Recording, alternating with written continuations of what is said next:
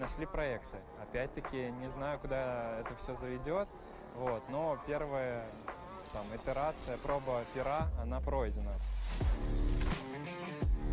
Все что угодно может быть. То есть есть два типа сотрудничества со стартапами. Один, мы просто пользуемся их продуктом, другой, мы становимся их партнерами. Большое количество индустриальных крупных компаний сегодня откликается на то, чтобы все больше и больше смотреть, там, искать стартапы, пытаться их как-то приземлить у себя. Вот, поэтому бери больше, кидай дальше. Самое главное, наш девиз здесь с каждым годом, чтобы было больше стартапов, было больше компаний, было больше инвесторов.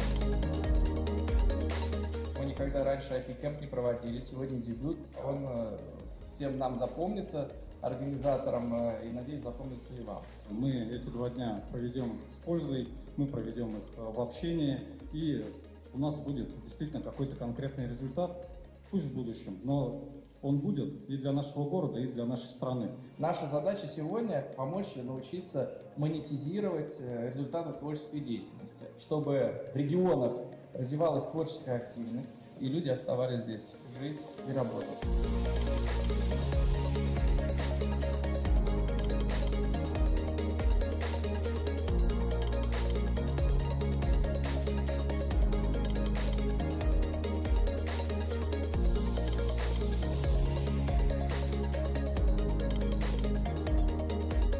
Люди, которые в творчестве, они часто не задумываются о том, что у них есть какие-то определенные права. Ты не всегда осознаешь, что кто-то другой может взять, например, твою работу и как-то ее использовать в своих целях.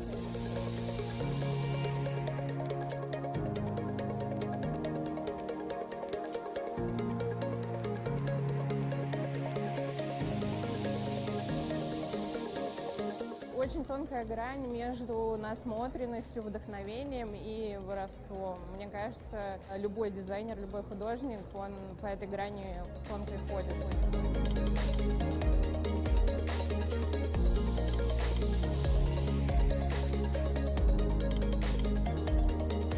Ты делаешь работы, ты готовишь крутые вещи, и потом должен знать, как их защитить, чтобы никто у тебя их как бы не использовал тоже в других материалах. Мне кажется, это пространство будет полезно для каждого человека, который задействован в любой сфере практически, как в творчестве, так и в образовании.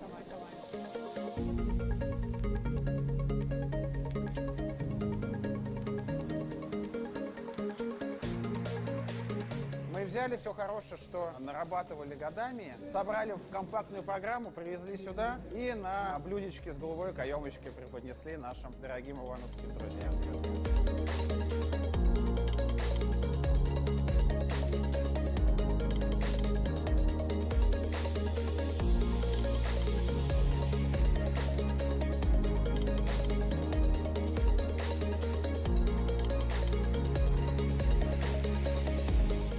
IP Camp – первый пилотный проект в Иваново. Такие проекты способствуют развитию креативного комьюнити.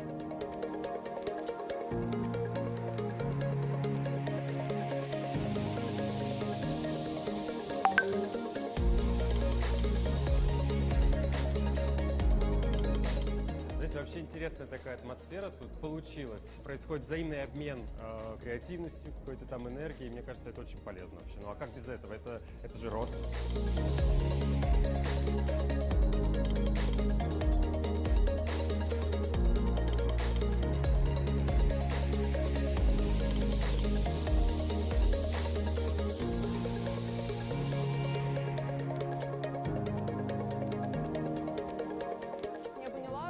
мыслю прям однобоко. И после урока, после выступления вот креатора, мой мозг начал вообще совсем по-другому мыслить.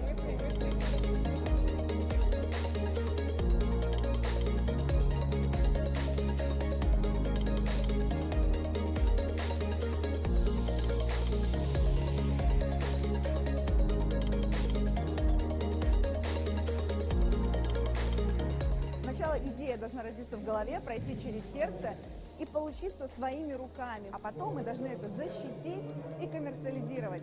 Может это стать логотипом нового IP-кэмпа? Конечно, может. Может это стать новой картиной? Возможно, это будущий шедевр. Но это решать вам.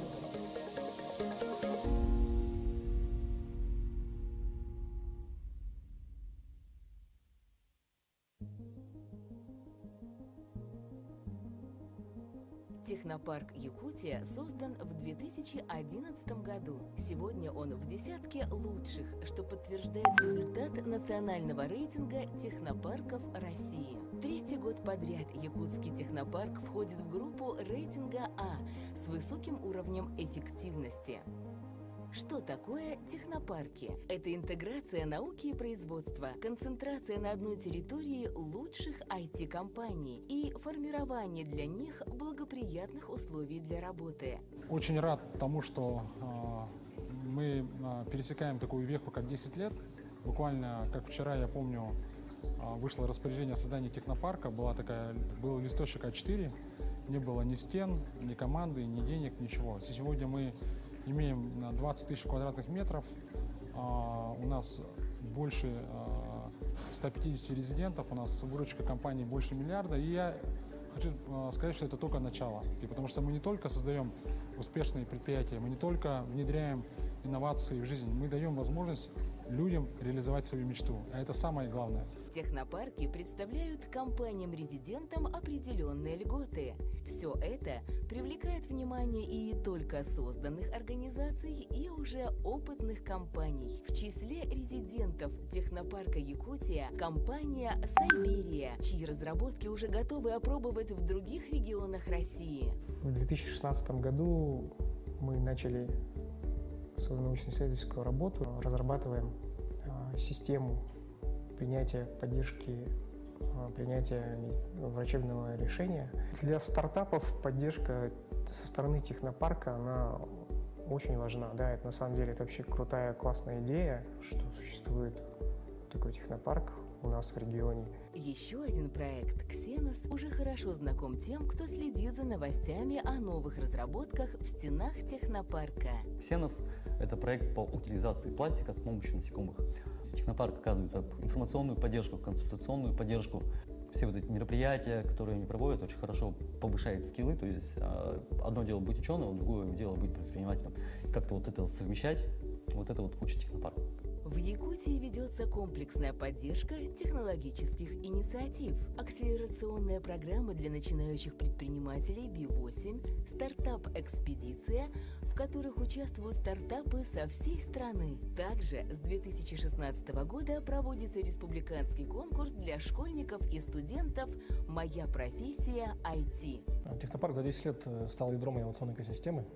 Технопарк сейчас это место встречи интересов бизнеса, власти, предпринимателей, вузов, да, университетов, поэтому мы смотрим в будущее с оптимизмом. Планы технопарка Якутия масштабные и амбициозные. К 2024 году стать инновационно-технологическим центром-лидером на Дальнем Востоке. Привет, я Туяра, я программист. А я Нюргун, кодер. Мы работаем, наверное, в самом классном месте. Парке высоких технологий. IT-парк Якутск. Работа, отдых, общение, проверка гипотез, встречи с коллегами и наставниками. Это место притяжения для всех, кто готов творить и менять окружающий мир. Я считаю, что самое лучшее в нашей работе – это то, что мы приносим реальную пользу людям и их проектам. Ведь благодаря цифровизации и автоматизации бизнес становится эффективнее. Да, Нюргун, я с тобой согласна. Тысячи, миллионы программ работают ежедневно, чтобы обеспечить нам комфорт и скорость. То создает для нас мир безграничных возможностей. Учеба, отдых, работа. И все это можно уместить даже на ладошке. Все самое сложное так просто.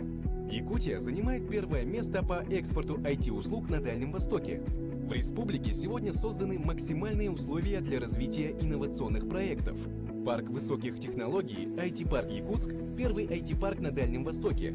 Работает с 2018 года и предоставляет льготы и специальные программы для резидентов. Главная задача IT-парка – обеспечить полный цикл развития IT-компаний. Здесь готовы предложить помощь на каждом этапе, от разработки идеи до выпуска готовой продукции. Для этого имеются все необходимые ресурсы: упаковка проектов, современные технологии, услуги и оборудование, научная и ресурсная база на этапах проектирования, создания и вывода нового высокотехнологичного продукта на рынок. Самые талантливые и активные находят здесь команду единомышленников, современную техническую инфраструктуру. Проекты резидентов IT-парка реализуются в разных сферах. Это развлечения, работа, здоровье, строительство, образование, автоматизация бизнес-процессов. Также помогают при борьбе с опасными природными явлениями. И они все нацелены на улучшение жизни людей. Что такое IT-парк Якутск? Мир новых возможностей для самых идейных и увлеченных. О, а вот и мое такси подъехало. Пока, Туяра. Пока.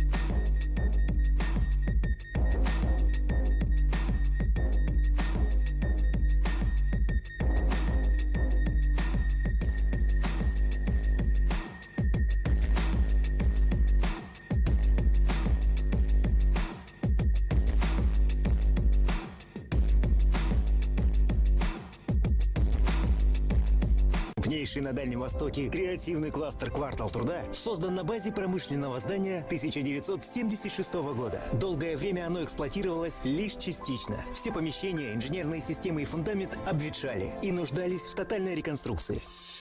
Работа по созданию «Квартала труда» началась с формирования сообщества креативных индустрий, в которое было вовлечено более 100 лидеров своих отраслей. В ходе строительных работ была проведена полная реконструкция здания. Выполнен демонтаж более 6000 кубометров старой кладки стен и межэтажных перекрытий.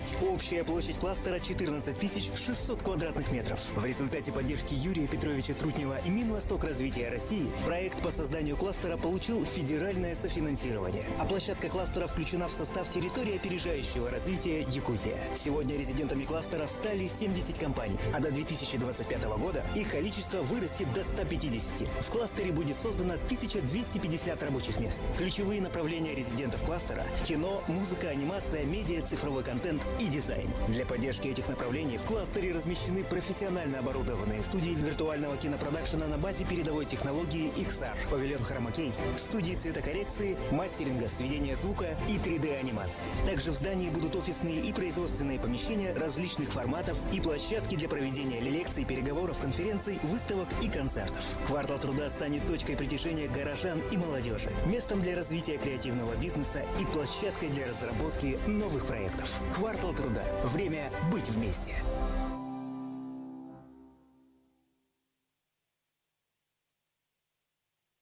Государственное бюджетное учреждение Республики Саха-Якутия, Республиканский центр инфокоммуникационных технологий, создано в 2010 году в целях программного и информационно-технического обеспечения деятельности органов власти республики. В настоящее время РЦИТ выполняет полный комплекс работ по созданию, модернизации и эксплуатации инженерной инфраструктуры электронного правительства Якутии, а также осуществляет полный цикл мероприятий по проектированию, разработке и сопровождению республиканских государственных информационных систем. Учреждение круглосуточно обеспечивает работу государственной информационно-телекоммуникационной сети «Саха-Информсеть», на базе которой предоставляются сервисы доступа к сети интернет, телефонии и видеоконференц-связи, Центра обработки данных правительства Якутии, на вычислительных мощностях которого осуществляется надежное хранение и обработка государственной информации, единого номера экстренных служб Якутии 112, системы оповещения населения о чрезвычайных ситуациях.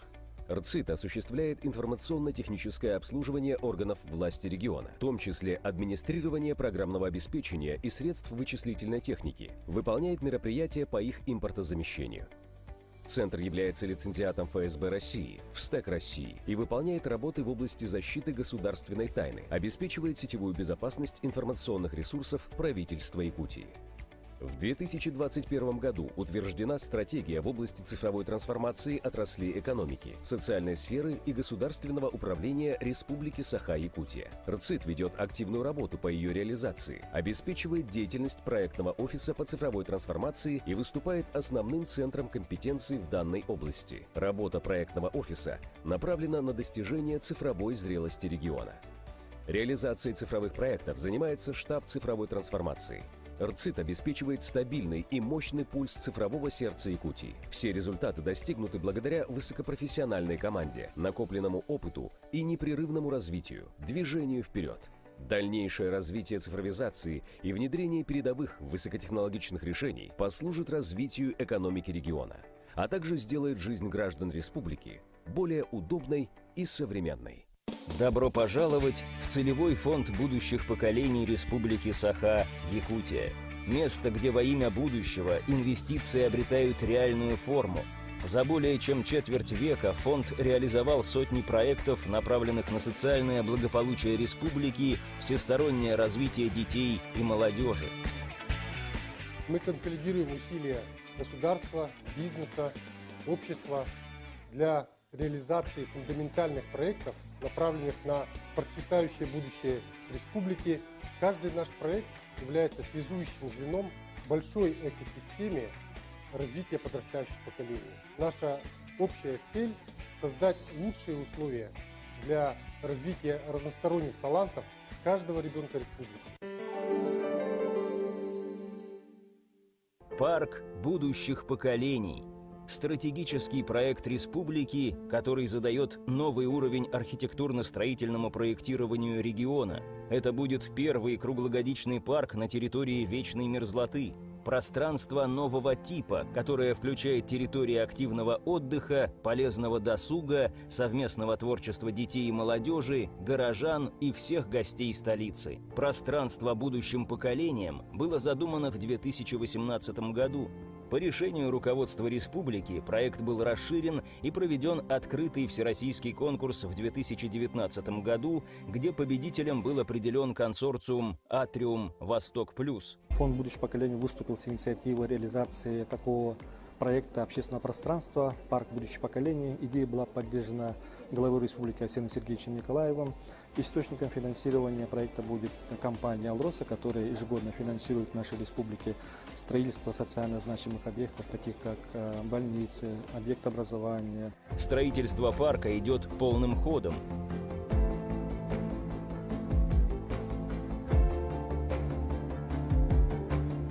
Между тем, уже сегодня фонд активно работает по содержательному наполнению будущего пространства. Цель – создание уникальной экосистемы, обеспечивающей условия для полезного досуга и творческого, интеллектуального, духовного и физического развития подрастающих поколений. Основной целью нашего парка является создание такой вдохновляющей среды, в котором дети, обучившись в этом парке, в наших образовательных курсах, могли достичь глобального успеха именно в креативной индустрии. А что касается тех курсов, которые мы провели, то мы провели 3 больших курса. Это курсы по предпринимательству, по кулинарному предпринимательству и по софт-скиллам. Парк ставит целью не только обучение компетенциям, но и soft skills, гибким навыкам, которые пригодятся детям в жизни и профессиональном становлении. Парк будет расширять образовательную программу с целью обучения детей цифровым, проектным и другим востребованным навыкам будущего. Я думаю, что этот курс очень классный, и те, кто создали этот курс, они большие молодцы, потому что они максимально хотят поддержать детей и внести вклад в их развитие. Я узнала много нового о гибких навыках, таких как креативность, лидерство, тайм-менеджмент и разных еще.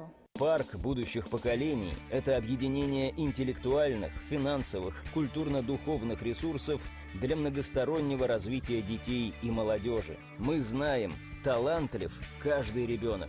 Мы уверены, лучшее будущее – это серьезные инвестиции уже сегодня. Нас вдохновляет возможность сделать серьезный вклад в развитие человеческого капитала республики. Мы развиваем республику и страну совместно с нашими партнерами «Алроса», «Роснефть» и другими ведущими компаниями. Созидаем будущее вместе.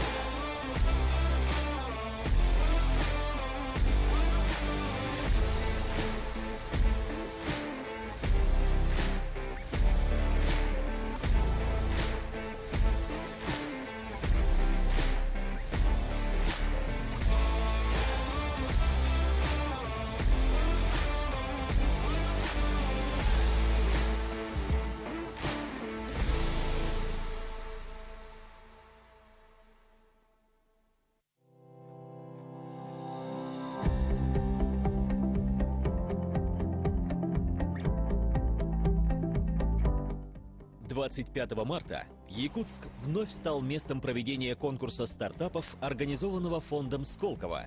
Заявки на участие подали 119 разработчиков, большинство из которых базируется в Якутии. Что неудивительно, последние годы наша республика занимает лидирующие позиции по инновациям. 85% экспорта IT-услуг в Дальневосточном федеральном округе приходится на Якутию.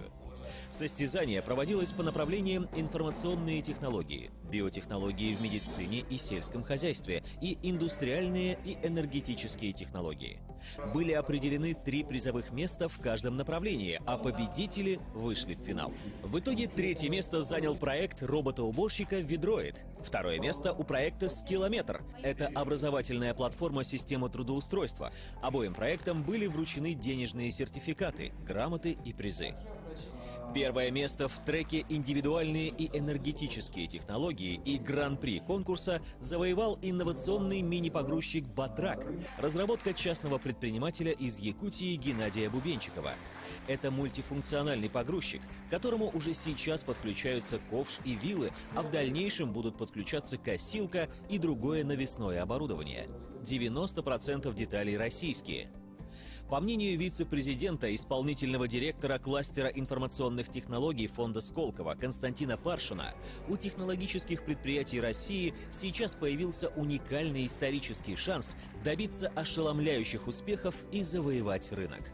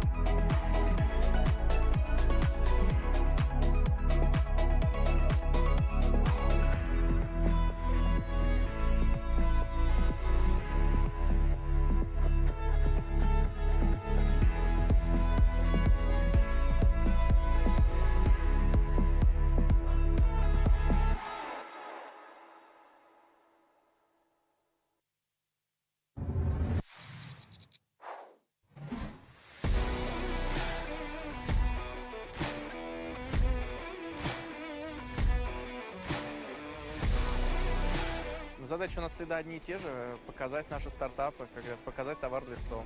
В общем, что мы и делаем в концентрированном виде на одной площадке. Можно увидеть несколько сотен стартапов, познакомиться с их разработками.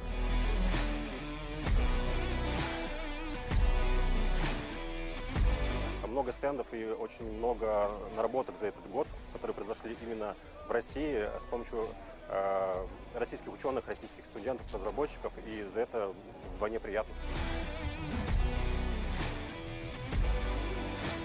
Такая в хорошем смысле правильная тусовка, она будет здесь всегда. А значит, будут выполнены важнейшие задачи по развитию нашей страны, по обеспечению ее технологического суверенитета.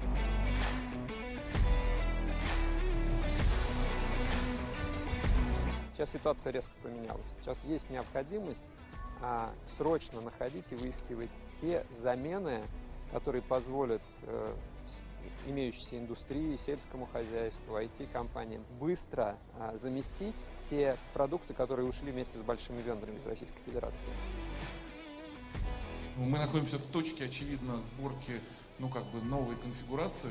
И я очень хочу, чтобы все жизнеспособные инициативы, компании, продукты нашли возможность использовать эту ситуацию для того, чтобы получить какой-то буст к развитию.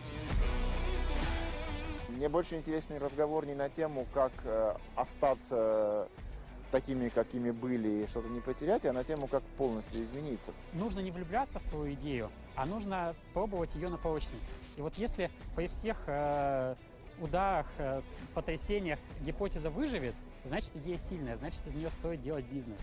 Каждый живет в таком своем маленьком пузыре, и вот такие конференции позволяют пузыри расширить, объединить, познакомиться. У всех глаза горят, мир меняется, рынки меняются, и все хотят что-то изобрести, что-то прям строиться в какую-то струю. Наши отраслевые заказчики крупные сейчас повернутся лицом, и я вижу для этого все сигналы к российским разработкам. В этом смысле, наверное, это не один к одному, вы что-то потеряли на международном рынке, да, но понятно, что какая-то перестройка будет. Нашли проекты. Опять-таки, не знаю, куда это все заведет, но первая итерация, проба пера, она пройдена. Все что угодно может быть. То есть есть два типа сотрудничества со стартапами. Один, мы просто пользуемся их продуктом, другой, мы становимся их партнерами. Большое количество индустриальных крупных компаний сегодня откликается на то, чтобы все больше и больше смотреть, искать стартапы, пытаться их как-то приземлить у себя. Поэтому бери больше, кидай дальше. Самое главное, наш девиз здесь с каждым годом не останавливаться на достигнутом, чтобы было больше стартапов, было больше компаний, было больше инвесторов.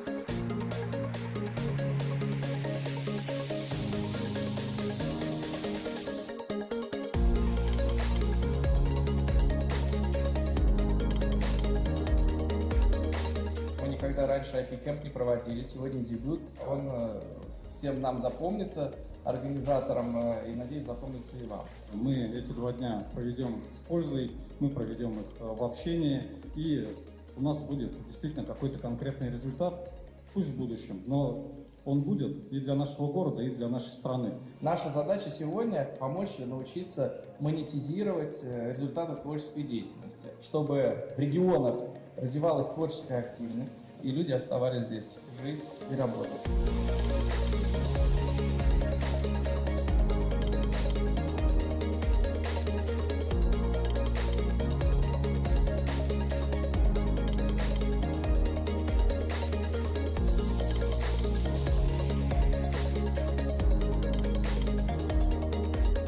Люди, которые в творчестве, они часто не задумываются о том, что у них есть какие-то определенные права. Ты не всегда осознаешь, что кто-то другой может взять, например, твою работу и как-то ее использовать в своих целях.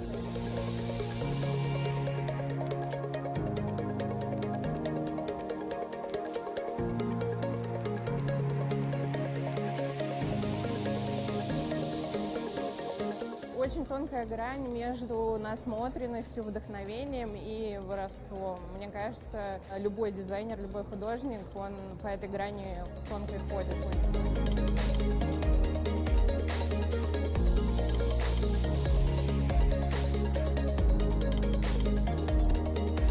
Ты делаешь работы, ты готовишь крутые вещи, и потом должен знать, как их защитить, чтобы никто у тебя их как бы не использовал тоже в других материалах. Мне кажется, это пространство будет полезно для каждого человека, который задействован в любой сфере практически, как в творчестве, так и в образовании.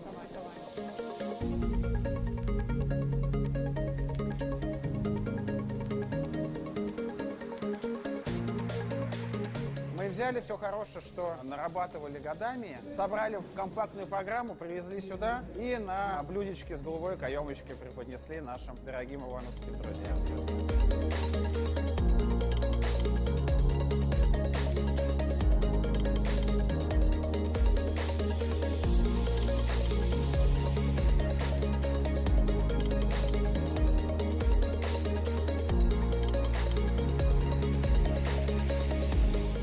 IP Camp – первый пилотный проект в Иваново. Такие проекты способствуют развитию креативного комьюнити.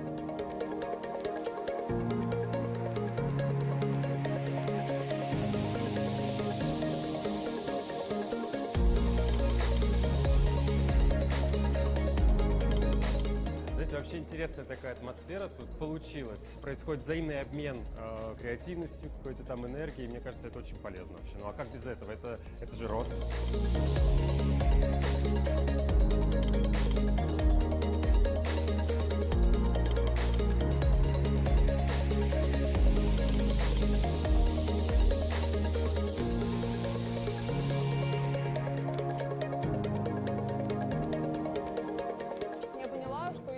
Прям однобоко.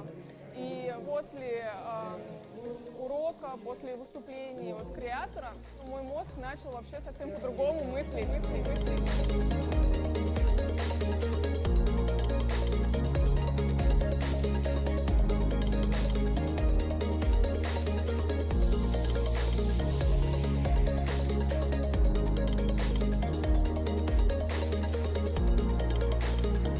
Сначала идея должна родиться в голове, пройти через сердце и получиться своими руками. А потом мы должны это защитить и коммерциализировать. Может это стать логотипом нового IP Camp? Конечно, может. Может это стать новой картиной? Возможно, это будущий шедевр. Но это решать вам.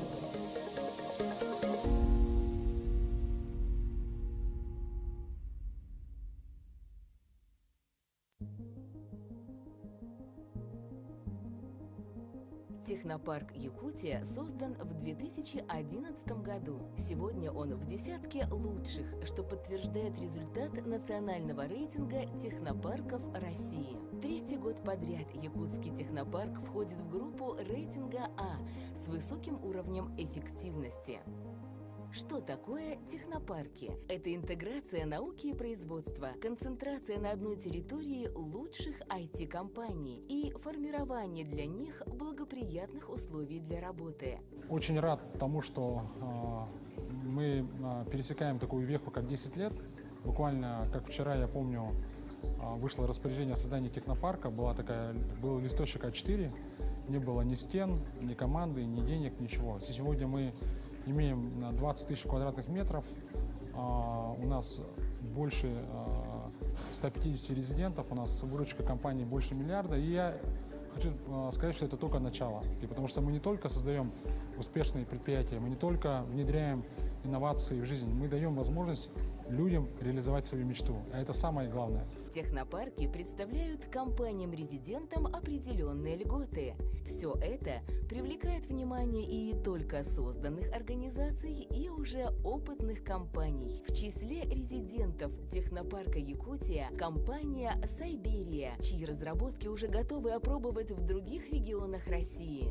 В 2016 году мы начали свою научно-исследовательскую работу, разрабатываем систему принятия поддержки, принятия врачебного решения. Для стартапов поддержка со стороны технопарка, она очень важна. Да, это на самом деле это вообще крутая, классная идея, что существует такой технопарк у нас в регионе. Еще один проект «Ксенос» уже хорошо знаком тем, кто следит за новостями о новых разработках в стенах технопарка. «Ксенос» — это проект по утилизации пластика с помощью насекомых. Технопарк оказывает информационную поддержку, консультационную поддержку. Все вот эти мероприятия, которые они проводят, очень хорошо повышает скиллы. То есть одно дело быть ученым, другое дело быть предпринимателем. Как-то вот это совмещать, вот это вот учит технопарк. В Якутии ведется комплексная поддержка технологических инициатив, акселерационная программа для начинающих предпринимателей B8, стартап-экспедиция, в которых участвуют стартапы со всей страны. Также с 2016 года проводится республиканский конкурс для школьников и студентов «Моя профессия IT». Технопарк за 10 лет стал ядром инновационной экосистемы. Технопарк сейчас это место встречи интересов бизнеса, власти, предпринимателей, вузов, да, университетов, поэтому мы смотрим в будущее с оптимизмом. Планы технопарка Якутия масштабные и амбициозные. К 2024 году стать инновационно-технологическим центром-лидером на Дальнем Востоке. Привет, я Туяра, я программист. А я Нюргун, кодер. Мы работаем, наверное, в самом классном месте. Парке высоких технологий. IT-парк Якутск. Работа, отдых, общение, проверка гипотез, встречи с коллегами и наставниками. Это место притяжения для всех, кто готов творить и менять окружающий мир. Я считаю, что самое лучшее в нашей работе – это то, что мы приносим реальную пользу людям и их проектам. Ведь благодаря цифровизации и автоматизации бизнес становится эффективнее. Да, Нюргун, я с тобой согласна. Тысячи, миллионы программ работают ежедневно, чтобы обеспечить нам комфорт и скорость. То создает для нас мир безграничных возможностей. Учеба, отдых, работа. И все это можно уместить даже на ладошке. Все самое сложное так просто. Якутия занимает первое место по экспорту IT-услуг на Дальнем Востоке. В республике сегодня созданы максимальные условия для развития инновационных проектов. Парк высоких технологий IT-парк Якутск – первый IT-парк на Дальнем Востоке. Работает с 2018 года и предоставляет льготы и специальные программы для резидентов. Главная задача IT-парка – обеспечить полный цикл развития IT-компаний. Здесь готовы предложить помощь на каждом этапе – от разработки идеи до выпуска готовой продукции. Для этого имеются все необходимые ресурсы – упаковка проектов, современные технологии, услуги и оборудование, научная и ресурсная база на этапах проектирования, создания и вывода нового высокотехнологичного продукта на рынок. Самые талантливые и активные находят здесь команду единомышленников, современную техническую инфраструктуру. Проекты резидентов IT-парка реализуются в разных сферах. Это развлечение, работа, здоровье, строительство, образование, автоматизация бизнес-процессов. Также помогают при борьбе с опасными природными явлениями. И они все нацелены на улучшение жизни людей. Что такое IT-парк Якутск? Мир новых возможностей для самых идейных и увлеченных. О, а вот и мое такси подъехало. Пока, Туяра. Пока.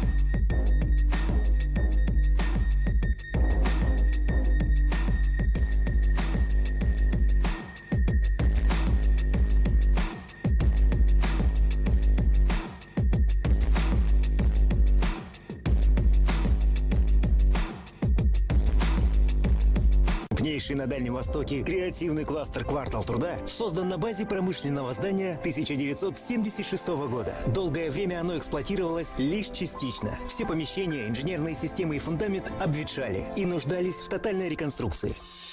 Работа по созданию «Квартала труда» началась с формирования сообщества креативных индустрий, в которое было вовлечено более 100 лидеров своих отраслей. В ходе строительных работ была проведена полная реконструкция здания. Выполнен демонтаж более 6000 кубометров старой кладки стен и межэтажных перекрытий. Общая площадь кластера 14 600 квадратных метров. В результате поддержки Юрия Петровича Трутнева и Минвосток развития России проект по созданию кластера получил федеральное софинансирование. А площадка кластера включена в состав территории опережающего развития Якутия. Сегодня резидентами кластера стали 70 компаний, а до 2025 года их количество вырастет до 150. В кластере будет создано 1250 рабочих мест. Ключевые направления резидентов кластера – кино, музыка, анимация, медиа, цифровой контент и дизайн. Для поддержки этих направлений в кластере размещены профессионально оборудованные студии виртуального кинопродакшена на базе передовой технологии XR, павильон хромакей, студии цветокоррекции, мастеринга, сведения звука и 3D-анимации. Также в здании будут офисные и производственные помещения различных форматов и площадки для проведения лекций, переговоров, конференций, выставок и концертов. «Квартал труда» станет точкой притяжения горожан и молодежи, местом для развития креативного бизнеса и площадкой для разработки новых проектов. «Квартал труда». Время быть вместе.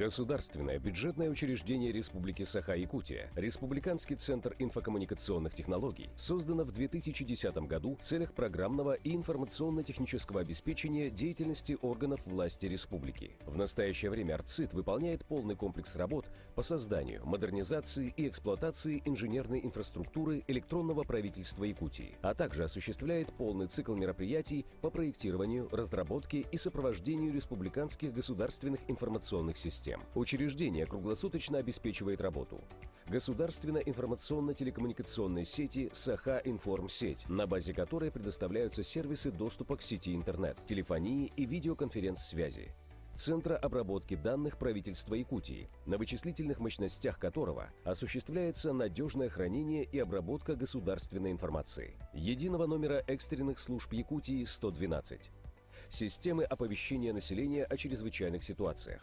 РЦИТ осуществляет информационно-техническое обслуживание органов власти региона, в том числе администрирование программного обеспечения и средств вычислительной техники, выполняет мероприятия по их импортозамещению. Центр является лицензиатом ФСБ России, ВСТЭК России и выполняет работы в области защиты государственной тайны, обеспечивает сетевую безопасность информационных ресурсов правительства Якутии. В 2021 году утверждена стратегия в области цифровой трансформации отраслей экономики, социальной сферы и государственного управления Республики Саха-Якутия. РЦИТ ведет активную работу по ее реализации, обеспечивает деятельность проектного офиса по цифровой трансформации и выступает основным центром компетенций в данной области. Работа проектного офиса направлена на достижение цифровой зрелости региона.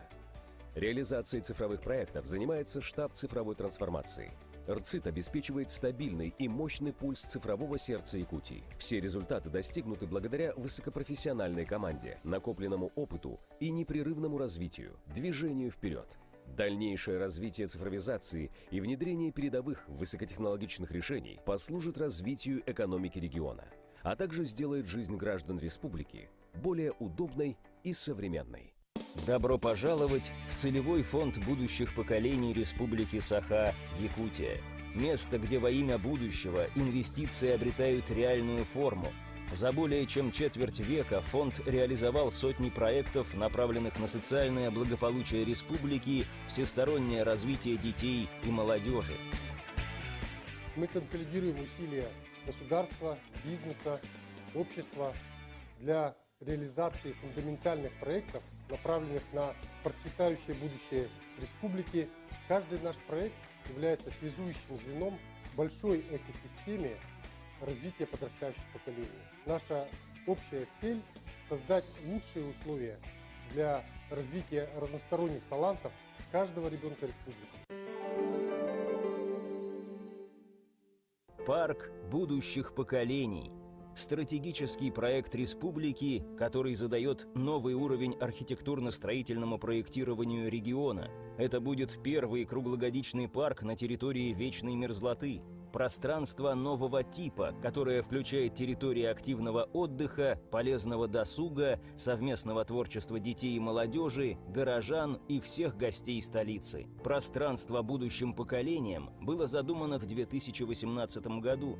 По решению руководства республики проект был расширен и проведен открытый всероссийский конкурс в 2019 году, где победителем был определен консорциум «Атриум Восток Плюс». Фонд «Будущее поколение» выступил с инициативой реализации такого проекта общественного пространства «Парк будущее поколение». Идея была поддержана главой республики Арсением Сергеевичем Николаевым.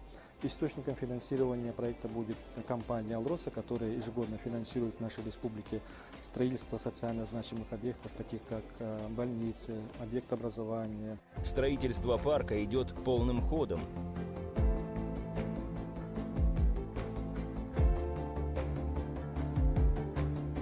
Между тем, уже сегодня фонд активно работает по содержательному наполнению будущего пространства.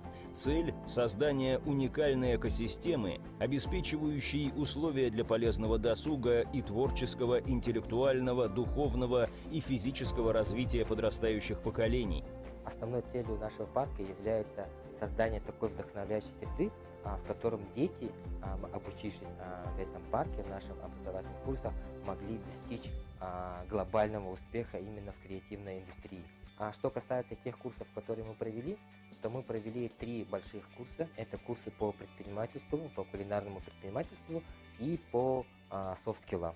Парк ставит целью не только обучение компетенциям, но и soft skills, гибким навыкам, которые пригодятся детям в жизни и профессиональном становлении. Парк будет расширять образовательную программу с целью обучения детей цифровым, проектным и другим востребованным навыкам будущего. Я думаю, что этот курс очень классный, и те, кто создали этот курс, они большие молодцы, потому что они максимально хотят поддержать детей и внести вклад в их развитие. Я узнала много нового о гибких навыках, таких как креативность, лидерство, тайм-менеджмент и много разных еще. Парк будущих поколений – это объединение интеллектуальных, финансовых, культурно-духовных ресурсов для многостороннего развития детей и молодежи. Мы знаем, талантлив каждый ребенок. Мы уверены, лучшее будущее – это серьезные инвестиции уже сегодня. Нас вдохновляет возможность сделать серьезный вклад в развитие человеческого капитала республики. Мы развиваем республику и страну совместно с нашими партнерами «Алроса», «Роснефть» и другими ведущими компаниями. Созидаем будущее вместе.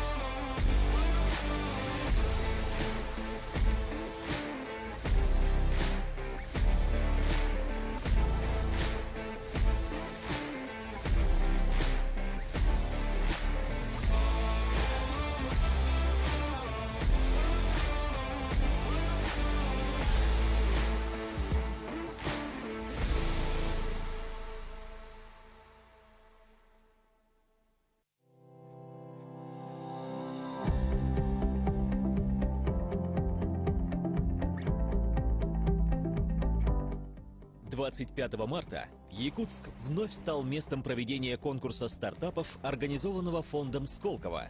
Заявки на участие подали 119 разработчиков, большинство из которых базируется в Якутии. Что неудивительно, последние годы наша республика занимает лидирующие позиции по инновациям. 85% экспорта IT-услуг в Дальневосточном федеральном округе приходится на Якутию. Состязание проводилось по направлениям информационные технологии, биотехнологии в медицине и сельском хозяйстве и индустриальные и энергетические технологии. Были определены 3 призовых места в каждом направлении, а победители вышли в финал. В итоге 3-е место занял проект робота-уборщика «Видроид». 2-е место у проекта «Скиллометр». Это образовательная платформа системы трудоустройства. Обоим проектам были вручены денежные сертификаты, грамоты и призы. 1-е место в треке «Индивидуальные и энергетические технологии» и гран-при конкурса завоевал инновационный мини-погрузчик «Батрак», разработка частного предпринимателя из Якутии Геннадия Бубенчикова. Это мультифункциональный погрузчик, к которому уже сейчас подключаются ковш и вилы, а в дальнейшем будут подключаться косилка и другое навесное оборудование. 90% деталей российские. По мнению вице-президента, исполнительного директора кластера информационных технологий фонда Сколково Константина Паршина, у технологических предприятий России сейчас появился уникальный исторический шанс добиться ошеломляющих успехов и завоевать рынок.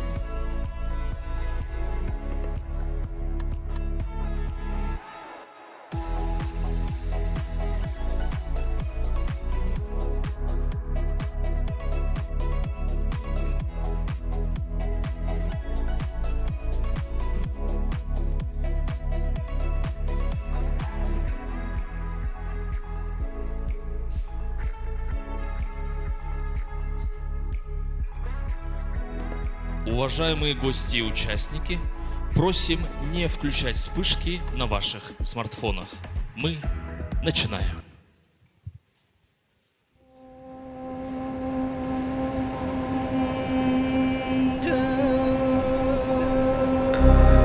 За хребтом стародавних лет, за невидимой гранью незапамятных времен, за дальней далью беспокойно тревожных древних лет, по ту сторону ратно-бранных минувших дней, наши древние предки и вместе с ними ладно живущий старик Алан Хасуд создали сказ о создании мира.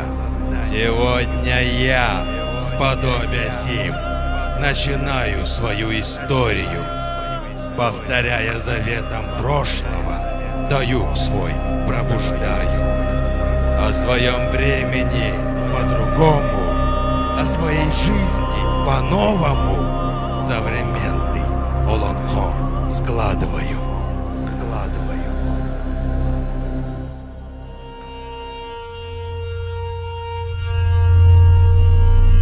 Alır kıvılcakta cıllarım bırıl yeri barman mındalar gurruk koğsula cıllarım bulur yer ulağa tüleri garas patancır kayda cıllarım ağar yerin ratalar garı bulur gımin vanna en öbügüm olun koğutoğun yer barap sanıllanan olur nere ortadoydun oğlu bütün olun konumuz tonundan ererim kurduk kenini tükten kepsen erebin minkini kanı kenini kanılan toyen erebin.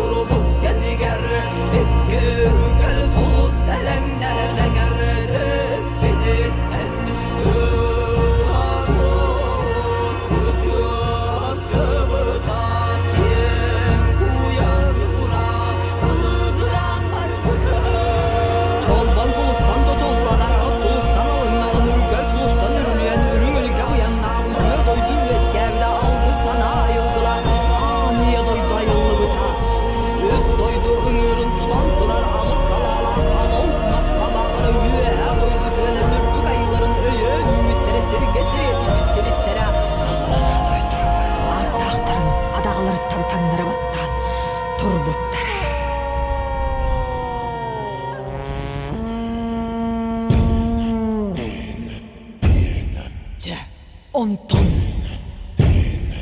ortadaydı mağutun Odulan kör bütün Ağız ilek sağalak Katanak menüennek Aygır silik beyekelak Evet Oyon taksan oyoğluslar günden mi Doktan barım batmazsan mı Tuğalan bir ben ulan mı Dört ay kat olalım mı Tas kaya tulağından mı Ültürüyer ütten mi Gıdalık kız tabut Duruya doktabut Sığ muğudan sıspay siyerlak diye dispüt Kodu muğudan koramar muasta korkoy mut Budaydı ilbet musiyelenmit Arkım yağalan mut Bibbet kıyına mut kulumut Kar kapmakçıga kaytar mut Cıl ova cıl kalan mut Bu yüz toy dol dolu ibadalımın orkunlar giyen Samlamak sargının кен Мен айылар Үркі атақтағы Үрінен сірейтағы Үрге мейлағы Бұқуя сүрақтағы Көктіктен тайынағы Көміске сүрақтағы Борон ұра қайсағаны Allah табыттары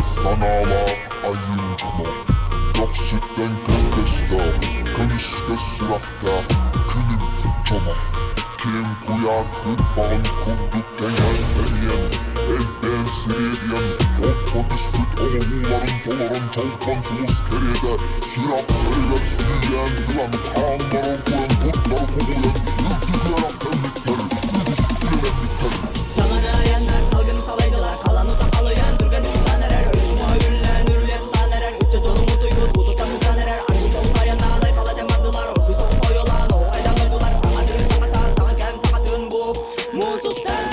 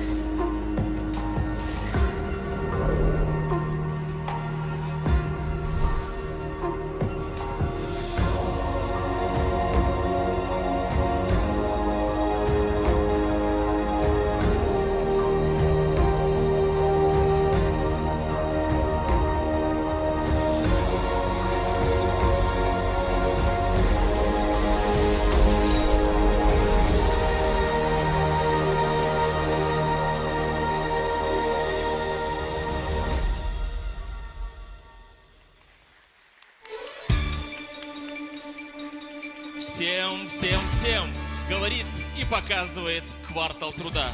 Мы рады приветствовать всех вас, дорогие гости, на нашем сегодняшнем мероприятии, а именно на торжественном открытии Стартап Тур Креатив Тек в городе Якутске. Давайте такими же бурными аплодисментами поблагодарим нашу замечательную Анастасию Алексееву, актрису театра Ланхо, которая подарила всем нам столь уникальное представление. Как вы знаете, стартап-тур – это роуд-шоу по поиску технологических проектов, где лучшие спикеры и эксперты страны будут прокачивать и проверять на прочность проекты наших ребят. И, конечно же, расскажут о том, как превратить идею в процветающий бизнес. А делать это мы умеем, что показывает и доказывает лидерство Якутии на Дальнем Востоке. Слово для приветствия предоставляется заместителю председателя правительства Российской Федерации, полномочному представителю президента Российской Федерации в Дальневосточном федеральном округе Юрию Петровичу Трутневу.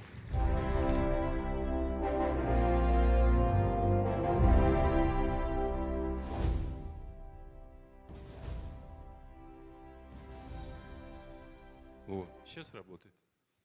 Добрый день, уважаемые участники стартап-тура. Рад вас приветствовать. Слово «развитие» – это, наверное, самое важное слово в жизни любого человека, в жизни республики, в жизни всей нашей страны. Сегодня это совсем не только слово. Якутия уверенно лидирует по развитию креативных технологий. Думаю, вот мы говорили с главой республики по дороге, думаю, что и в целом по объему валового регионального продукта Якутия в этом году займет первое место.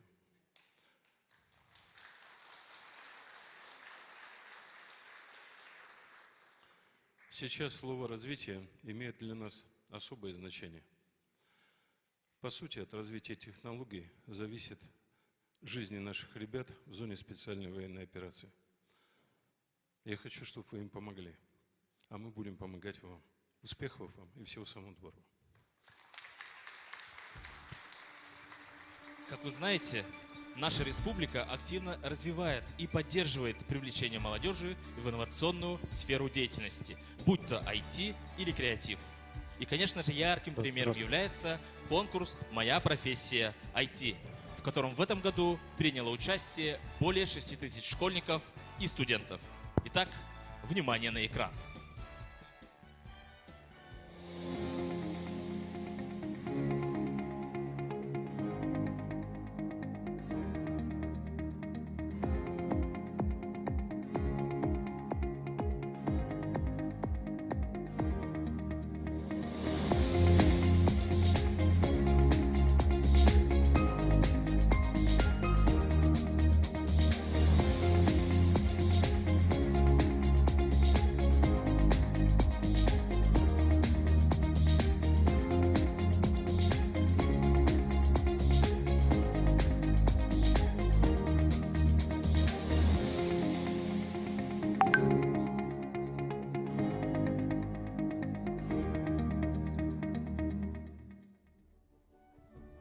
Аплодисменты.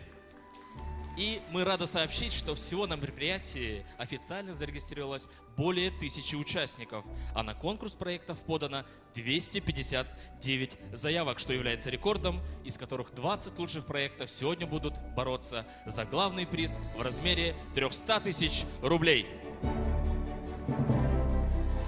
И, как вы знаете, в этом году стартап-тур в Якутске проходит уже в 5-й юбилейный раз. Наш регион из года в год доказывает, что выбрана правильная и эффективная стратегия развития, которая воплощается в жизнь благодаря большой работе всей команды республики во главе с Айсеном Сергеевичем. И я с особым трепетом приглашаю на эту сцену лидера нашей республики Айсена Сергеевича Николаева.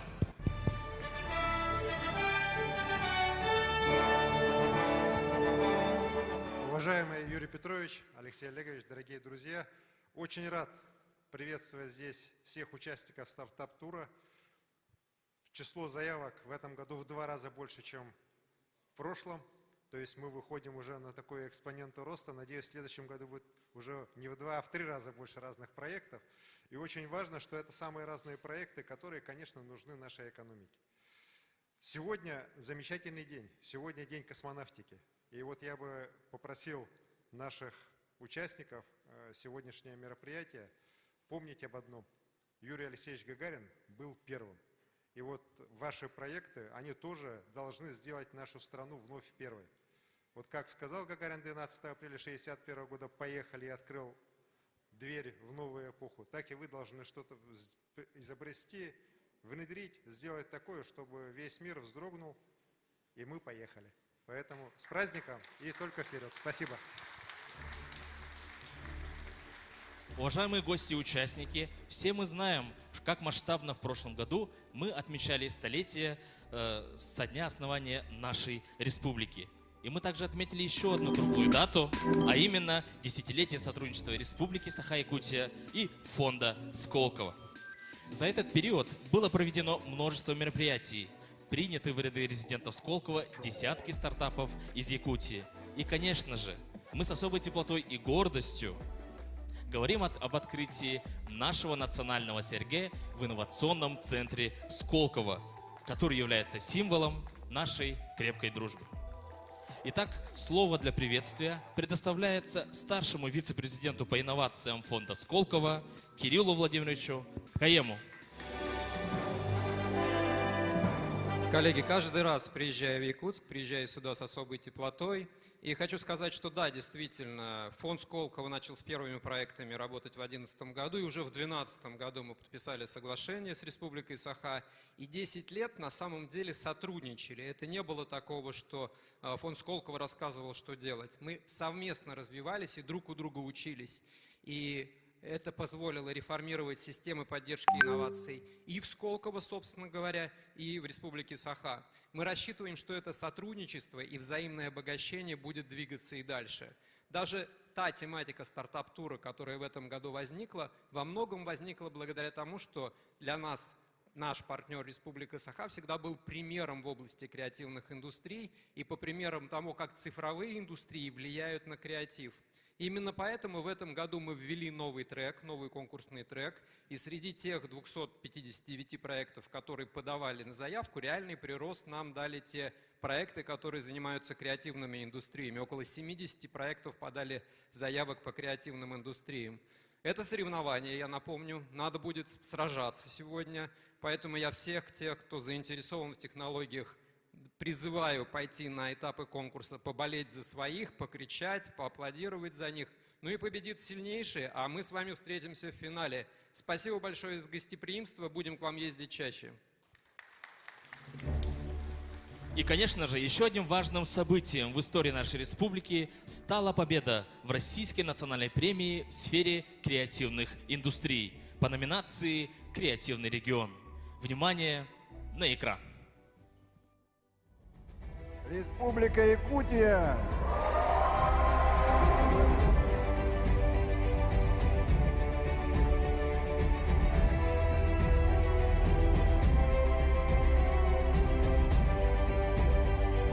Мы вместе, мы в России должны креатив сделать нашей национальной чертой. На самом деле это всегда было в крови не только якутян, но и всех в целом россиян. Уверен, у нас получится. Мы должны миру дать новые смыслы.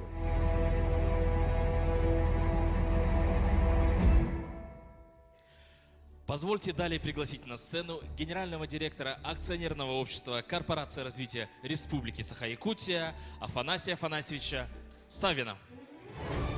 Всем привет, дорогие друзья! Я рад приветствовать вас здесь, в нашем креативном кластере.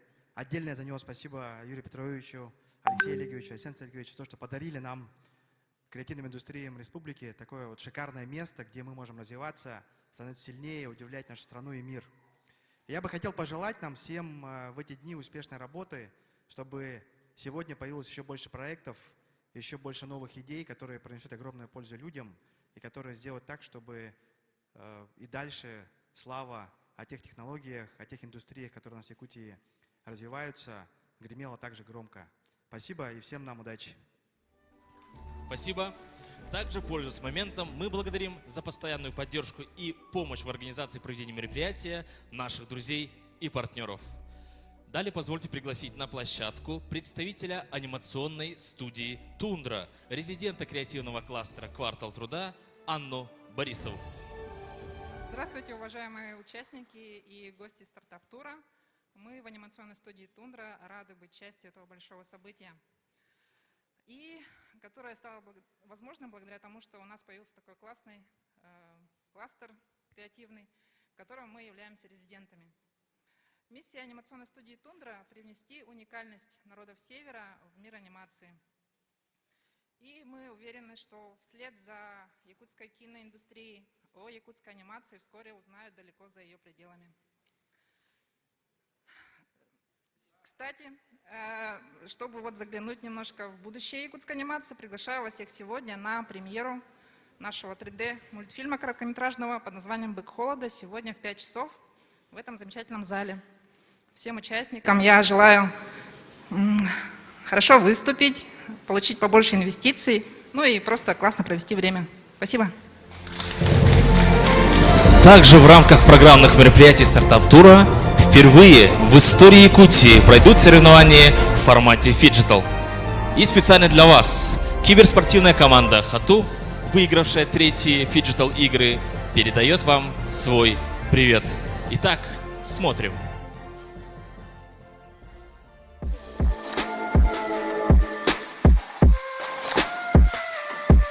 Приветствуем всех участников первого фиджитал-турнира в Якутии, проводимого в рамках стартап-тура фонда Сколково. Фиджитал – это новый и очень интересный формат проведения соревнований, который позволяет спортсменам всесторонне развиваться. От лица киберспортивной команды «Хату» желаем удачи всем участникам. Пусть победит сильнейший и не Хату! Желаем дальнейших спортивных успехов команде «Хату». Давайте еще раз поаплодируем и поздравим их с победой. А я с удовольствием приглашаю на площадку артистку театра танца Республики Саха-Якутия, хомусистра-импровизатора и победительницу конкурса хомусистов молодежного фестиваля «Мусустар» Василену Шарину.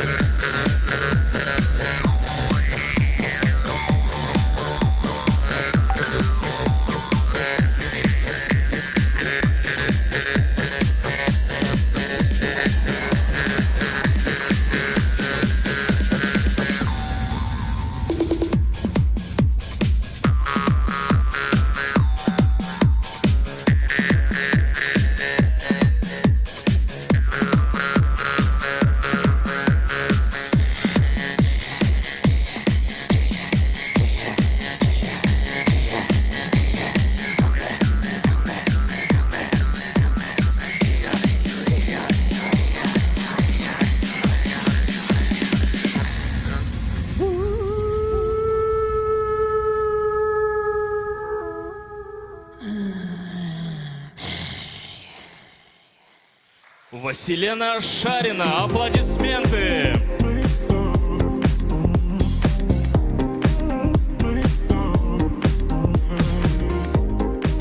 Ну что ж, позвольте на такой волнительной и яркой ноте объявить стартап-тур Якутск официально открытым, друзья! Мы еще раз всех поздравляем с сегодняшним замечательным праздником, с Днем космонавтики. Желаем всем участникам удачи и высокого полета. Всем отличного дня. Спасибо!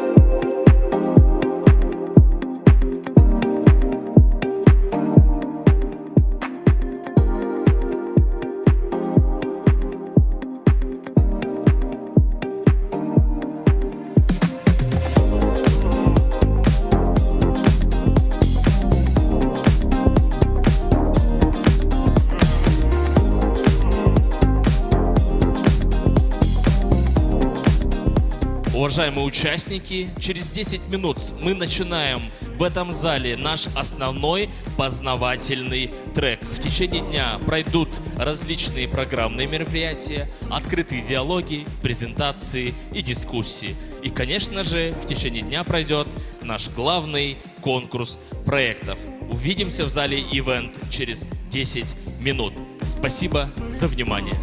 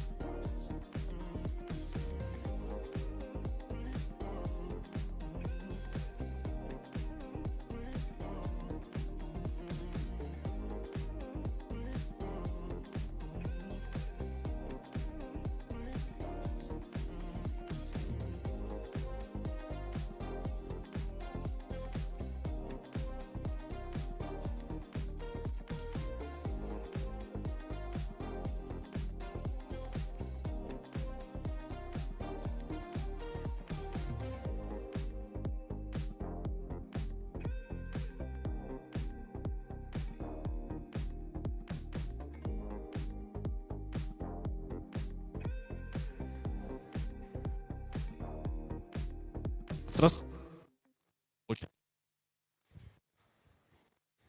Уважаемые участники, наше программное мероприятие начнется с минуты на минуту. Спасибо.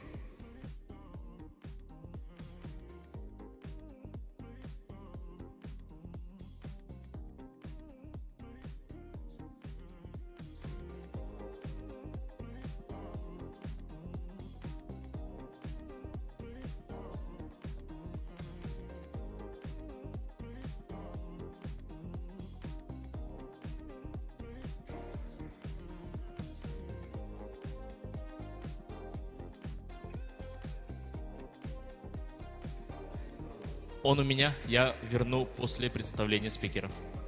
Окей.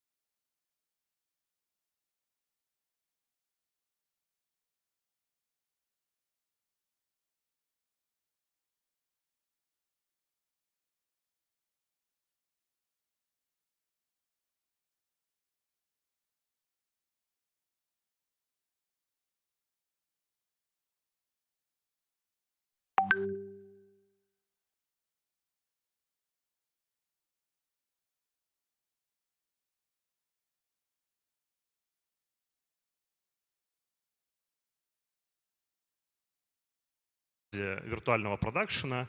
И это тоже будут как бы совершенно разные полюса. Да, что говорить там про видеоэффекты? Можно взрывать пиропатроны, а можно рисовать VFX, опять же, в видеоредакторах и в инструментах графики.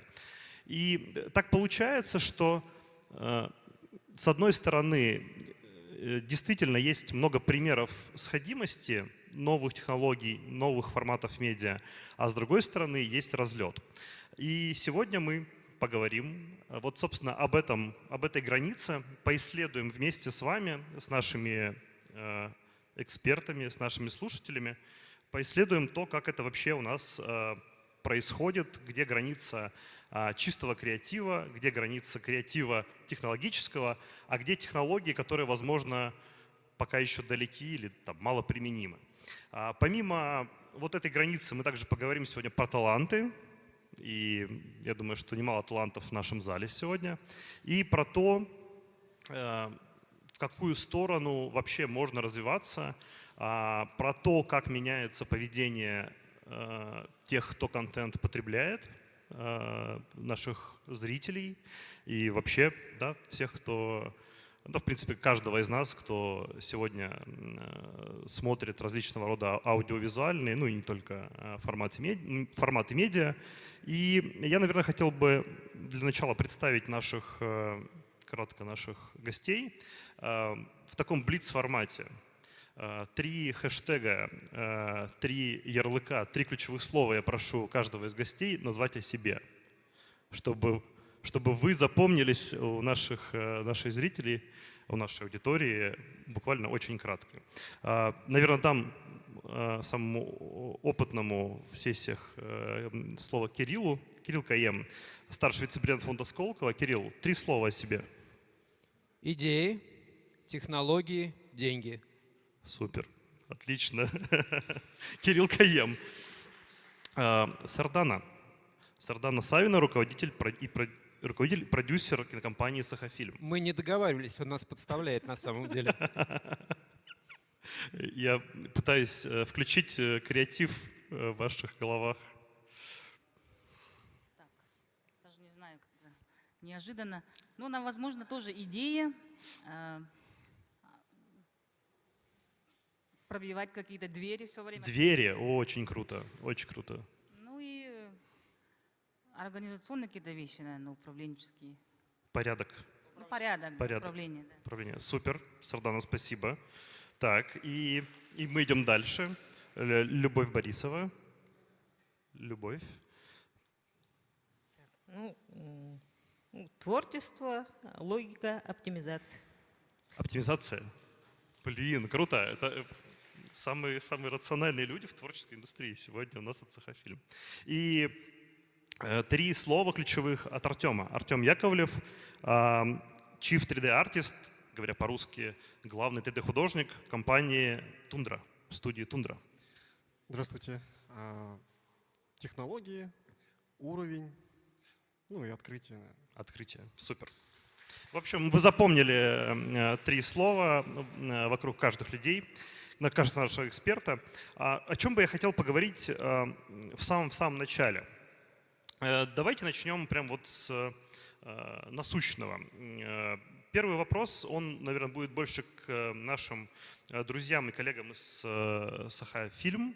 В целом сегодня мы видим, очевидно, высокое влияние технологий. Ну, вот там из последних 2 российских и зарубежных фильмов, вот я буквально вспомнил «Чебурашку», который собрал в прокате в России 6 миллиардов рублей, если не ошибаюсь, и зарубежный фильм, который многие видели, хотя он официально в России не представлен, «Аватар 2», который собрал 2 миллиарда долларов. И там очень много компьютерной графики.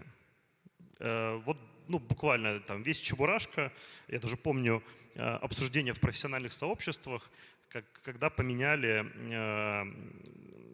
технологию создания и рендеринга волос на Чебурашке с более, скажем так, дорогой на более простую, даже не дорогой, более ресурсоемкой на более простую. И это уже было достаточно заметно для сообщества аниматоров и тех, кто этим занимается.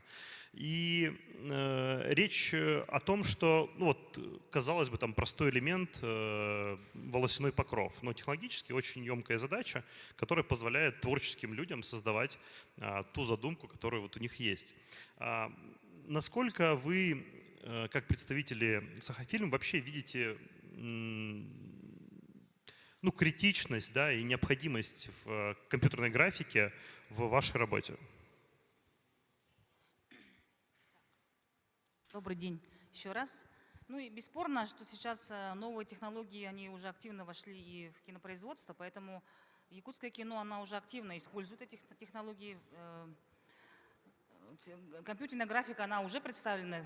Я даже могу вот пример привести, как раз вот Петя Хики сидит. Мы снимали проект, называется он «Холодное золото», и там не знаю сколько процентов, но очень много компьютерной графики было использовано. И я даже потом читала отзывы, что многие даже не заметили технологии. Но у нас, получается, в этом направлении ведется активная работа, есть специалисты, сам Петя в этом очень хорош. И впереди еще, мне кажется, очень много планов, потому что я очень надеюсь, что вот те самые традиционные медиа, в которых мы сейчас работаем, они перейдут и в как-то новый формат с использованием технологий, потому что мы видим, у нас появился квартал труда, где вот представлены различные направления в плане постпродакшена, XR-студия, там, цветокоррекционная и так далее.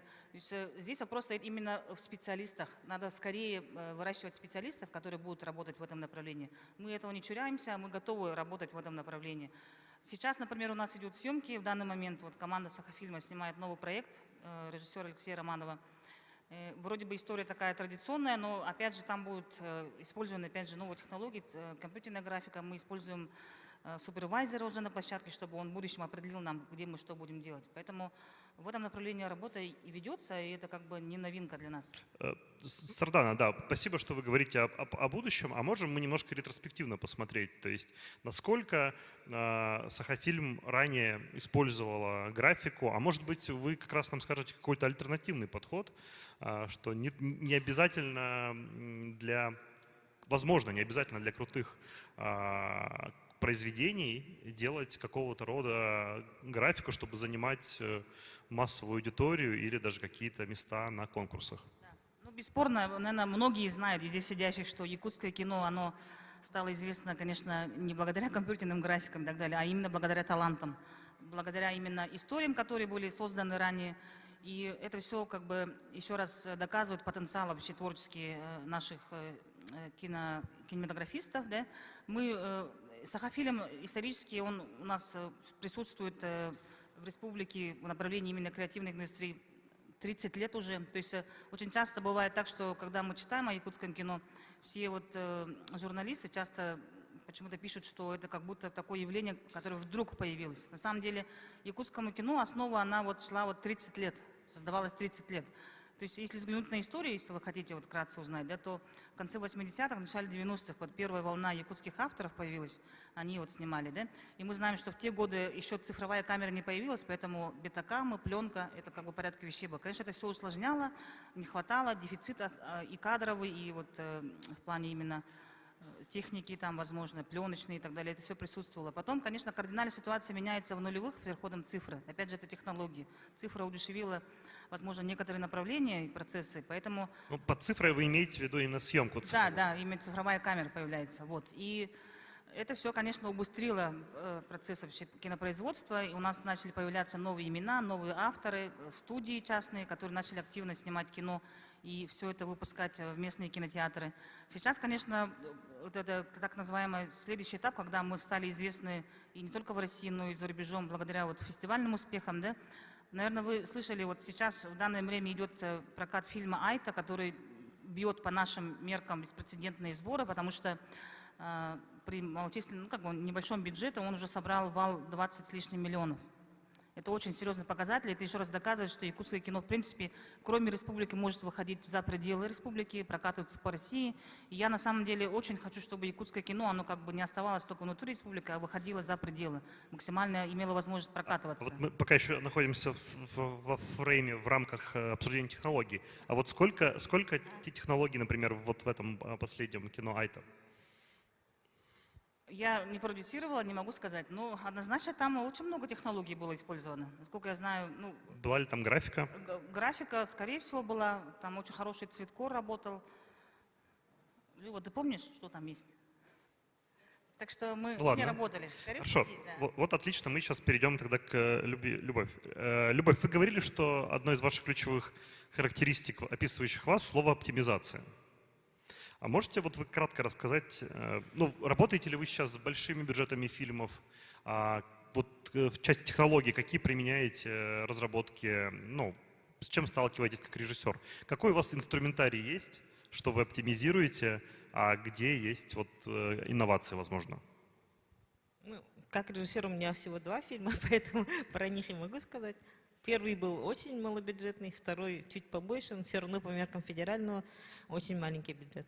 И в якутском кино у нас графика, подход другой. То есть мы делаем графику в целях экономии.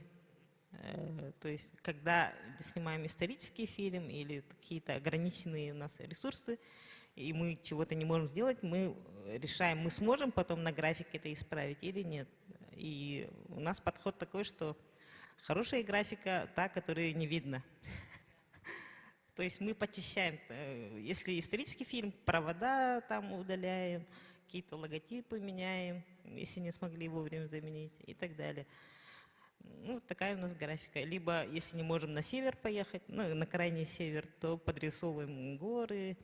Вот «Царь-птица» фильм был у нас, «Орла» тут не могли снять, поэтому сняли его на зеленке в Киргизии, и потом тут соединяли с фоном и с актером. Делали композит, понятно. То есть чисто практические применения, без таких развлекаловок. Пока что такой задачи у нас нет, чтобы бегал рисованный Чебурашка, у нас такого нету пока. Понятно. То есть в целом вы используете на процессе производства, да, там на продакшене, на постпродакшене графику. Сейчас, я резюмирую, да, сейчас это небольшие включения для того, чтобы заменить то, что вы не можете снять, или сделать так, чтобы картинка была более исторически реалистичной или да, там, соответствовала времени, природе какой-то. Дальше вопрос у меня в таком ключе. А если бы ну, у вас, возможно, было больше ресурсов на это, в какую сторону технологическую вы бы пошли? Делали ли вы бы бегающего Чебурашку или фильма, в котором большинство персонажей, например, полностью компьютерно генерируемые? Ну, если вы видели вот, на открытии ролик, это по мотивам нашего эпоса Олонхо, то есть по сути фэнтези, вот это в ту сторону можно двигаться бесконечно. То есть у нас тоже есть свой такой фэнтезийный мир, эпос Олонхо, и там возможности безграничны. Но пока что ни по финансам, ни по технологиям мы еще не доросли до такого. Вот, и я здесь бы хотел перейти немножечко к вопросу финансов и технологий. Ну, в целом, как бы, это вопросы понятные, но тут всегда вопрос есть ответный. При наличии безграничного, условно, допустим, бюджета, при наличии самых высоких передовых технологий, всегда нужны люди, которые бы с этим справлялись каким-то образом. Речь идет про как раз талантов. Наверное, короткий вопрос сейчас, ну даже не вопрос, я передам слово Кириллу. Кирилл, а что ты думаешь вообще про таланты в технологической сфере?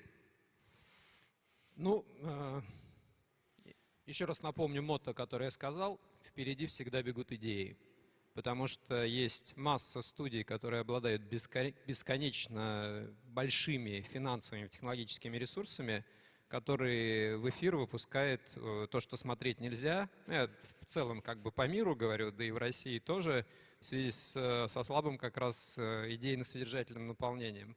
То есть технологии всегда, на мой взгляд, будут иметь вспомогательный характер, а никак не определяющий характер произведения. И технологии — это то, что позволяет скорее выразить идею красивее, меньшими средствами и быстрее сделать контент для того, чтобы выпустить его на рынок. Соответственно, увеличивая экономический леверидж того произведения, да, которое выпускается на рынок, которое продается. Во-вторых, я хотел отметить респект совершеннейший ребятам, которые сделали видеопроекцию. Классно сделано. Мы сидели после того, как посмотрели, обсуждали, что это контент уровня, который можно выпускать на московскую сцену. А предполагаю, что если как раз вот немножечко ресурс поднять денег, подбить ребятам, то можно выпускать на первые московские сцены больших форумов вот настолько классно сделанный контент. Третья история по поводу того, что идеи рулят. Немножко затянул, Алексей меня простит, наверное. Я большой поклонник фильмов Данелии, и молодому поколению как бы рекомендую посмотреть, и в том числе посмотреть фильм «Кинзадза». Если кто не видел, прекрасный сатирический фильм, где действие происходит в фантастическом мире. При этом я бы сказал, что сатира такая вполне актуальная, вполне сегодняшнего дня. И анекдотец про Данелию в том, что он показывал на одном из международных кинофестивалей этот фильм, и к нему подошел кто-то из коммерсантов и сказал: слушай, я знаю, что в России у вас не очень, в Советском Союзе тогда еще не очень много денег, и вы так классно сделали все эффекты. На что Данелли спросил его: какие эффекты?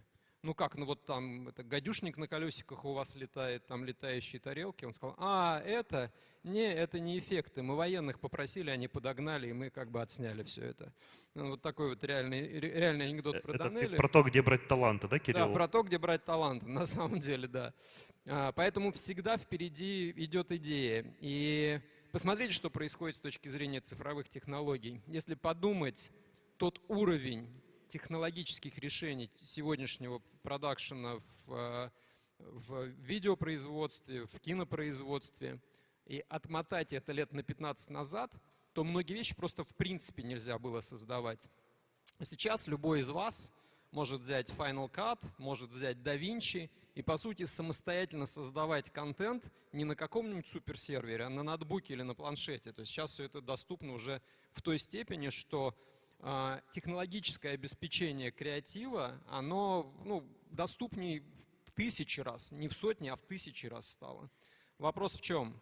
Вопрос в наличии идей, и здесь творческие компетенции, в которых, наверное, мы, как Сколково, не являемся экспертами, и б, это технологические и технические компетенции. И вот здесь, как мне кажется, в том числе создание креативного кластера здесь, в Якутске, может помочь. О чем я говорю? В Якутске хорошая, сильная школа стартапов и компаний, которые занимались геймдевом, разработкой компьютерных игр.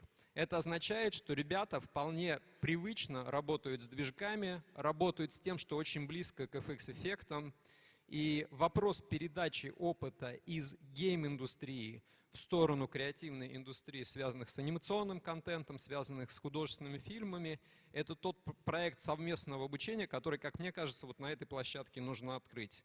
Когда те ребята, которые умеют уже это делать, конечно, не команды, которые снимают кино, учат, а те, кто в зале, кому интересна эта тема, и это позволит увеличить количество людей, умеющих делать контент. На самом деле там количество ребят, которые занимаются монтажкой, качественной монтажкой, это большой дефицит на уровне страны, потому что сейчас много каналов распространения видеоконтента, и те команды с хорошим креативом, которые есть, они упираются в отсутствие монтажеров и в отсутствие, в дороговизну хороших монтажеров на страновом уровне. Поэтому вот это вот взаимное обучение, когда люди уже с цифровыми компетенциями, достигшие успеха, передают свои знания и готовят новое поколение, которое войдет в индустрию развлечений, в кино, в анимацию, для меня кажется очень важным. Спасибо, Кирилл. Кирилл, отличные комментарии. Ты вот затронул, по сути, мы опять же немножко в этом дуализме живем. Первый тезис, что нужны идеи, и идеи в киноиндустрии, в анимационной индустрии, да и в игровой индустрии. Идеи зачастую это некие истории и способы их рассказывания. А второе направление ты затронул как бы технологическое. Я, наверное, не буду к тебе пока дополнительных вопросов задавать, задам вот коллегам из Саха-фильм. Что касается вот талантов в первой категории, талантов с идеями. Я знаю, что вы проводили акселератор и, в принципе, собираете идеи талантливых ребят. Нет? Не собираете? Насколько вот первая часть людей, которые придумывают истории, которые готовы о них рассказывать или хотят о них рассказывать, она уже готова и обеспечена. С этим все хорошо или тут есть проблема? Ну, как раз-таки, наверное, с этим все хорошо, поэтому мы видим в репертуаре наших кинотеатров фактически ежемесячно новые фильмы. Они есть. То есть идей достаточно, ребят, которые это хотят реализовать, тоже есть. Но вот непосредственно сейчас якутское кино испытывает, мне кажется, немножко дефицит специалистов второго плана, скажем так, ассистентов. Да, технологических, вообще как бы даже специалистов кино имеется второго плана. То есть пока нет даже не технологических, а осветителей, Да. операторов. Да, ну, в принципе, операторская часть у нас, наоборот, она достаточно хорошо представлена. Я бы сказала, там вторые режиссеры, там художники, постановщики, их бригада, не очень много ребят. В плане там грим. Ну, многие специалисты на самом деле не очень. Их мало, и поэтому мы из проекта в проект одни и те же ребята вот работают. Но очень хотелось бы, чтобы новое поколение этих ребят появилось с новыми технологиями, с новыми знаниями. Поэтому из этих соображений, вот в поисках новых имен и авторов, мы на самом деле Сахафильм проводит еще и, скажем так, вот, ну, не то что поисковая деятельность, но образовательное точно мы делаем в рамках фестиваля «Республика кино», который мы уже провели дважды. В этом году он будет третий раз. Мы ищем новые имена. У нас есть фестиваль короткометражных фильмов в разном направлении, в разных жанрах. И там вот как раз там... Якутский фестиваль. Да, да. И это площадка, где как раз вот ребята друг с другом знакомятся. Мы обязательно делаем там большую бизнес-программу, когда приглашаем экспертов с лекциями, семинарами и так далее. Погружаются они в это время. И еще мы вот в рамках Мусустар делали конкурс сценариев короткометражных фильмов. Тоже ищем новые имена, новых авторов. Тоже сценарное дело тоже одно из таких вот дефицитных, скажем, в нашем направлении. Вот. Поэтому, да, очень хочется, чтобы была преемственность поколений, потому что те ребята, которые сейчас работают, им, наверное, уже порядка около 40 лет, это средний возраст, да, скажем так. Ну, не средний, но такой самый пик, Вы как компания, которая существует порядка 30 лет, вам про преемственность поколений, вы можете тут, наверное, всем рассказать про это. Поэтому очень хотим, чтобы якутское кино дальше шло, и для этого нужно, конечно, новое поколение кинематографистов. А что с талантами вот именно технологическими, условно? Вот если завтра с небес падает большое количество технологических изобретений. Вот эти вот, знаете, LED-экраны, камеры с системой позиционирования, 3D-сканеры профессиональные или технологии 3D-сканирования. И условно, ну, приходит спонсор и говорит, хочу сделать по якутскому, как сказать правильно, эпосу, по вашим культурным явлениям, вот, которые мы видели сегодня на открытии, хочу сделать фильм с большим количеством графика. Есть ли кому-то в Сахафильм, например, или вообще в регионе, кто мог бы это делать на высоком уровне? Ну, мы тогда, наверное, клич кинем. Ребят, в принципе, это будет какая-то коллаборация, наверное, не только с ребятами из республики, но и из России в целом, из-за рубежа. Поэтому, в принципе, это, да. Мечта создать фэнтези – это у многих сейчас авторов. Поэтому это следующий шаг, мне кажется. Мы к этому должны, опять же, вот несколько лет потратить, подготовиться. И технологические, там, и Я слышу некоторую неуверенность. Кирилл, а вот это ваше Сколково может чем-то быть полезным? Может быть Сколково полезным. И у нас сейчас как раз новый трек развивается, связанный с креативными индустриями. Алексей его ведет, он так мне передает пас вежливо, на самом деле он прекрасно знает ответ сам. Это как раз связано с... Мы очень долго были сосредоточены исключительно на создании технологий. То есть нам приносили проекты, мы говорили, не-не-не, подожди, вот если бы ты движок делал новый, да, мы могли бы помочь, профинансировать. И мы сейчас изменили свой подход и договорились об изменении регуляторики, которая как бы нам говорит, что можно, что нельзя. И сейчас, в принципе, с точки зрения того контента, который, ну, к сожалению, не чисто творческий контент, да, где есть прекрасный сценарий, прекрасные актеры и 16-миллиметровые пленочные камеры, да, а тот контент, который все же технологии использует, где есть FX-эффекты, где используются как раз 3D-сканеры, о которых говорил Алексей, мы можем поддерживать такого рода проекты и поддерживать в том числе, пускай небольшими, но деньгами. Поэтому welcome, да, и такого рода проекты мы приветствуем. Спасибо, Кирилл, за этот оффер. А я хочу, знаете, вот, ну, я искренне был удивлен, посмотрел перед сессией некоторые шоты анимационной студии «Тундра», и был удивлен, что, ну, реально крутой качество контента очень в Якутске. Я хотел спросить у Артема. Артем, вы, как мне кажется, должны были первые тянуть руку, когда возник вопрос о талантах, которые уже работают с технологиями. Можете вы кратко рассказать о Тундре и что вы сейчас используете? Потому что, мне кажется, у вас тоже есть некий баланс сочетания такой оптимизированной, да, то есть технологически и стоимостной процесса производства, и при этом вы умудряетесь создавать картинку крайне высокого качества. Можете кратко рассказать о том, что вы делаете, может быть, о пайплайне производства немножко? Ага. Хорошо, спасибо за вопрос. Значит, в прошлом году, в сентябре, падает предложение о том, что можно создать мультфильм. Мультфильм на уровне Диснея, Пиксара, вот этого всего. И бюджет вполне был такой приемлемый для того, чтобы просто существовать, чтобы проект был на плаву.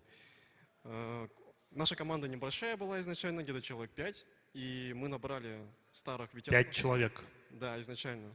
Мы набрали старых ветеранов, которые были вообще, в принципе, в игровой индустрии, киноиндустрии. Допустим, сам у меня опыта 20 лет. Мы пришли, начали думать, как мы это будем реализовывать. Во-первых, у нас не было софта лицензионного. И вопрос стал, что мы будем использовать. Мы решили, что будем использовать программное обеспечение, которое с исходным кодом открытым. Это Blender, Unreal, там, щепотку, там немножко еще дополнительных эффектов. И нужно было все это сделать таким образом, чтобы это работало именно на Blender, к примеру. Почему? Потому что если мы заказываем анимацию на фрилансе, они собирают ее на Maya, то есть на стандарт анимации в области индустрии, и мы должны это сделать, перенести в Blender. Задача была такая боевая, что нужно было перенести без потери качества. Если простым языком, то представьте себе, что у нас в России принята леворулька на машине, а мы должны были тех людей, которые умеют ездить на праворульке, пересадить их на левую максимально быстро. Мы сделали такой технический пайплайн, который полностью это сделал максимально быстро, без потери качества и долгой потери времени. И таким образом мы смогли собрать свои первые шоты, сделать максимально, вылизанную картинку для того, чтобы она соответствовала мировым стандартам. Мы использовали последние все технологии, которые сейчас требуются. Это линейное пространство. Мы использовали системы частиц, как у Чебурашки даже, да, к примеру, почему бы нет. И в следующих проектах мы тоже планируем дальше развиваться именно в бесплатном программном обеспечении, потому что мы не потратили огромного бюджета именно на софт. Мы потратили максимум 6 тысяч только на дополнительные модули, и все. 6 тысяч рублей, в смысле, не долларов. 6 тысяч рублей за инструменты, мне кажется, это да, за можно вынести в лозунг нашей сессии. Вот. Какой у меня вопрос? А ощущали вы, когда вы собирали этот процесс производства, что действительно современный технологический уровень позволяет вам понизить порог входа, что вы можете быстро дообучить специалистов к этим инструментам, что вы можете на каком-нибудь Unreal Engine быстро собрать сцену нужную. Это работает сейчас или все равно порог входа как был в инструменты 3D-разработки и 3D-анимации долгий, так и остался? Сейчас такое время, когда большие компании выпускают свой софт, они абсолютно бесплатные и они легко доступны. Сейчас, к примеру, компьютер у среднего человека, который играет в игры, на самом деле этот компьютер способен вывести хорошую, качественную картинку. Это, к примеру, раньше, буквально 10 лет назад, мы не могли позволить себе какую-то рендер-ферму, да, допустим, как у Disney, хотя бы что-то арендовать хотя бы на полдня, чтобы отрендерить что-то. Сейчас мы можем спокойно отрендерить на своих компах, к примеру. Допустим, у меня на кухне стоят 3 компьютера, которые рендерят картинку, и которые мы все отрендерили, весь проект. Это обычные компьютеры, которые RTX, 3-го поколения, и все. Понятно. Спасибо. Я думаю, что Каждому на кухню 3 компьютера, и, собственно говоря, проблема с анимацией в стране будет решена. Да, еще технологию, которая будет делать распределенный рендеринг и вообще блеск. Коллеги, мы плавно подходим к финалу сессии, и я хотел бы задать несколько блиц-вопросов. Первый, все-таки мы, мне кажется, более-менее исследовали эту границу про таланты и технологии, но помимо того, как меняются технологии, меняется и поведения зрителя. Наш современный зритель все больше проводит времени в плоских экранах, в гаджетах, смотрит новые форматы вроде коротких клипов типа рилсов, тиктоков. Там, допустим, Тимур Бекмамбетов тут одно время активно ходил по рынку и продавал всем свой формат Screen Life. Да и чего как бы далеко ходить, сейчас, вот прямо сейчас, очень сильный хайп вокруг генеративных нейросетей, которые умеют и персонажа описать, а еще и могут его отрисовать в эскизе, и сценарий описать в каком-то виде. Я хотел бы поговорить с вами, может быть, вот насколько вот эти новые форматы, какие-то новые хайп-штуки, ну, в блиц буквально формате сейчас вас затрагивают. Думаете ли вы о них как о способе производства, да, или куда вам стоит идти, или как о некой там просто модной, сиюминутной такой, сиюминутным увлечением? Сардана.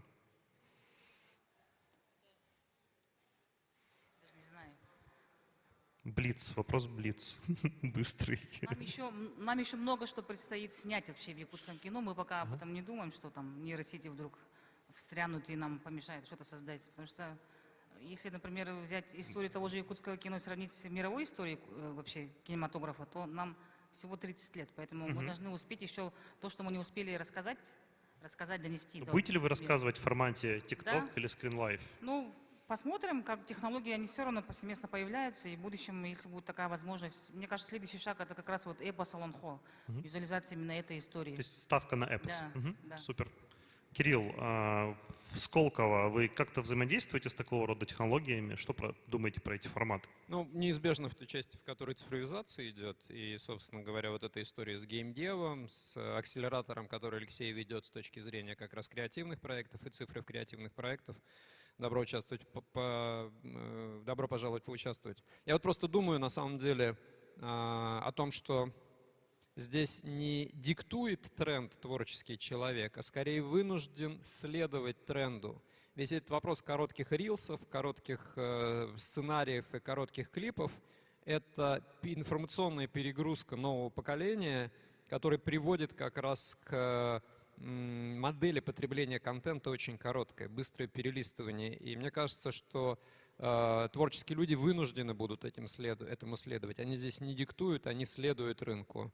Поэтому мы к этому придем. Ну а если говорить про генеративные нейросети, ну такая фантазийная штука, наверное, если там представить себе будущее, может быть не столь далекое, как кажется сейчас, то можно себе процесс производства представить как человек придумывает идею, этот сценарий диктует генеративной нейросети и говорит: так, значит, хочу, чтобы в главной роли был Том Круз, значит, Нонна Мордюкова пускай играет главную женскую роль, и описывает весь сценарий и получает видеоконтент такого качества, что можно его на большом экране показывать, ну, где-то скорректировав, может быть, углы съемки. Так что, может быть, нас это ожидает вполне живая история. Мне нравится уровень идей все-таки, Кирилл, твоих. Собственно, наверное, вопрос к любви, вопрос о том, вот вы как режиссер какие-то новые форматы, новые технологии хотите использовать для того, чтобы рассказывать истории? Что вас сейчас очаровывает из этих сфер? Вот, ну, помимо культурного слоя, безусловно. Ну, мы по чуть-чуть уже используем. Вот в первом фильме у меня была имитация скринлайфа, но мы это все делали вручную, без Бекмамбетова.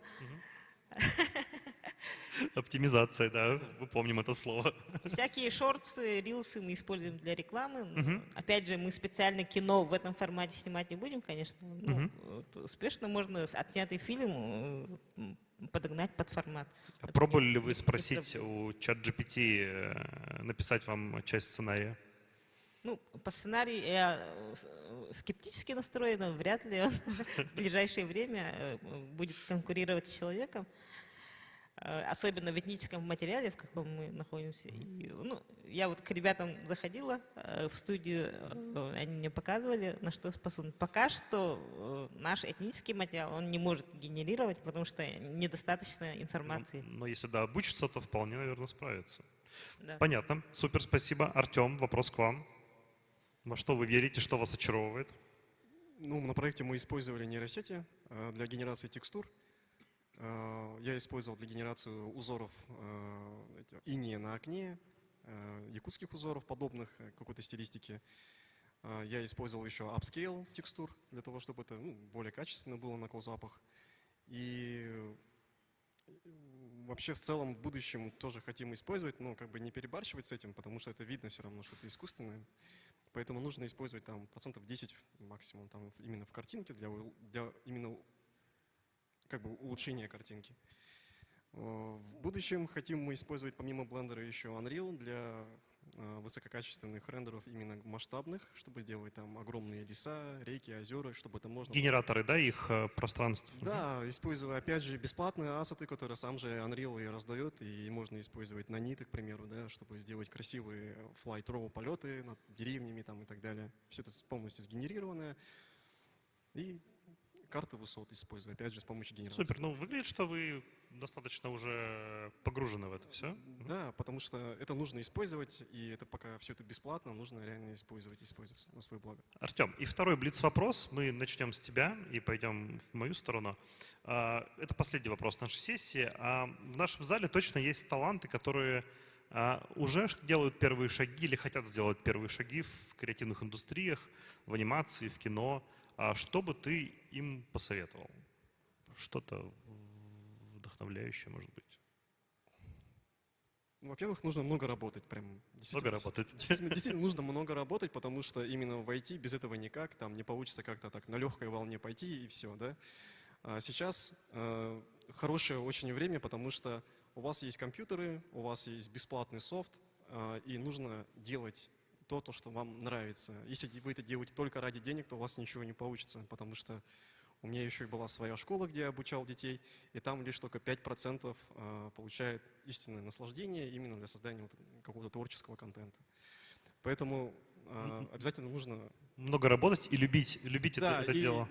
И как бы не распыляться сразу все взять, да, а что-то конкретно, какое-то определенное направление. Либо это анимация, либо визуальные эффекты и так далее. Спасибо, Артем.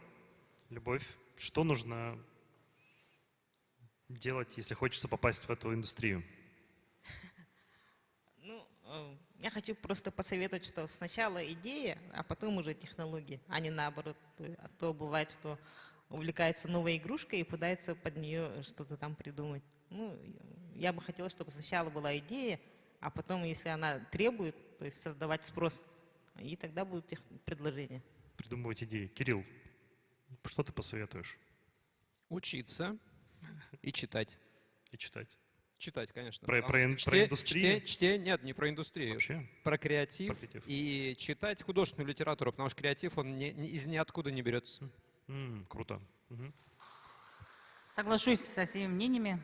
Да, и просто прибавлю, что еще к этому всему сказанному именно можно добавить слово энтузиазм, потому что должен глаз гореть обязательно.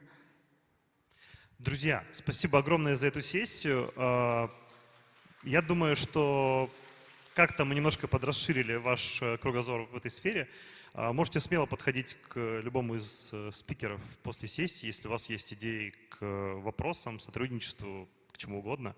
Спасибо всем, спасибо, что были с нами. Мы двигаемся дальше. Краткий анонс, что у нас сессия про геймдев сейчас будет на 3-м этаже. Если вам интересно, присоединяйтесь. Спасибо большое.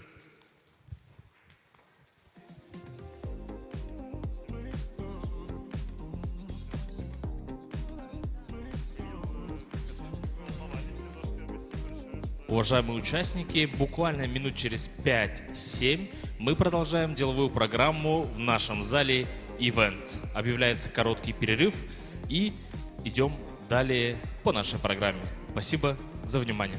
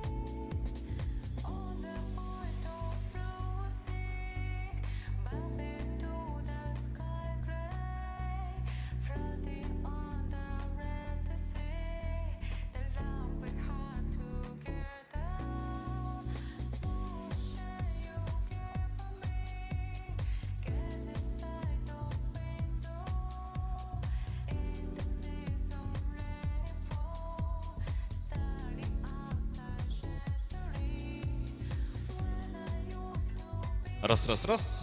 Уважаемые участники и гости, слушатели и проекты, стартапы, все, кто сегодня пришли на мероприятие «Стартап-тур Якутск». Мы продолжаем нашу интересную программу в рамках познавательного основного трека в зале «Ивент». И нашу следующую сессию мы начнем с небольшого интро в программу мобильного инновационного кластера IP Camp. Поприветствуйте Мария Дорошенко, генеральный директор компании Legal Pix.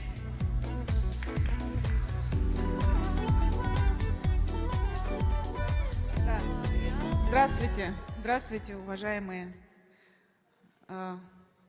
коллеги, наверное, правильнее будет сказать, потому что я тоже человек из креативных индустрий. И главное, что я хотела бы вам сказать, перебросив мостик от первой части сегодняшнего мероприятия к следующей части, много говорили о том, что основой креативных индустрий, конечно, являются идеи, да?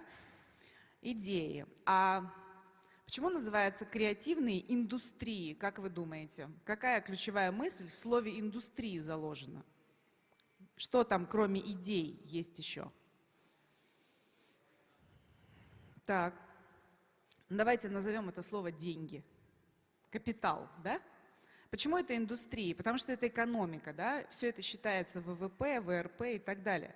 То есть очень классный мир творческих идей, творческих людей и так далее должен где-то соединиться с миром денег, да?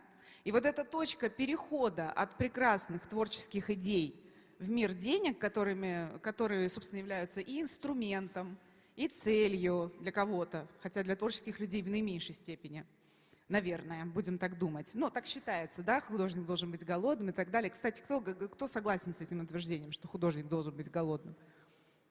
Нет таких. Да, все уже поняли, что там есть какая-то загвоздка в этой формулировке. Действительно, так и есть.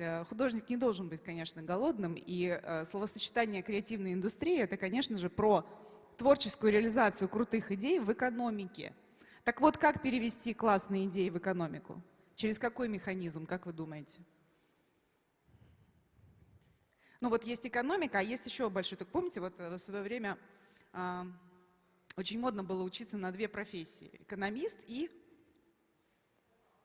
юрист. Да, все правильно. Так вот, зачем нам нужен юрист, как вы думаете? Вот в этой схеме перехода от идей к индустриям. Да что вы, правда? Откуда вы знаете? Вам показалось. А на чем основано? Вы из креативных индустрий, скажите? Немножко из креативных. Немножко из креативных индустрий. Вот я прошу поприветствовать президента Федерации креативных индустрий Игоря Намаконова, который, да, вот дает мне такую дружескую подсказку. Действительно, все мы с вами понимаем, что к деньгам нужно как-то прийти через какой-то механизм. Так вот, ваши идеи – это ваш капитал. Но капиталом они станут тогда, когда они пройдут через вот этот механизм интеллектуальной собственности. Вы знаете, что такое интеллектуальная собственность, да? Это ваши авторские права, которые у вас возникают в момент, когда вы создаете творческое произведение.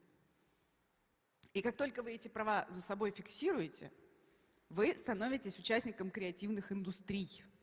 А до того момента, пока вы просто что-то творите в стол и непонятно во что вы вкладываете свои деньги, время, силы, идеи, творческие вдохновения и так далее, это все еще абстрактно принадлежит вам. Вы все еще где-то, знаете, на уровне, такого кустарной деятельности, понимаете? То есть участником креативных индустрий можно стать тогда, когда вы являетесь полноправным правообладателем с желательно зафиксированными правами. Потому что вместе делали фильм, вместе создавали анимацию, вместе создавали шоу, вместе писали сценарий, а потом дороги разошлись, пути разошлись, и непонятно, как делить. Чье, кому принадлежит, кто деньги инвестировал, кто вкладывал. Как будем делить? Но самый главный вопрос, ребята, как мы будем зарабатывать? Да? Как мы будем зарабатывать? Вот как этот механизм работает, за счет чего он работает, как он работает. Вот от креативности, от прокачки вашего творческого ресурса до фиксации прав рынка и креативных индустрий, вот об этом наш совместный проект со стартап-туром, который называется проект IP Camp. Camp про интеллектуальную собственность. Вот первая его часть про прокачку вашей креативности, про ваш open mind, поиск вдохновения и так далее, это как раз вот Игорь Намаконов. В первой части, сейчас он здесь будет на большой сцене, с вами проводить очень интересное воркшоу. А наши уважаемые юристы из креативных индустрий, которые говорят с вами на одном языке, находятся вот там, в соседнем помещении, на соседней площадке. Мы начинаем наш параллельный трек об интеллектуальной собственности, где самые классные, проверенные спикерами, проверенные мной, в том числе рынком, самое главное, вот они с вами поделятся как раз своими лайфхаками по поводу того, как перейти от творчества к настоящим индустриям через механизм интеллектуальной собственности. Так что добро пожаловать, господа, на нашу площадку Epic Camp. Приветствуем еще раз Игоря Намаконова. Сейчас будет еще один анонс от организаторов стартап-тура о тех площадках, которые находятся здесь в рамках сегодняшней программы. Вот. Но мы вас ждем на нашей площадке Epic Camp и ждем выступления Игоря Намаконова. Спасибо большое. Продуктивной всем работы. Спасибо, Мария. Ну и перед тем, как представить нашего следующего спикера, которого уже представили, я напоминаю, что сегодня, сейчас, буквально через пару минут, начнется конкурс по направлению индустриальные и энергетические технологии на 3-м этаже в зале лекторий. И рядом, там же на 3-м этаже, будет проходить и начнется менторская сессия «Открытый микрофон», где вы сможете получить детальную экспертизу ваших проектов и бизнес-идей от экспертов, чье время стоит дорого. Вне зависимости от того, подали вы заявку на конкурс или нет, готовый бизнес у вас или просто идея, предприниматель вы или студент, ну или просто прохожий, примите участие в менторской сессии. 5 минут на презентацию проекта, 10 минут на разбор вашего кейса ментором и, конечно же, 5 минут на фидбэк. Что ж, это была информация о программных мероприятиях, и мы продолжаем нашу основную линию. А теперь, уважаемые участники, я приглашаю Игоря Намаконова, генерального директора Федерации креативных индустрий, который проведет воркшоу по развитию креативности. Как заставить мозг работать. Отлично, меня уже много раз представили, поэтому больше этого делать не надо. И главное, с чем сталкиваюсь я, с очень таким закореневшим убеждением, оно звучит так: я не креативен. И это утверждение звучит так часто, как чем больше я занимаюсь своей темой, а занимаюсь ей уже больше 20 лет, когда еще креативность и креативные индустрии не были мейнстримом. И, соответственно, видя, как это все постепенно эволюционирует, понимаю, даже при том объеме действий, которые мы совершаем, методологи, тренеры, проповедуем креативной индустрии, рассказываем про этот сектор, все равно меньше убежденности в том, что я не креативен, не становится, потому что рождаются новые люди, а паттерны общественные все равно сохраняются. И я убеждаю, или, скажем так, сейчас хочу, чтобы вы подумали об одном тезисе. Креативны все. И вот о том, как это работает в нашей голове, чего мы не знаем, и каким образом это включается, если вдруг действительно произошел ступор, каким-то образом мы перестали генерить идеи, вот как это включить, это то, что я сегодня буду рассказывать. У меня не очень много времени, потому что сегодня насыщенная программа, поэтому я постараюсь в первую очередь дать вам вкус этого процесса, а дальше очень много будет зависеть от ваших личных действий. Формат сегодняшний у нас воркшоу. Вот примерно такое настроение должно быть у нас в конце. Вот я справа, а вы все слева, вот в объективе. И у нас есть содержание. Пойдем по структуре чуть попозже. И вы быстро читаете, я не буду это все перечитывать со слайда. Главное скажу, что у нас с вами будет сегодня и практика в том числе. И я вас всех, со своей стороны, поскольку я уже много выступаю и много рассказываю про эту тему, я хочу вас поздравить. Вы сегодня на главной презентации дня, на лучшей презентации дня этого события. поскольку я постоянно сталкиваюсь с статистикой по итогам различных выступлений в рамках разных мероприятий, собственно, с абсолютным большинством обратной связи я получаю информацию о том, что то, что я вам рассказываю, и то, что я объясняю, оно заходит лучше всего и интереснее всего. И во многом это потому, что здесь много практики, и здесь очень много смыслов, которые должны остаться с вами как руководство к действию. Для начала про протагониста, про меня. Я активно занимаюсь различными спектрами развития своей личности. Здесь и театр, вы видите, вот, собственно, древнегреческая трагедия, я сижу с бубном, очень похоже, наверное, на начало сегодняшнего дня. И строительство в любом своем виде, и создание панно, и организация предприятий. И на сегодняшний момент моя основная деятельность сосредоточена в Федерации креативных индустрий, которую я возглавляю, и внутри которой я занимаюсь как раз инфраструктурной работой, созданием условий для появления продюсеров, предпринимателей и просто авторов, которые захотят зарабатывать деньги на собственных идеях, на собственных талантах. Ну, вы уже поняли из предисловия Марии, что есть важные аспекты, которые нужно включать, в частности, интеллектуальная собственность вот в соседнем помещении. Но помимо этого есть еще масса других вопросов, связанных с тем, чтобы получать инвестиции, получать доступ к экспорту и, в принципе, развитию товарооборота внутри страны и за ее пределами. Это все требует активного включения людей от сектора. И нужно, чтобы этим кто-то постоянно занимался. Мы со своей стороны делаем ряд проектов. Здесь наиболее такие, скажем, популярные, упакованные. Про один из них мы будем сегодня говорить чуть попозже в спикерской сессии. Но вы можете сфотографировать для себя эти ссылки для того, чтобы впоследствии посмотреть, как мы уже оцифровали огромное количество регионов и нашли, в частности, креативные продукты, проект Wonder Russia. И, в частности, мы вот прямо сейчас занимаемся оцифровкой Якутии. Мы уже сделали это в Ульяновске, уже сделали в Нижнем Новгороде, сделали в Ханты-Мансийске, еще в Москве, и дальше у нас в этом году будет второй флайт. У нас есть лидеры креативных индустрий, которых мы тоже изучили в Якутске в том числе, и в скором времени, как мне говорят владельцы, организаторы, руководители процессов в квартале, вы увидите эти лица на стенах этого помещения. У нас есть mapcreativerussia.ru. Это сайт, где огромное количество организаций, которые мы нашли по стране, поддерживающих креативное предпринимательство. И эти организации уже работают, их почти 800. Нужно просто их знать, чтобы понимать, куда идти.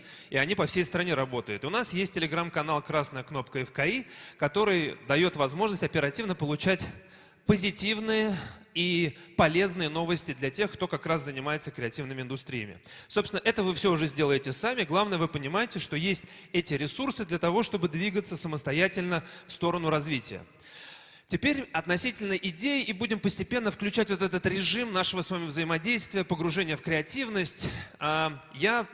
Поскольку много чего в своей жизни эмпирически создавал, участвовал в различных профессиональных процессах, я перевел это в формат методологии. И на сегодняшний момент у меня есть 3 книги, которые вышли под разные аудитории. 2 из них являются бестселлерами: «Кроссфит мозга и креативность», «Кроссфит мозга 18+», «Креативность для подростков». И в прошлом году вышли сказки по развитию креативного мышления у детей. На самом деле, забегая чуть-чуть вперед, говоря про детей, там в первую очередь нужно это удерживать. Там не нужно ничего, собственно, пушить, просто нужно не потерять то, что и так у человека есть. И, соответственно, вот в этих книгах я довольно много сформулировал подходов с разных сторон, с разными инструментами для того, чтобы, независимо от того, насколько вы скептик, вы мыслите цифрами, текстами, картинками, видео, аудио, неважно чем, через разные инструменты я зайду в вашу голову для того, чтобы вам объяснить, как это работает. Поэтому, если вам понравится, если вы увлечетесь этим процессом, сразу же туда можно будет идти после сегодняшнего моего с вами разговора. Теперь про, собственно, методику. Давайте посмотрим вначале небольшое видео для того, чтобы настроиться.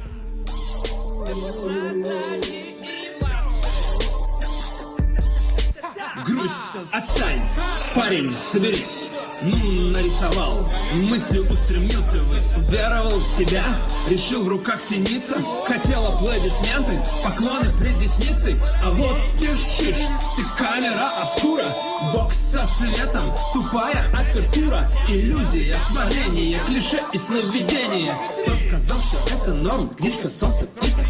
Это первый уровень, заплесневелая пицца. Придумать конкретная задача, как дом построить, как сдать экзамен. Нужны насмотренность, метод и оценка, а не метафорическая сценка. Требуется вакцинация, пертурбация, систематизация, инкубация, антипрокрастинация.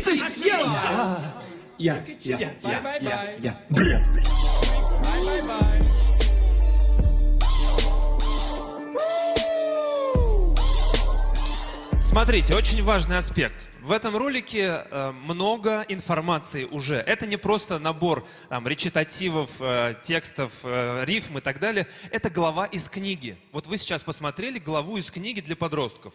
И это очень важный аспект, который здесь отражает уже подход. Здесь соединились разные атрибуты, которые обычно не соединяются. Ну, то есть главы из книг не записываются в виде речитатива, не делаются как дополнение к книге, естественное. То есть если вы не послушаете этот ролик, то вы многое не поймете, что будет дальше. Плюс ко всему, я, в общем-то, не читаю рэп. И у меня нет такой потенции заниматься этим постоянно. Я люблю музыку, я создаю музыку, но не в таком формате. И, собственно, это уже важно для того, чтобы дальше погружаться в то, что мы с вами откроем для себя. Креативность материальна. И в этом смысле нужно понять, что все, что вы делаете в голове, это завтра материализуется в какое-либо решение, которое автоматически или через какое-то время последовательно перейдет вот в ту реальность, которую мы осязаем, чувствуем, видим и так далее. И очень важный аспект, насколько органично, системно мы мыслим, насколько внутри себя мы правильно подходим к тому, как думать, поскольку от этого зависит то, насколько быстро это переходит в нашу жизнь.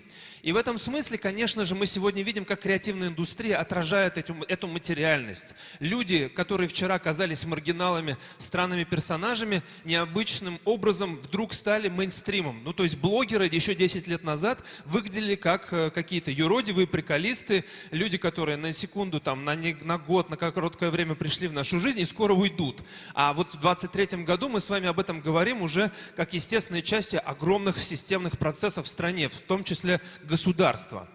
И в этом смысле нужно понимать, что, конечно же, в креативных индустриях есть принципиальный момент, который, конечно же, завязан на генерации идей, на умении найти что-то, чего не было, найти какой-то оригинальный ход, но принципиально, конечно же, что это само по себе не работает, если оно не защищено правом. И в этом смысле интеллектуальная собственность – это ядро, на котором мы с вами должны делать акцент, когда мы с вами что-либо генерим, и в этом смысле опять отсылаю на площадку IP-Camp.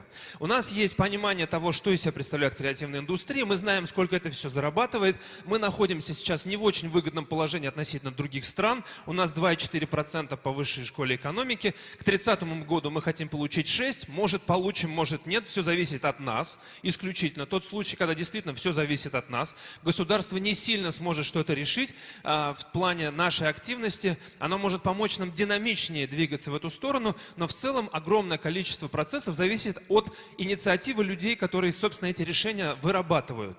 И в этом смысле, конечно же, у нас с вами огромный потенциал. Посмотрите на этот квадрат. Этот квадрат большой, это вся экономика нашей страны. А вот внизу, вот здесь у нас красненький квадратик, это то, что мы сегодня имеем как доля в ВВП страны от креативных индустрий. И вот этот вот пунктирчик – это то, к чему мы хотим прийти. И, конечно же, не понимая, как вырабатываются идеи, как они находятся прогнозируемо, да, как они создаются, мы не сможем и вот к этому квадратику даже приблизиться близко. Поэтому очень важный аспект – сразу же понимать, как все создается. Вот смотрите, вот у нас есть Ричард Флорида. Это такой амбассадор, проповедник изначально креативного капитала, человеческого капитала, креативных индустрий, креативной экономики. У него есть масса всяких книг. Одна из них – это «Креативный класс». Рекомендую почитать, кто не читал. И вот он говорит: мы люди, а не боги, а значит, не можем создавать что-то из ничего. И вот тут мы сразу обращаемся к важному аспекту. Мы, когда говорим о каких-то идеях, о том, что мы создаем что-то, мы часто вспоминаем слово «вдохновение». И на это вдохновение опираемся, говоря о том, что оно у нас есть или у нас его нету. Но если мы посмотрим на первых фрилансеров в нашем, скажем так, человеческой истории, а я считаю, это писатели, Люди, которые сами себе ставили задачи, решали эти задачи, сами выстраивали дисциплину дня. Собственно, вот эти первые фрилансеры в человеческой истории, один из них, Пушкин, они все время формулировали свои подходы и принципы. Вот Пушкин, как раз про которого я сейчас хочу сказать, сформулировал: вдохновение – это умение привести себя в рабочее состояние. Не больше и не меньше. Это не озарение, не какой-то приход свыше, это не особая предрасположенность к генерации или созданию каких-то творческих решений. Это умение привести себя в рабочее состояние. То есть это навык, это что-то, что мы можем наработать в течение своего вот этого процесса поиска креативных, ну в данном случае сегодня уже, или творческих решений, которые так или иначе приведут к деньгам, как мы понимаем, если мы проведем это через интеллектуальную собственность. Так вот, когда мы понимаем, что вдохновение включается, то мы, значит, должны понимать, все дальше тоже имеет системный подход. И вот здесь Ричард Флорида как раз нас отправляет туда, вот в эту уже системность, где он как раз обозначает, что из ничего можно создать только ничего. Понимаете? То есть само по себе ничего в нас не спускается. Есть уникальные, редкие люди, рождающиеся там раз в 100 лет, которые имеют какую-то особую подключенность, говорят, божественное провидение, в которых там спускается потоком какой-то процесс создания музыки, как вот, собственно, Майкл Джексон рассказывал, что он музыку слышит в голове своей постоянно. Но это тот случай, который не подходит всем нам, включая меня. Мы с вами не можем ждать вот этого включения. И самое главное, что не эти люди уникальные создают экономику. Они создают прецеденты, ориентиры, то, что мы можем, как говорится, пытаться раскрыть себе на максимальном уровне. Но экономику, процессы, индустрии создают люди, которые системно подходят к этому процессу генерации идей. Давайте смотреть с вами на то, что нас окружает постоянно. Например, на алфавит. Мы с вами видим буквы.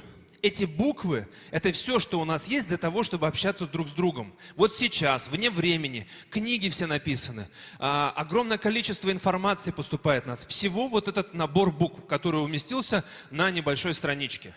Это сначала буквы, собирающиеся в слоги, слоги в слова, слова в предложения, предложения в тексты, тексты в смыслы, а потом мы начинаем понимать, что помимо того, что мы видим, между этими буквами, строчками еще появляются какие-то дополнительные нечитаемые образы. Мы начинаем проникаться какой-то историей, мы начинаем перенимать чужой опыт, мы через время можем понять целые поколения, целые эпохи, и это все просто этот набор букв. Посмотрите. Все, что нам нужно для вот этой передачи смыслов и опыта, вот все здесь. Или музыка, 7 нот. А как много всего создается. Когда-то мне казалось, что вся музыка написана, но нет, она продолжает набирать обороты, ее становится все больше и больше. И тут сразу же вам метод нарезок. Метод нарезок от писателя Уильяма Бэрроуза американского, который в свое время просто брал огромное количество текстов из книг, из журналов, просто вырезки, объявлений и так далее, кромсал это на огромное количество строчек, слов, отдельных блоков, и в результате из этого собрал 3 романа. То есть он сам ничего не сидел, не вытаскивал из своей головы, он просто собирал тексты из других текстов. Самое интересное, что в результате это положило основу огромному количеству интересных направлений, в том числе такому направлению в музыке, который сегодня является доминирующим. И все, что мы с вами слышим, это метод нарезок, который просто в музыке называется сэмплирование. И вот как это происходит.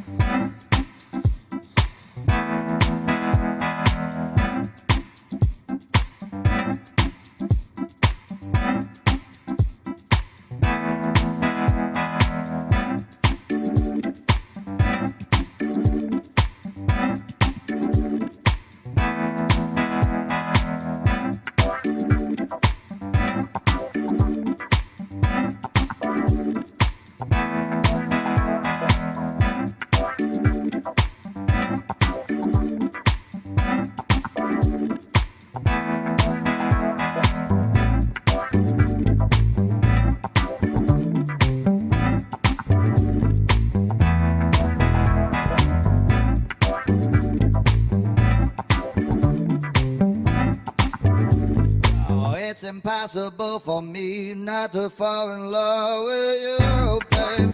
То есть вы понимаете, что сейчас на ваших глазах родилась музыка. Но каким образом она родилась? Просто шаг за шагом создавались музыкальные дорожки по различным группам. И таким образом мы получили с вами трек. В какой-то момент мы перестали фиксироваться на отдельных дорожках, и мы начали слушать это все целиком. У этого есть отдельный побочный эффект, но в целом вы видите, как создается. Вы думаете, что-то есть другое для создания? Я вам говорю, нет. Метод нарезок в данном случае иллюстрирует ключевой подход в создании чего-либо. Теперь нужно понимать, откуда брать эти элементы. Давайте двигаться. Спасибо большое за выступление. И вот, пожалуйста, вам придите домой, возьмите любую страницу журнала, книжки, которую не жалко, вырвите оттуда, собственно, текст, порежьте его на 4 куска, как в данном случае сделал я, потом пересоберите эти куски между собой, и вы увидите сразу огромное количество идей. На секундочку, чтобы вы понимали, с греческого идея переводится как образ. Образ. Идея — это просто образ, что-то понятное, да, или что-то, имеющее какое-то вот впечатление. Итак, я просто соединил спонтанно 4 куска разрезанной страницы, и получилось новые слова. Что стоял и двор, вскоренность, ад да зад, немучная лавка и пользуясь дальним свистом. То есть, вот смотрите, я не потратил ни секунды на поиск вдохновения, на какой-то вот процесс вымучивания из себя идей и так далее. Я просто использовал определенный прием, который привел меня сразу к результату. Мы с вами сейчас не будем думать о том, насколько это имеет для меня конкретную пользу здесь и сейчас. Для писателя точно имеет, потому что это новые слова. Но самое главное здесь прием, метод, который уже можно использовать. Итак, давайте с вами сразу сейчас начнем проверять себя. Насколько наши мышцы видения образов раскачаны. В свое время ученые сформулировали это как двойственное восприятие. Это именно то, что в свое время позволило обезьяне увидеть в палке орудие убийства. Да? То есть лежала палка, на нее посмотрела обезьяна, поняла, что этим можно отбивать других от своей еды, от своего жилища. И, собственно, вот это двойственное восприятие потом сыграло огромную службу для всех нас, если использовать теорию эволюции, Дарвина и так далее. Но, тем не менее, это у нас есть, независимо от того, от кого вы считаете вы родились, двойственное восприятие. И вот смотрите, здесь вы сразу же видите 2 образа каких-то, правда ведь? Вы видите кого? Зайца и утку, да, в зависимости от того, чего больше в вашей жизни было, вы видите сначала либо утку, либо зайца. Давайте двигаться по усложнению. Более сложное изображение. Здесь мы видим с вами что?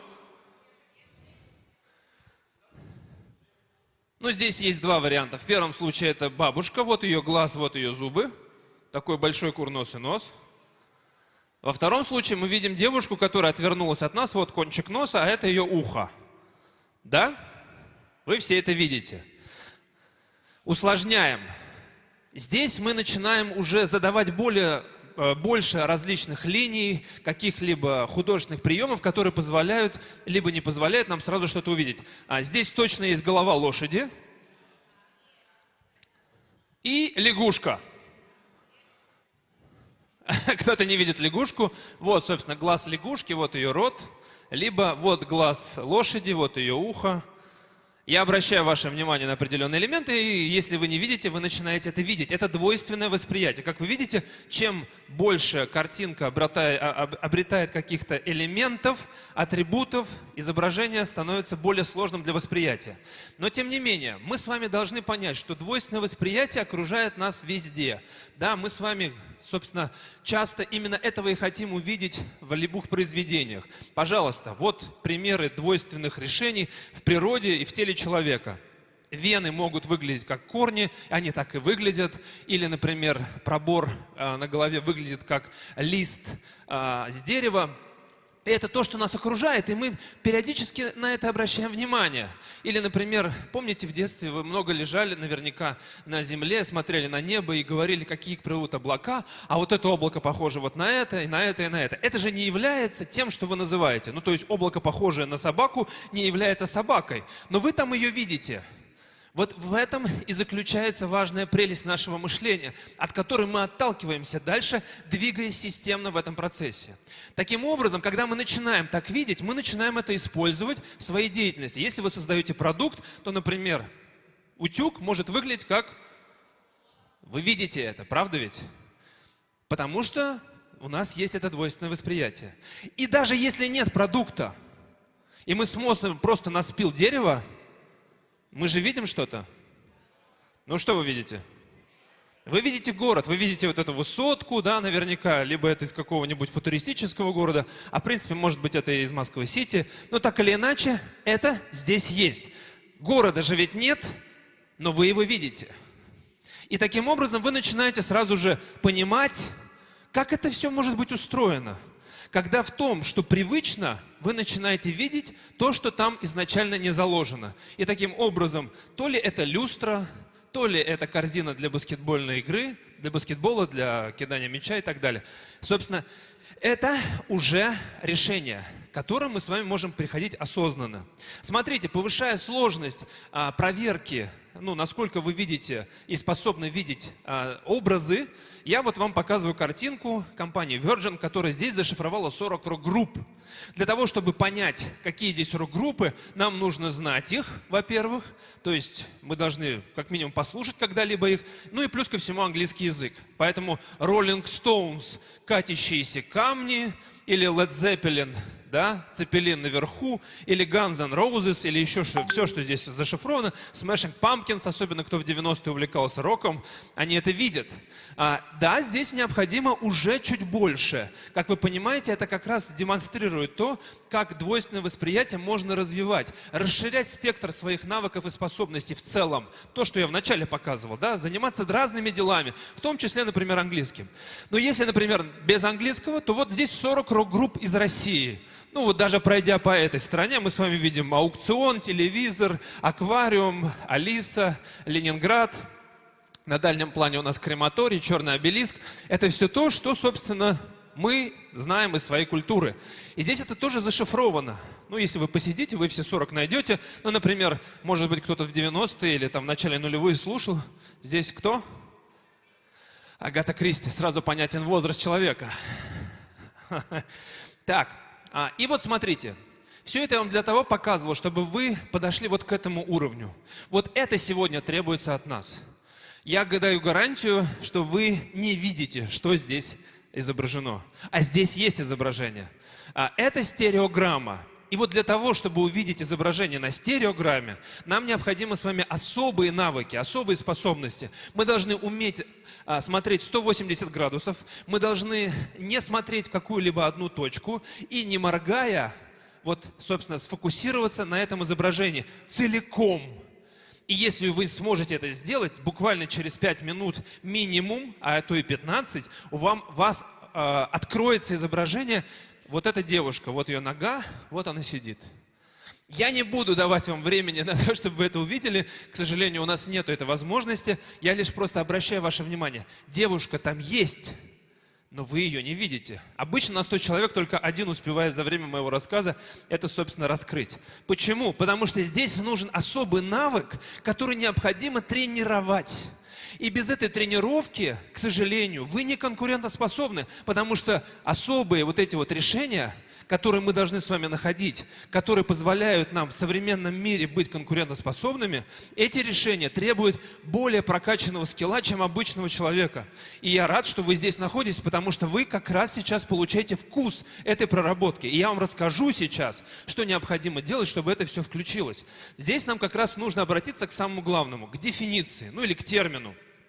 У нас есть огромное количество за время существования понятия креативность, разных формулировок раскрытия этого термина. И это все философы, психологи различные в свое время формулировали. Одно есть «но» у этих определений. Они неотчуждаемы. То есть, взяв их, вы не можете взять и воспользоваться этим в своей жизни, так, как будто бы это просто инструмент. И, собственно, за время своей работы, своей практики я стремился именно к этому. Постараться максимально сформулировать, что такое креативность, для того, чтобы каждый человек, вот прям как только он это услышал, вышел из зала, из комнаты, где читал книгу, где слушал мою лекцию, и пошел сразу же делать. И вот это. 3У. 3У – это мнемонический прием, чтобы вы запомнили 3У, а потом, если вдруг забыли конкретные формулировки, по 3У восстановили. Итак, У первое – умение соединить. У вторая – уже известные элементы. У третья – уникальным образом. Креативность – это умение соединить уже известные элементы уникальным образом. Вот смотрите, прямо сейчас у меня в руках два инструмента, два элемента. Инструменты, потому что я ими пользуюсь, чтобы вам транслировать смыслы. Элементы, потому что я сейчас к ним применю этот самый подход. У меня микрофон и у меня кликер. Если я соединю микрофон с кликером, это станет во много раз удобнее для меня, как для спикера. Правда ведь? Потому что у меня освободится рука, и я начну ей больше жестикулировать, не боясь, что это у меня вылетит из рук, потому что это очень гладенькое, удобно и так далее. А если я это соединю, появляется новый продукт. Микрофоны с кликером. И прямо здесь, на ваших глазах, появилась целая ниша микрофонов, удобных для современных спикеров. И вот такого вот вокруг нас огромное количество. Давайте с вами посмотрим опять на примере музыкального произведения, как это может сработать совершенно неожиданным образом. Because we have... In the name of Jesus. Standing in the office of the prophet of God, I execute judgment on you, COVID-19. I execute judgment on you, Satan, you destroyer, you killer, you get out, you break your power, you get off this nation. I'll demand judgment on you. I'll demand, I demand. Ну вы же понимаете, что они выступали без этого сопровождения прогрессив-рок металлиста. Оно потом появилось, потому что человек, собственно, добавил туда музыкальную партию, тот самый сэмпл, дорожку, да, вот этот элемент, который в результате создал, на мой взгляд, музыкальный жанр другой.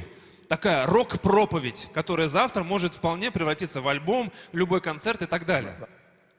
И тут мы с вами начинаем обращать внимание на то, как, собственно, надо нам смотреть. У нас появляется другая логика, креативная логика. То есть обычно элементы мы с вами соединяем в какой-то вот линейной парадигме, потому что нас так учат в школе, потому что вокруг нас появляется масса всяких процессов, которые требуют какого-то синхронизации и заземления. Но креативная логика обращает на другое внимание. Не на какие-то математические выкладки, а обращает внимание на контекст. Вот смотрите. Элемент, который выражен единицей, соединен с другой единицей на белом листе. То есть ничего нам не дает никакой наводки. И в результате мы с вами начинаем понимать, что в данном случае это все может быть равно 11. Ну, потому что единицу подставили к единице. Плюсик же за это отвечает. Да, нужно как бы соединить. Но давайте создавать контекст. Например, капля воды. Капля в каплю будет капля. Правда ведь? Не 2 капли, не 4, не 8, не 100. Капля в каплю будет другая, просто чуть-чуть побольше. Такая же одна капля. Контекст определяет. Вы сейчас начинаете думать, точно, слушайте, оказывается, не все математикой-то меряется. А если мы говорим про семью, где папа и мама, семья это 3, 4, ну или в зависимости от того, насколько вам нужен материнский капитал, 5, 6, 7, 8 и так далее. С кошками, кроликами это вообще работает непредсказуемо. Поэтому мы с вами видим, единицы или элементы могут создавать разные решения в зависимости от контекста. И в этой связи сразу мы смотрим на продукты. Если, например, мы попытаемся представить, как было придумано в свое время худи вот с такими вот карманами впереди, то мы понимаем, что это труселя, собственно, навели на эту идею, которые наверняка в один прекрасный момент оказались случайно как бы кинутыми во время сбора в очередную командировку в Якутск. И тут ты понимаешь, это решение, я могу это превратить в новый продукт, как кликер, соединенный с микрофоном. Видите? Вот оно, прямо сейчас рождается. Вы такие, да, точно, наверняка это все так и работает. Давайте разгоняться. Потому что мы начинаем понимать вдруг эту логику, и мы с вами видим, что нам нужно прокачиваться в этом направлении. Стивен Макменами, арт-директор, креативный директор из Америки, как раз занимается этой прокачкой. Посмотрите, как много он создает других миров, соединяя просто фотографии.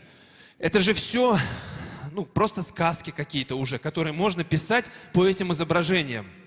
И это невероятно, потому что это вдохновляет всех нас на разное. Мы видим образы, которых не существует, и они появились от простого соединения, как 1 + 1. ну, которое не 2 равно, а 11. И тогда мы с вами начинаем видеть, как друг друга мы начинаем опылять и вдохновлять, особенно когда у нас появляются вот такие примеры со Стивеном Макменами. И тут мы понимаем, что, например, Фаррелл, исполнитель, откуда он взял эту идею для своего нового клипа?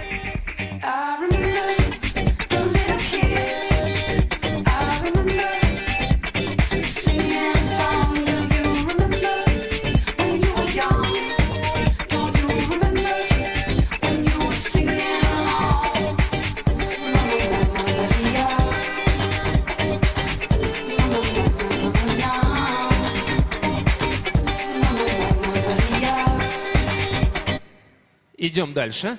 Итак, смотрите, мы с вами уже начинаем эту логику как бы понимать, как она работает. И тут мы с вами видим пакет молока в виде домика. И тут мы сразу начинаем осознавать, ага, они просто соединили людей, которые живут в этих домах, с упаковкой. Ведь она напоминает нам визуально это самое здание, в котором они живут. Упаковка в виде дома многоэтажного. Или, может быть, это просто какая-нибудь под цветы вазочка. Или если вы не любите убивать животных, но вы любите вот эти вот разные цветочные композиции, вы можете превратить это вот в такие вот рога из веток. Или если вы геймер, ваш, может быть, бассейн выглядит как джойстик. Или любой предмет на вашем столе, если вы архитектор, превращается в объект, который вы увидели в открывашке банки, в соусе тако, в подстаканнике, флешке или печати, если даже вы в бухгалтерии работаете. Все может становиться решением. Просто соединение элементов, которого не нужно бояться, которое превращает обычное в новое, как кликер, соединенный с микрофоном. Сразу понимаем логику, например, огромного количества модельеров. Вот Кэти Перри на Мэтт Гала, одетая в люстру. Наверняка до этого был какой-то ремонт, или они посетили Букингемский дворец и придумали, что Кэти Перри освещает все, как эта люстра. Опа, появилось платье. Ничего сложнее не надо придумывать, друзья, особенно если вы еще не занимаетесь этим профессионально. Просто смотрите по сторонам и соединяйте эти элементы, которые вас окружают. Более того, если вы начнете разбирать все, что вас окружает, все продукты, все решения креативные, которые сегодня являются частью экономики, вы удивитесь, как они появились. Сейчас постепенно мы с вами будем это тоже делать и раскрывать даже некоторые паттерны, которые будут нас с вами удивлять. Но прежде вам вопрос. Вот ядро, пушечное ядро. Несколько столетий назад, когда появились пушки, мужикам надо было таскать эти ядра к пушкам. Но сил не хватало, и для этого к пушке приделали элемент, чтобы качать их мышцы. Какой? Ну, логично. Для удобства даже. Чтобы качать. Не стрелять, а качать мышцы. Ручку. Так появились гири, которые сегодня мы используем в спортзалах. Это спортивный снаряд, который в свое время появился из потребности конкретно готовить мужиков к, собственно, действиям, связанным с подтаскиванием ядер. И вот тут мы с вами должны обратить еще раз внимание на тот удар, который необходимо тренировать 10 тысяч раз, как Брюс Ли тренировал и нам, собственно, наставлял. Этот удар называется соединение, вот выраженный вот такой вот буквой. Соединение. Вот смотрите, соединение. Samsonite Van Gogh Museum. Капсульная коллекция сумок. Может быть, даже кто-то покупал. Сити Мобил, музей Пушкина. Такси, перекрашенные в картины. Бума, Союз мультфильм, капсульная коллекция Кет, проданная за 5 часов, как только она вышла. Икея и Virgil Abloh, к сожалению, ушел в прошлом году, но тем не менее оставил огромное наследие. Икея создавала вот такие вот странные арт-объекты, которые продавались в их магазинах. Вот в данном случае ковер в виде чека висит. Огромное, собственно, вот то, что вот могло бы здесь на сцене лежать. И вот здесь интересный момент. Соединение – это не то, что мы сейчас с вами сформулировали и нашли. Это то, чем пользовались всегда. И вот вам подтверждение, в частности, в кино. В этом смысле, конечно, Квентин Тарантино особый мастер, особый знаток. И он огромное количество посмотрел фильмов, из которых брал целые мизансцены, атрибуты, каких-то героев, подходы и так далее. Вот смотрите «Криминальное чтиво». Здесь и «8,5», и «Целуй меня насмерть», и даже «Флинстоуны». И это все очень важный момент. Я обращаю ваше внимание здесь на один элемент, который наверняка у вас уже появился в голове. А это же что? Все друг друга копирует. Это не копирование. Это, друзья, насмотренность. Это база элементов, которую вы копите в своей жизни. Она формируется под воздействием вашей активности. И давайте с вами посмотрим на один очень интересный эксперимент. Прежде, вот, собственно, иллюстрация того, как эта насмотренность работает. Леда, пожалуйста, с лебедем. Павлова, которая сфотографировалась с лебедем. И вот Ди Каприо, знаменитая фотография Ани Лейбовиц. Оксана Жнекруп превратилась со своей 19-сантиметровой статуэткой в огромную инсталляцию Джеффа Кунса на Манхэттене. У меня, видимо, видео чуть попозже. Я уже приготовился смотреть. Nokia и Микеланджело. Вот у нас заставка на Nokia. Вот у нас «Назад в будущее» сериал и немножко психоделики.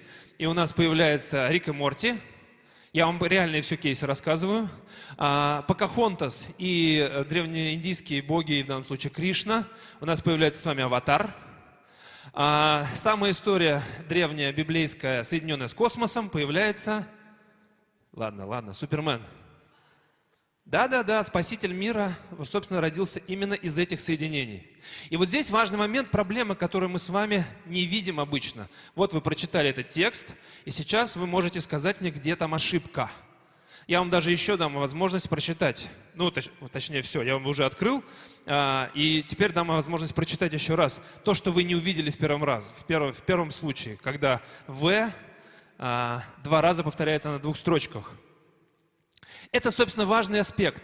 Мы сразу, к сожалению или к счастью, сегодня видим во всем смыслообразующие, обобщающие смысл, а не смыслообразующие детали. То есть мы видим целиком и не видим по частям. И, к сожалению, это лишает нас возможности вот как раз эти элементы добывать естественным способом, через наше внимание, через нашу насмотренность. И нам нужно учиться разбирать. И для этого, собственно, мы здесь с вами отчасти собрались, чтобы узнать про это.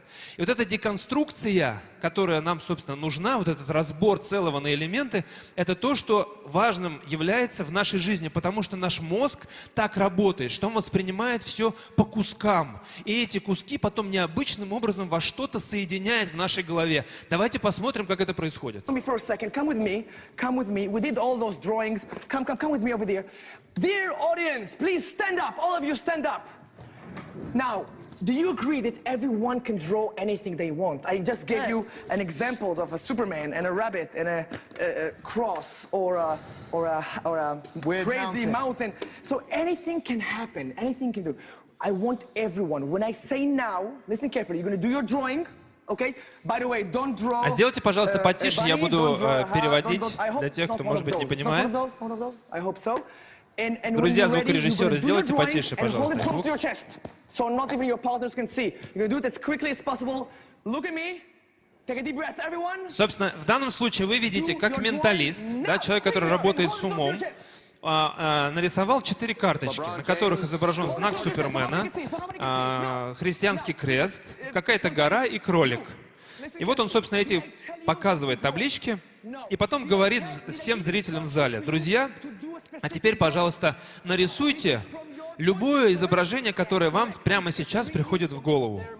И вот буквально на ваших глазах он сейчас начинает спрашивать спонтанно, по очереди разных людей в зале, просит показать то, что они нарисовали.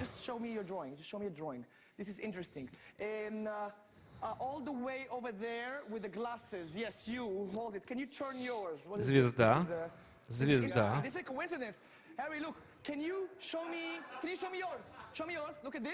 Звезда. Звезда.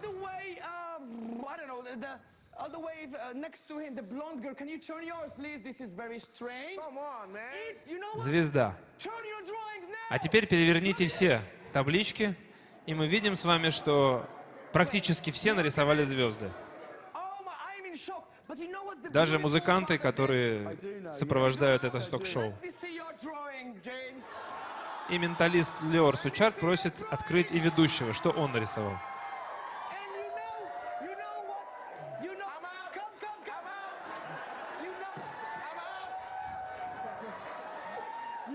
А теперь мы с вами найдем ответ на вопрос, как так получилось.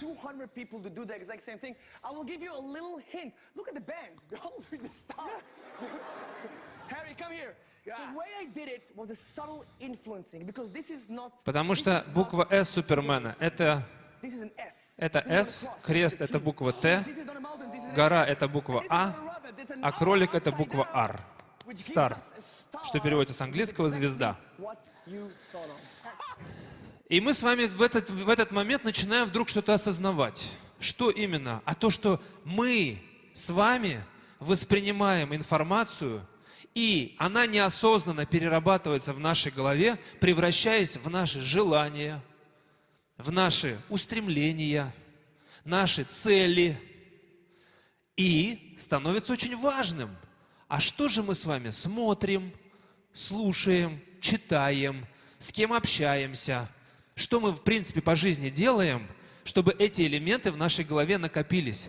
Единственная защита от вот этой манипуляции и управления – это максимально расширить этот спектр потребляемых элементов.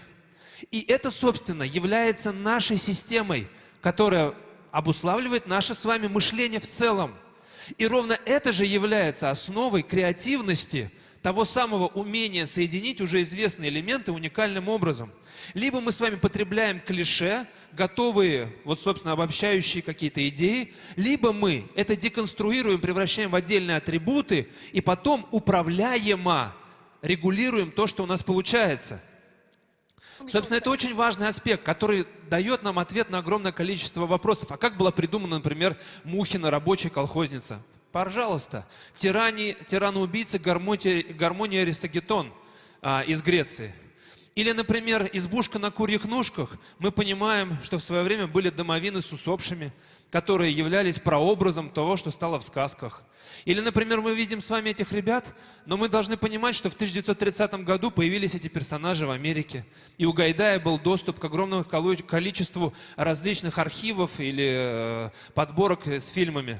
Мы с вами даже можем посмотреть на президента Российской Федерации и вспомнить, что в 1999 году «Коммерсант» газета провела исследование, где опросила россиян, кого бы они хотели видеть в качестве президента из вымышленных персонажей или людей, которые были в истории. И они назвали Штирлица, Жукова и Жеглова. И вы можете понять, откуда образ президента сложен.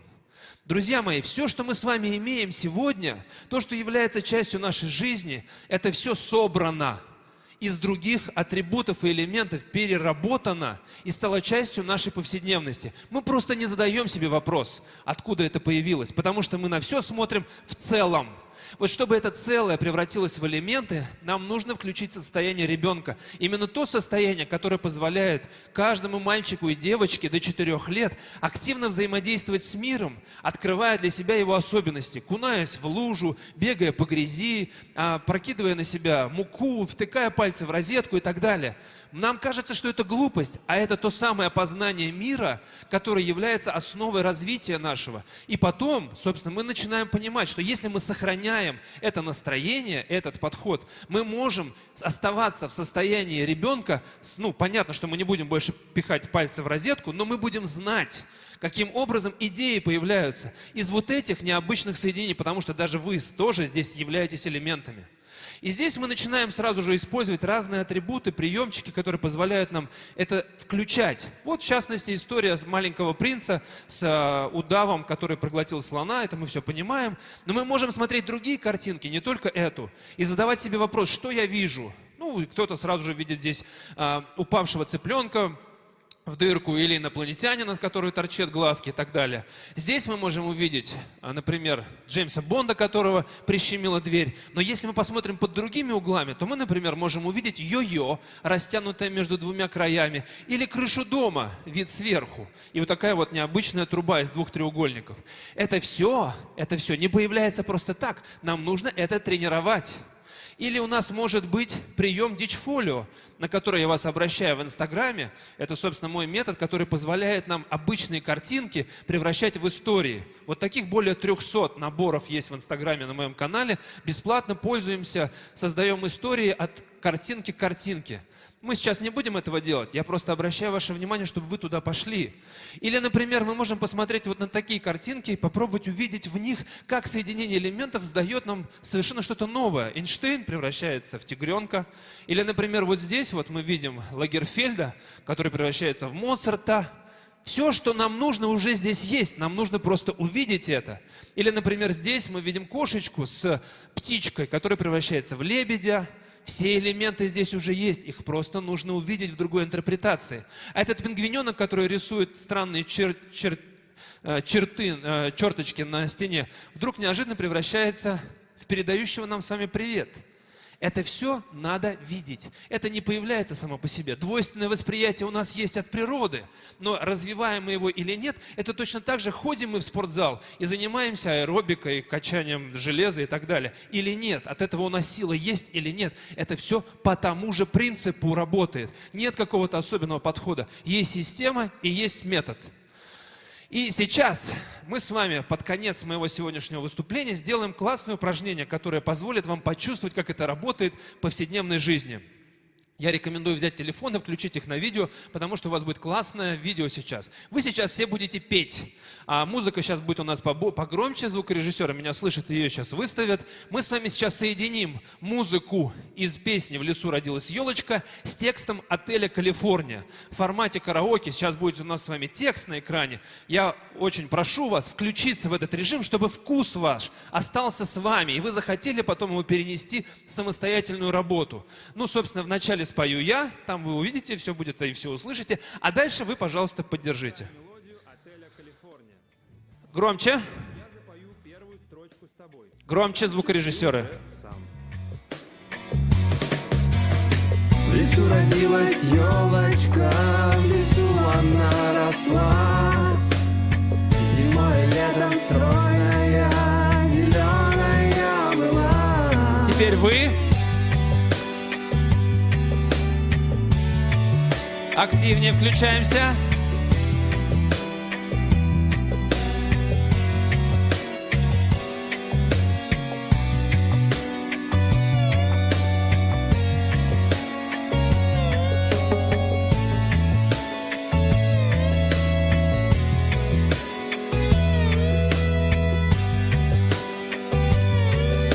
Под голосом скрипит лошадка махноногая.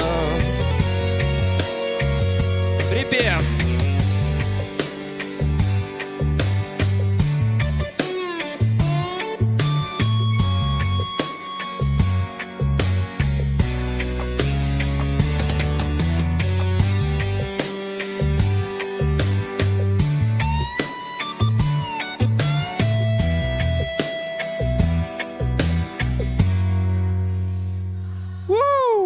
Аплодисменты себе. Вот вы молодцы. Друзья мои, смотрите. Вот этот QR-код, пожалуйста, там сфотографируйте себе его. Это позволит вам сегодня еще дополнительно вовлечься в этот процесс. Это аудиопрогулка. Вы, когда ее откроете, у вас будет невероятное приключение на 30 минут с моим комментарием, с моим сопровождением, в котором вы откроете для себя по-новому мир, в котором вы живете. Ну, а в конце, собственно, важный аспект про кроссфит мозга. Креативность, умение соединить уже известные элементы уникальным образом. И креативность – это, собственно, как мышцы. Она требует регулярной системной прокачки. Вам, чтобы дальше двигаться в этом направлении, необходимо приложить собственные усилия. Поэтому я вас отправляю на курс по креативности на сайт arteam.moscow. Там бесплатно 69 минут занятий. И также я вас обращаю ваше внимание на книги, которые вам необходимы, если вы хотите развиваться дальше, читать для того, чтобы погружаться в основы и понимать, как это работает. Ну, а на этом на сегодня все. Спасибо. Давайте бурными аплодисментами еще раз поблагодарим за столь ярчайшее, интереснейшее выступление нашему спикеру Игорю. Игорь, огромный респект, огромное спасибо. Это было круто. Это стартап-тур. И, с вашего позволения, позвольте перейти к не менее интересному следующему программному мероприятию. И я с удовольствием приглашаю на площадку спикера Андрея Зеленина, технического директора Первого канала.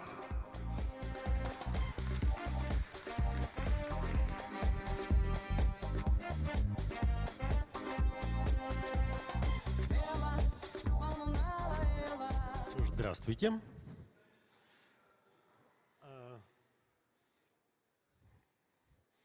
Сейчас мы переключим видео. О, это оно. Честно говоря,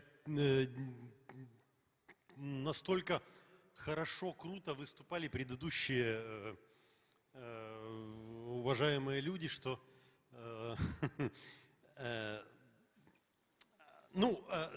для начала покажу, кто я такой. Просто, чтобы, наверное...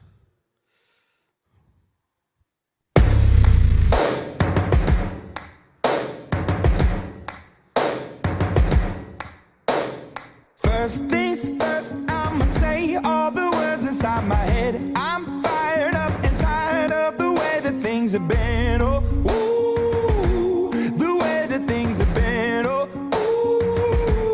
ooh.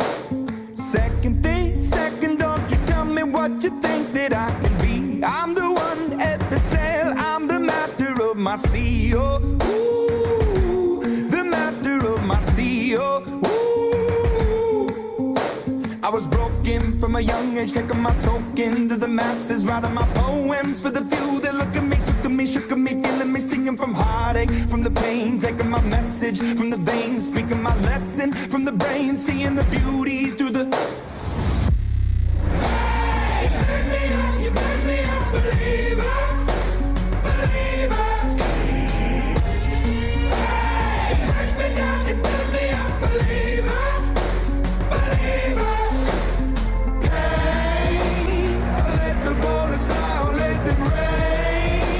My love, my time, it came from. Hey, you burn me up, believer, believer. Third things third, send a prayer to the ones up above. All the hate that you've heard has turned your spirit to a dove. Oh, ooh, your spirit up above. Oh, ooh. Hey, you burn me up, believer.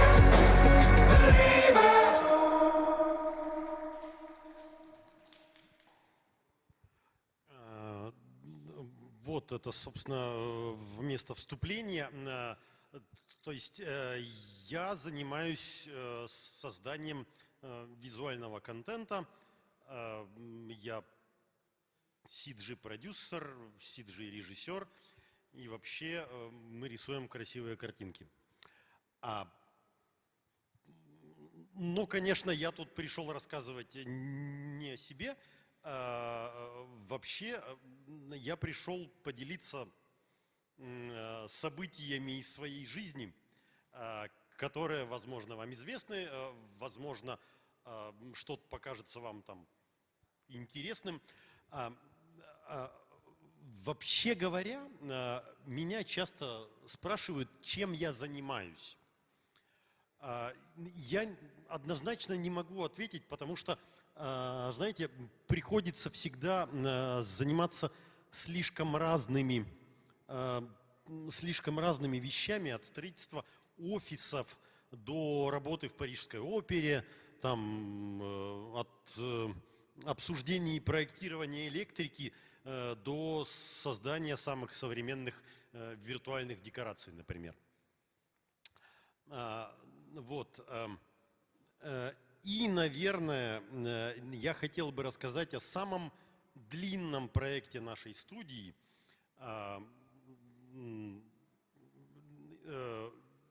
Заострю внимание, что я представляю как себя самого, так и дирекцию кинопостпродакшн Первого канала.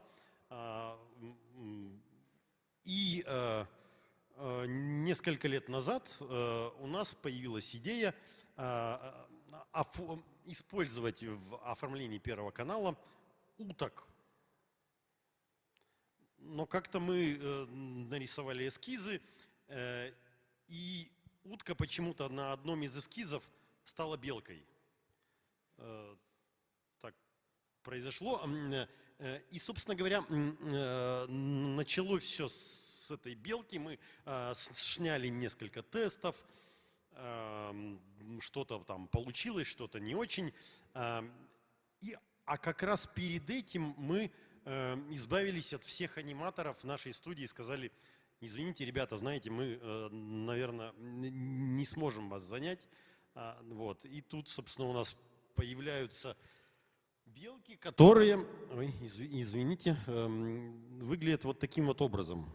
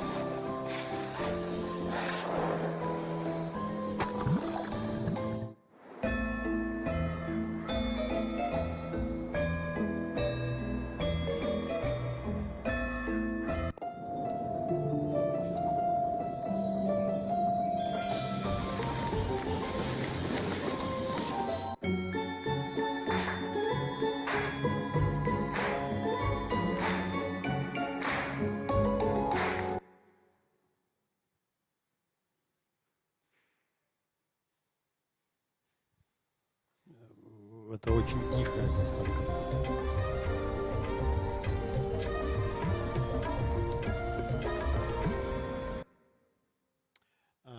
Вот. И здесь я хотел бы отметить, что иногда, когда не получается правильно сказать, донести до аниматоров идею, приходится вот что-то такое делать.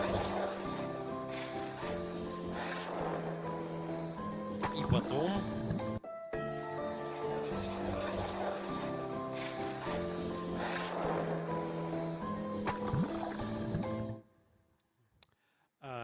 немножко позже эта идея чуть-чуть у нас трансформировалась, и мы однажды в конце осени решили, а почему бы нам не сделать жирафов? То есть просто вот так вот. Ну и мы их сделали в конце концов.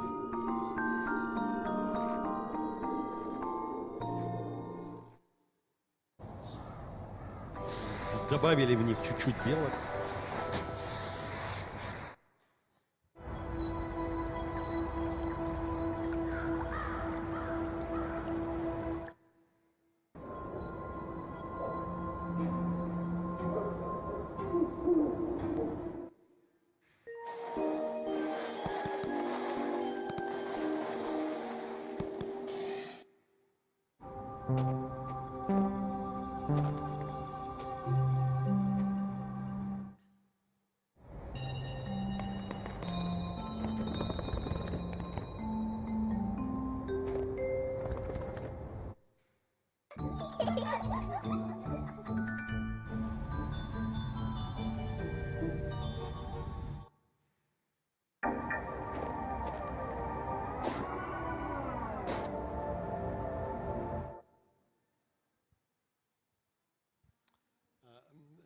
И здесь вот одну из заставок сейчас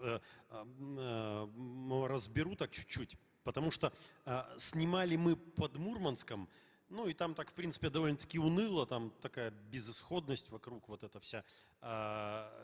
Приходилось достаточно сильно дорабатывать картинку, чтобы она выглядела вот собственно, вот из вот такого мы пытались сделать что-то такое. Вот тут опять так раз, а потом обратно так раз.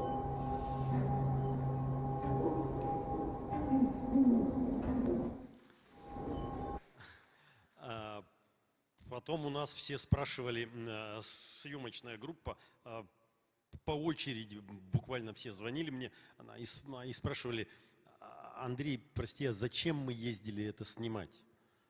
Можно же было просто, собственно, взять и все в стоках купить. Вот, ну, здесь, собственно, я хотел бы перейти чуть дальше и рассказать о еще одном интересном проекте, который у нас был с коллегами с Востока, а именно из Катара. Когда был чемпионат мира, у нас России нужно было представить следующую страну, то есть страну, которая примет следующий чемпионат мира. И мы поехали в Катар снимать ролики про Катар. А также мы сделали, поставили куб на Москве-реке, куб про Катар, который, то есть все желающие могли прийти и просто посмотреть на некий арт-объект. Вот таким образом этот куб наш выглядел.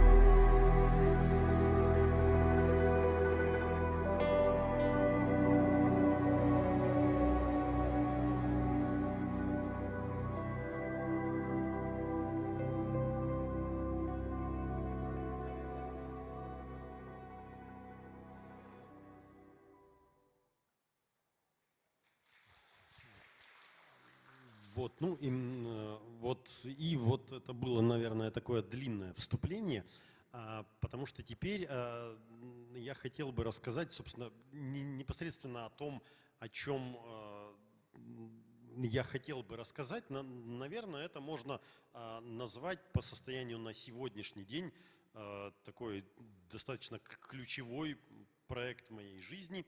Это проект «Фантастика» на Первом канале. Может быть, кто-то его видел. Это проект про цифровых персонажей. Вообще говоря, мы были не первыми, кто создал такой проект, но мы были самыми красивыми, как мне кажется, потому что на Netflix сейчас вышло подобное шоу, но, на мой взгляд, оно уступает.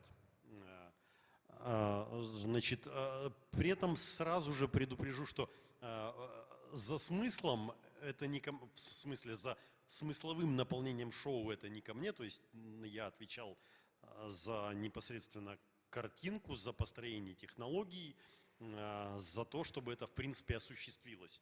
И, честно говоря, для меня на начало проекта, это был ноябрь 2021 года,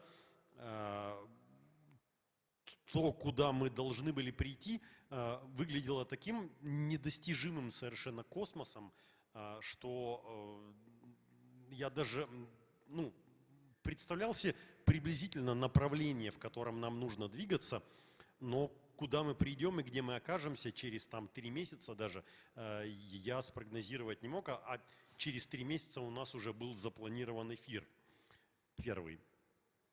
Вот. Значит, вот это шоу, наверное, оно достаточно интересно, потому что цифровые технологии все больше и больше входят в нашу жизнь. Цифровые персонажи все больше нас окружают. Технологии XR, AR, они все больше нас окружают. И с каждым днем находится все новое применение этим технологиям. Я уверен, что в этом зале найдутся люди, которые смогут использовать эти технологии каким-то новым, совершенно неожиданным способом.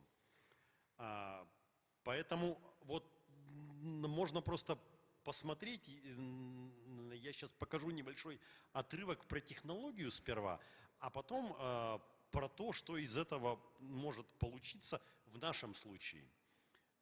И мне кажется, что у нас результат был довольно-таки убедительным, получился, но, возможно, у вас получится круче. А самое главное, что я слушал, вот тут ходил, смотрел, слушал, и мне даже показалось, что как-то есть люди-то, оказывается, которые, в общем, может, даже круче, чем мы.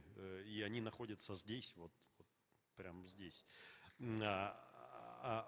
Теперь немножко о технологии. Просто вот motion capture, все остальное. Мы убежим, нас не догонят, дальше от них, дальше от дома. Ночь проводник, спрячь наши тени за облаками. Нас не найдут, нас не изменят, им не достать. Звездной руками небо уронит, ночь на ладони. Нас не догонят, небо уронит, ночь на ладони. Нас не догонят, нас не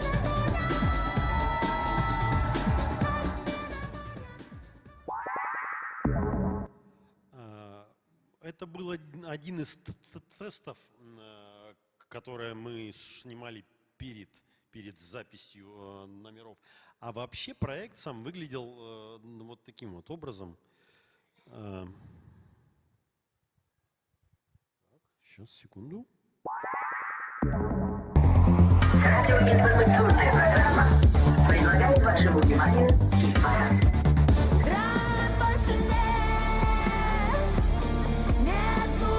Я мог бы стать рекой, быть темною водой. Я один, я как ветер.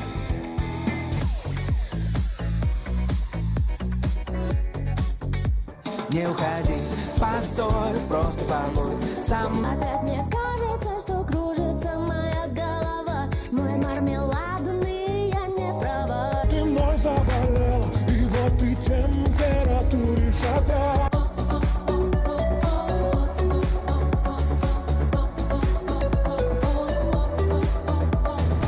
Идем тратить все свои, все твои деньги. Да-да, вместе. На заре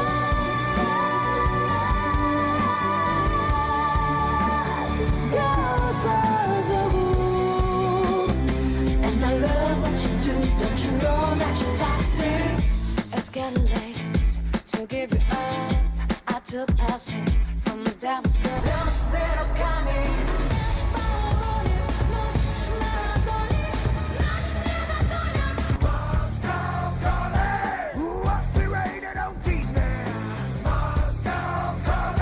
Люби меня, люби жарким огнем. Таких не берут космонавты, таких не берут космонавты. Bruises on both my knees for you. Don't say thank you or please do.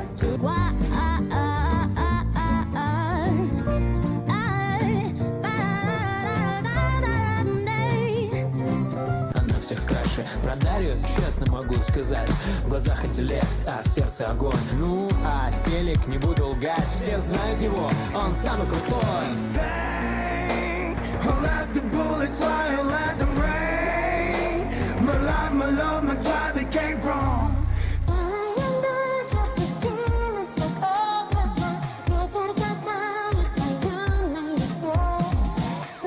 Ночь, подожди, подожди, не уходи. Стоп, ночь, подожди, мне нужны твои огни.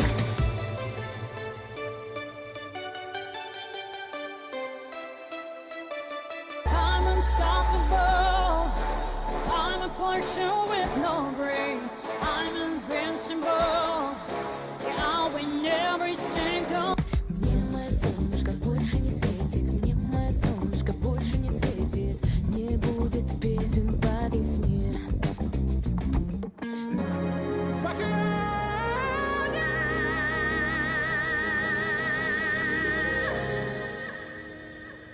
Как опасен в океане. Я приду когда-нибудь туда.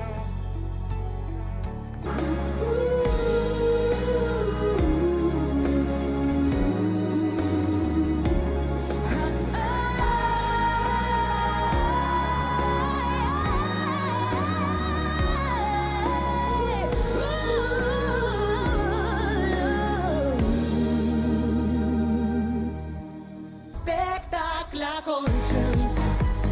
Гаснет свет. И многоточий больше нет.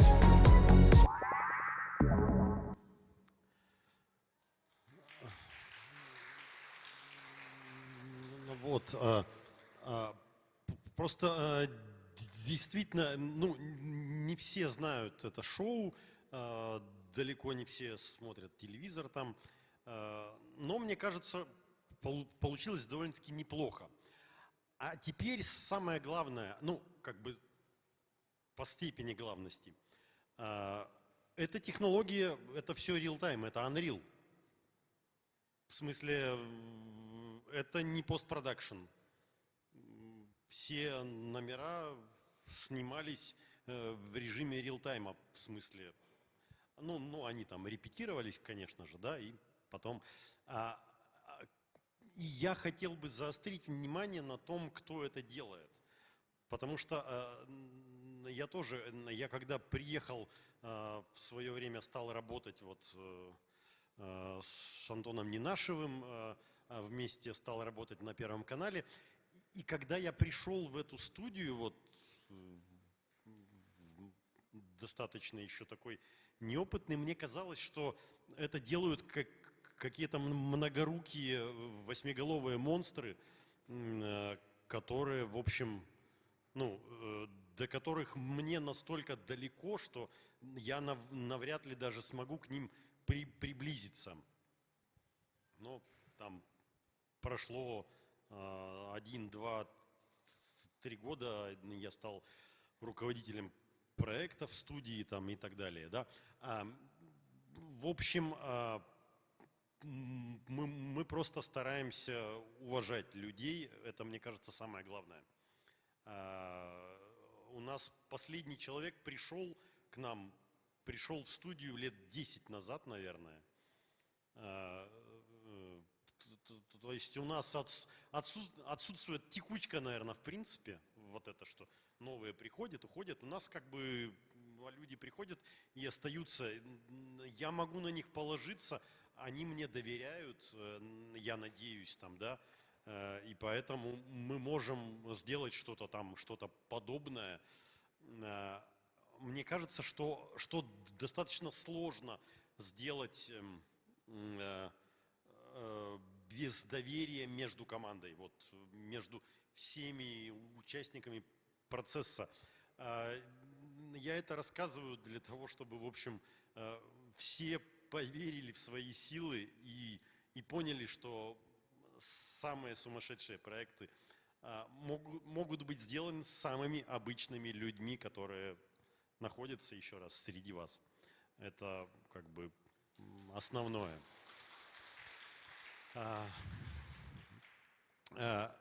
И здесь уже говорили сегодня с этой сцены, что нужно просто работать.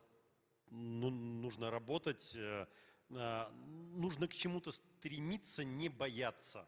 Не бояться за что-то браться, не бояться придумывать что-то новое и общаться. Не нужно замыкаться в себе. В общении рождается истина, и вообще в общении появляется что-то новое. И я сегодня пришел сюда, вот пришел как бы, ну, стартап-тур в Якутске, да, вот. И я пришел, я узнал что-то новое. Это круто. Мне кажется, я узнал каких-то интересных людей, я почерпнул, я задумался о том, что происходит в моей отрасли, в отраслях сопредельных. Это здорово. Вот, потом, ну, мне еще вот такая вещь, да, про творчество, про смелость и про талант, да, вот опять же предыдущий оратор говорил о том, что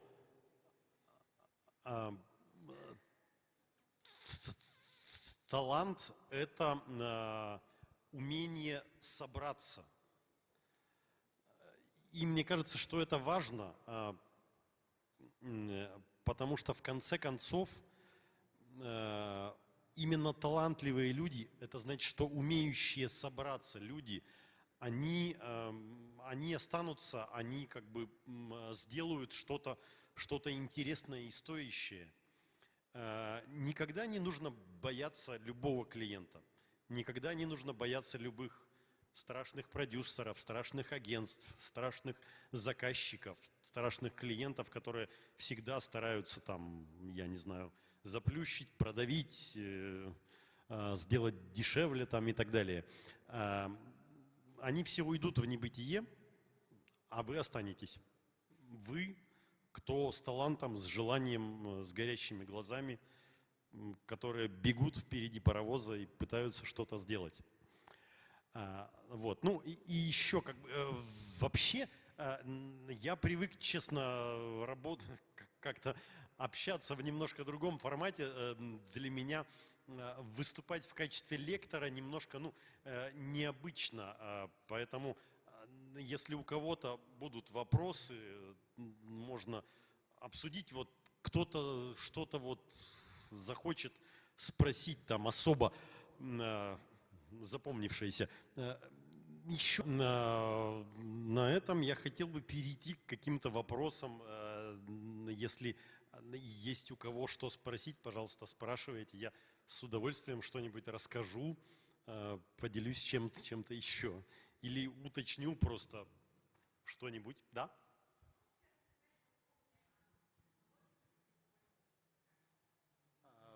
В программе «Фантастика»? Да? Значит, кстати, ну да, это ведь любопытное самое.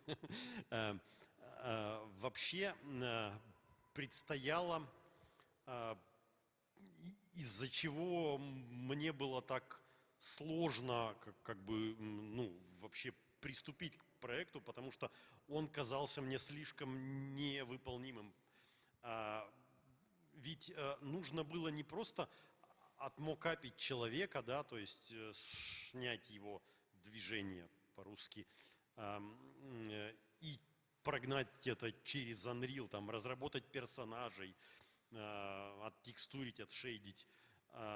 Но одна из основных сложностей была в том, может быть, вы обратили внимание, что весь свет, который физический свет в студии, все приборы, они влияют на компьютерных персонажей.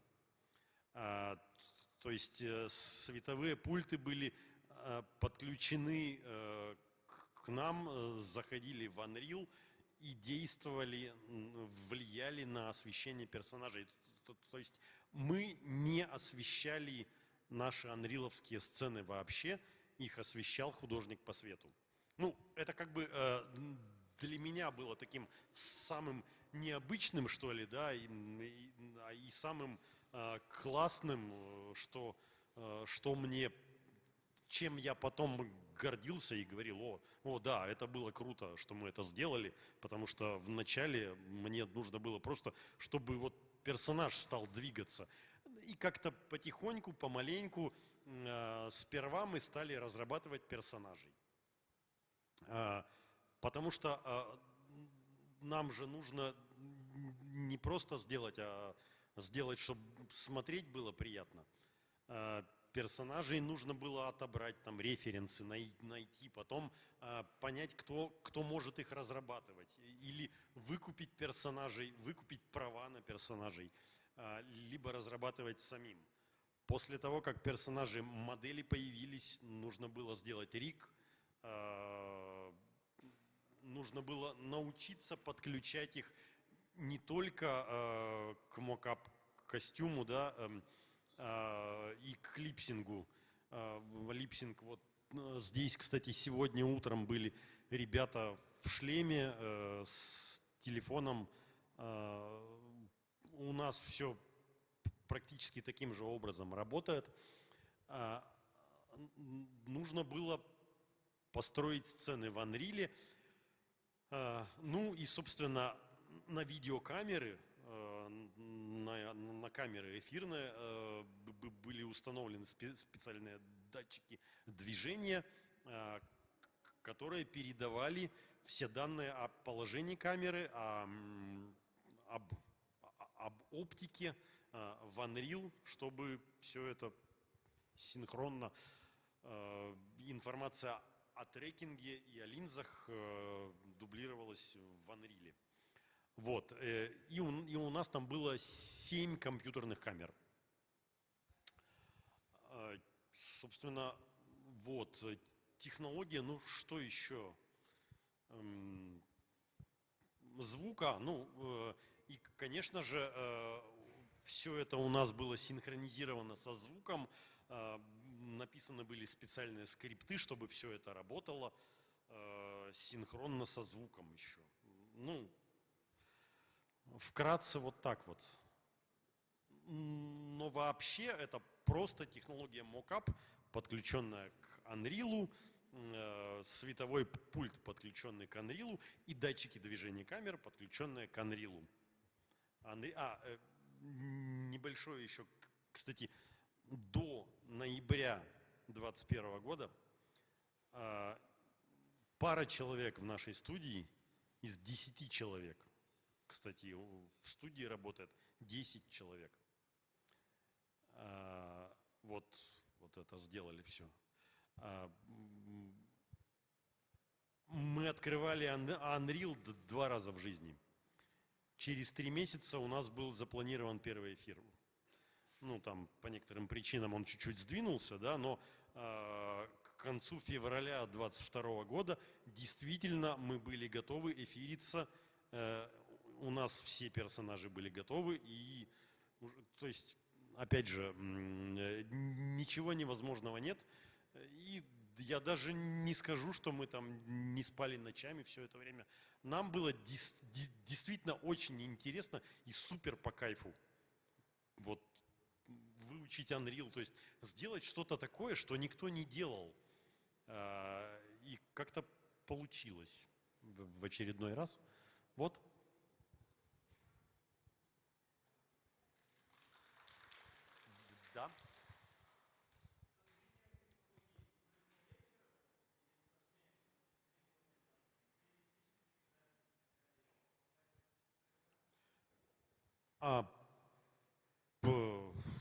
с развитием технологий становится легче работать и тяжелее работать. Это как бы такой процесс, ты постоянно где-то балансируешь, потому что, во-первых, никогда нельзя стоять на месте. Это прям запрещено, вот, ну, нужно законодательно. Нельзя ни в коем случае, остановился, тем более сейчас, остановился на полгода, все, ты уже там аутсайдер абсолютный. Поэтому, естественно, мы стараемся использовать все самые современные технологии, вот это вот из старого анекдота, сварка газом, сборка трезвым и так далее. Поэтому, конечно же, мы используем нейросети. Я думаю, все знают, что теперь чат GPT генерит промпты к Stable Diffusion, да? Как бы еще там полгода назад кто бы мне такое сказал? Кошмар. А сейчас нормально, ничего. То есть нужно сходить в чат GPT, правильно сделать ему запрос, чтобы он сделал правильный запрос там в Stable Diffusion или в Midjourney. И тогда, может быть, у Midjourney что-то получится, что куда-то нас пододвинет немножко. Но, кстати, все это в конце концов может плохо закончиться, но пока любопытно. Вот это что касается новых технологий. Стараемся как-то быть на острие. Да.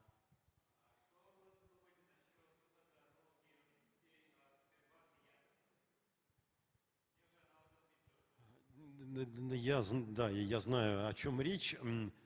Я не знаю, насколько Герман Оскарович, например, смог мотивировать, да, зарядить своих людей, но как пылесос они работали отлично. То есть они прямо набрали действительно классные команды. И, в общем, я верю, что они могут сделать что-то стоящее. Как-то, знаете, вообще я убеждаюсь в том, что почему-то в России, для меня, может быть, да, по каким-то необъяснимым причинам, но действительно постоянно появляются классные умы, классные идеи, чудесные совершенно ребята приходят там, с которыми я общаюсь. Поэтому можно все. Я уверен, что они смогут. Почти уверен.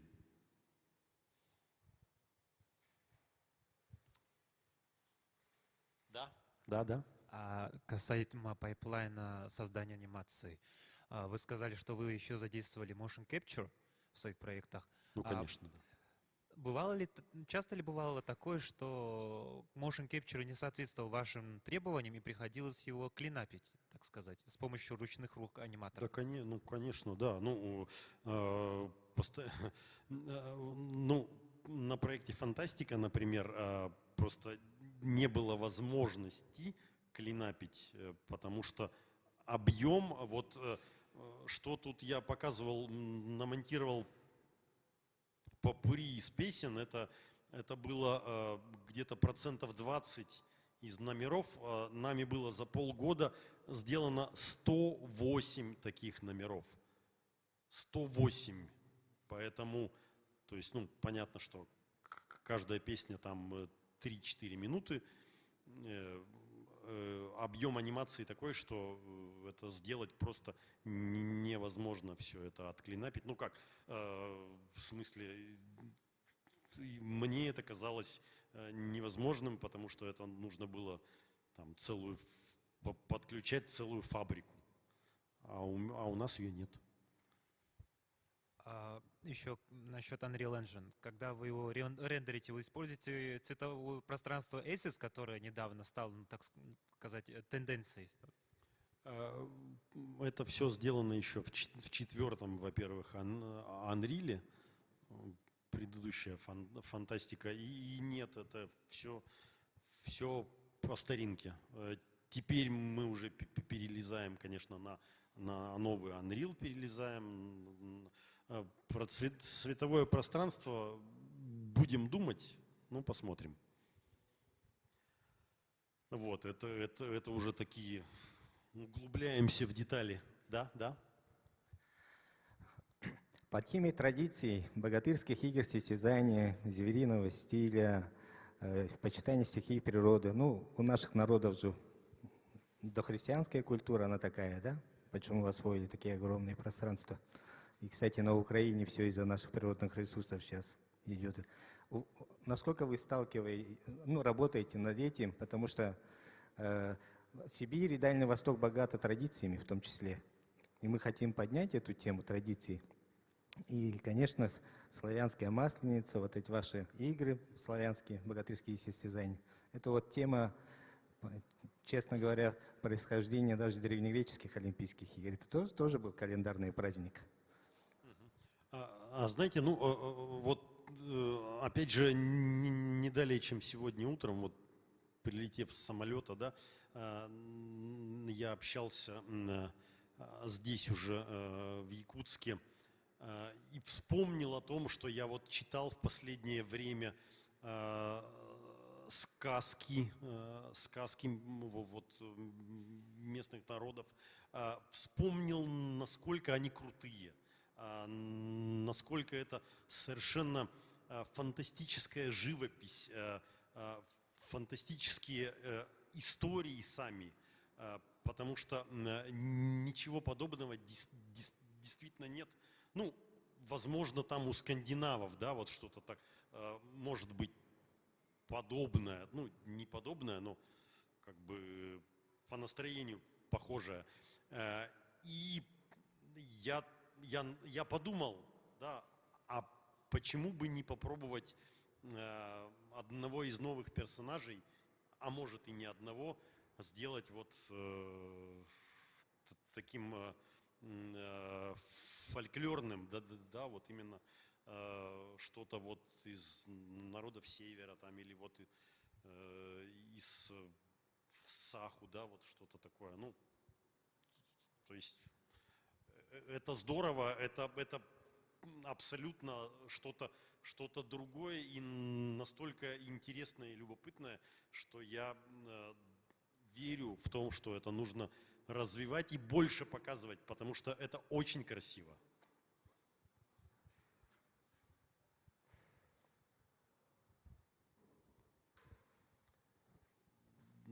Вот, ну, огромное всем спасибо.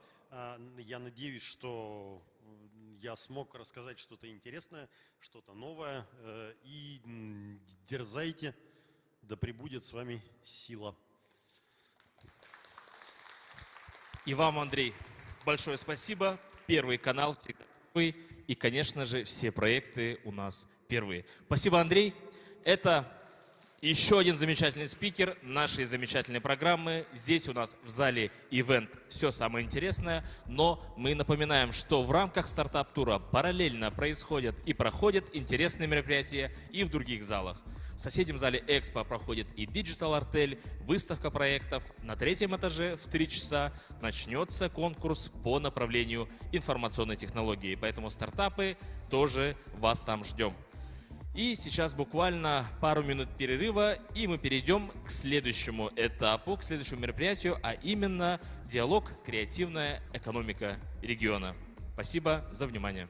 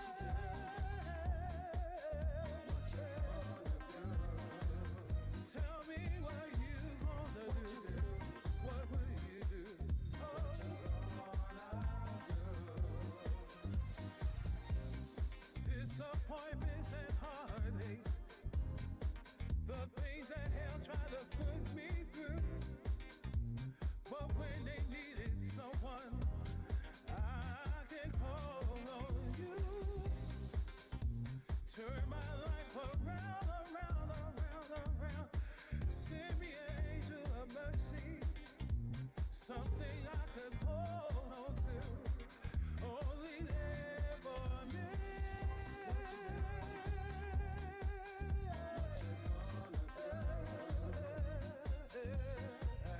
What you do?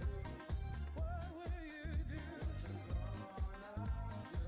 I put my hands up in the air. What you do? And ask him and ask him and ask him and heartache and disappointment and disappointment. Everyone right after the other. Tell me what will you do? Oh my love, you're so beautiful, beautiful, beautiful.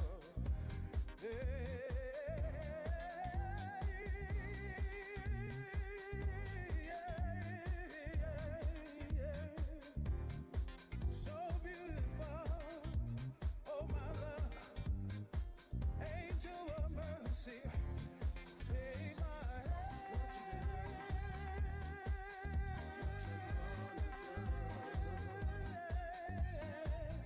What you do?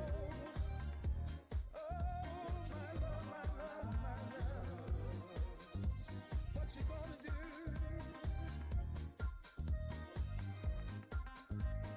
Heartache and disappointment and disappointment. Everyone right after the other. Tell me what will you do? Oh my love, you're so beautiful, beautiful, beautiful.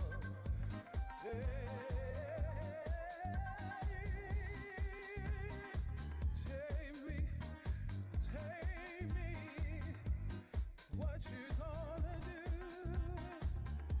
Tell me what you gonna do. Oh, tell me. Oh, tell me what you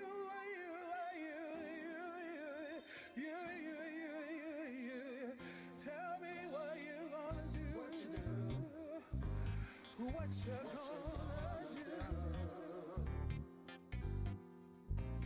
do? What you gonna do? What you do? What you gonna do? What you do? What you gonna do? What you do? What you gonna do? What you do? What you gonna do? What you gonna do? What you do?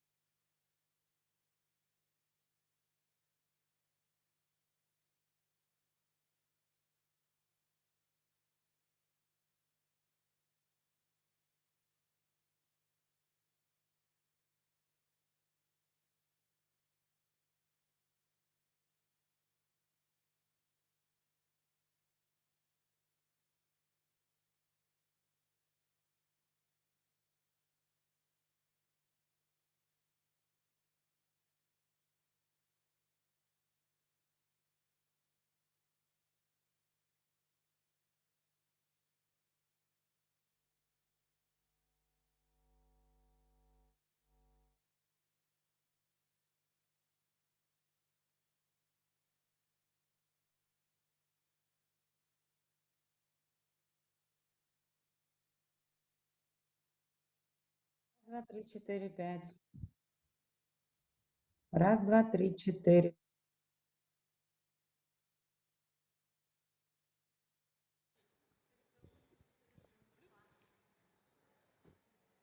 Раз, раз, раз. Да, мы вас слышим. Спасибо.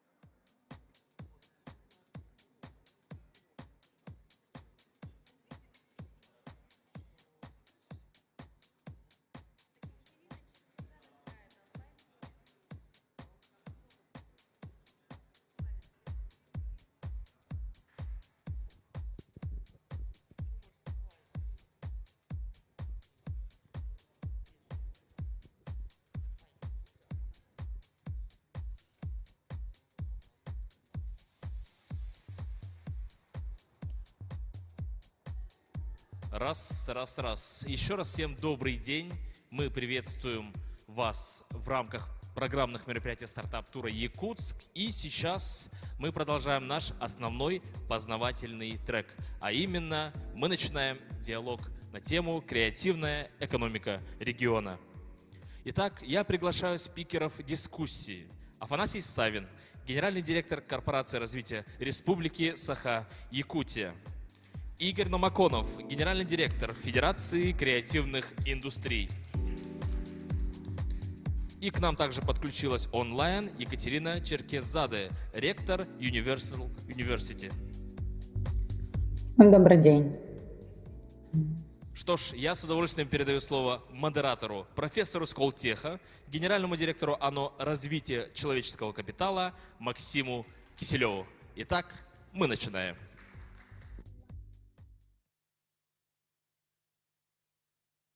Спасибо большое.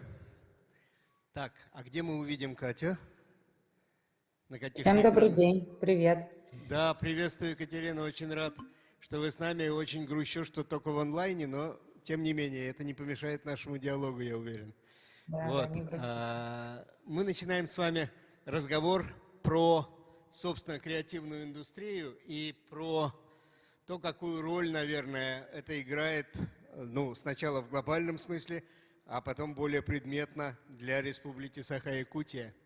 Для меня большая честь модерировать эту историю, но я должен сказать сразу, что я давно вовлечен во все, что связано с креативными индустриями, и со стороны развития человеческого капитала, и со стороны инноваций, и, конечно, понимаю, что, в общем, креативные индустрии – это и настоящее, и будущее, и ближнесрочное, и среднесрочное, и так дальше. Вот буквально до ковида, когда в 2019 году проводилась, если помните, в Казани международная конференция WorldSkills, то мы обсуждали как раз экспоненциальный рост того, что называется gig economy, то есть вот эта экономика самозанятости, маленьких команд, подработок и так дальше. И в самую первую очередь это невероятно быстро растущая в глобальном смысле экономика, она связана именно с креативными индустриями, ни с чем иным. Кроме всего прочего, мне удалось познакомиться с планами, которые тогда же давно, в 2019 году, были сделаны на уровне руководства Республики Саха-Якутия как раз по развитию креативной экономики здесь, в республике.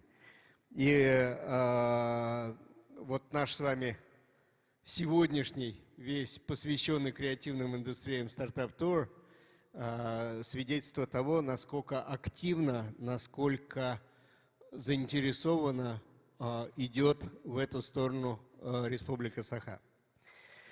Оно, наверное, для вводного слова будет достаточно. Я с большим удовольствием сейчас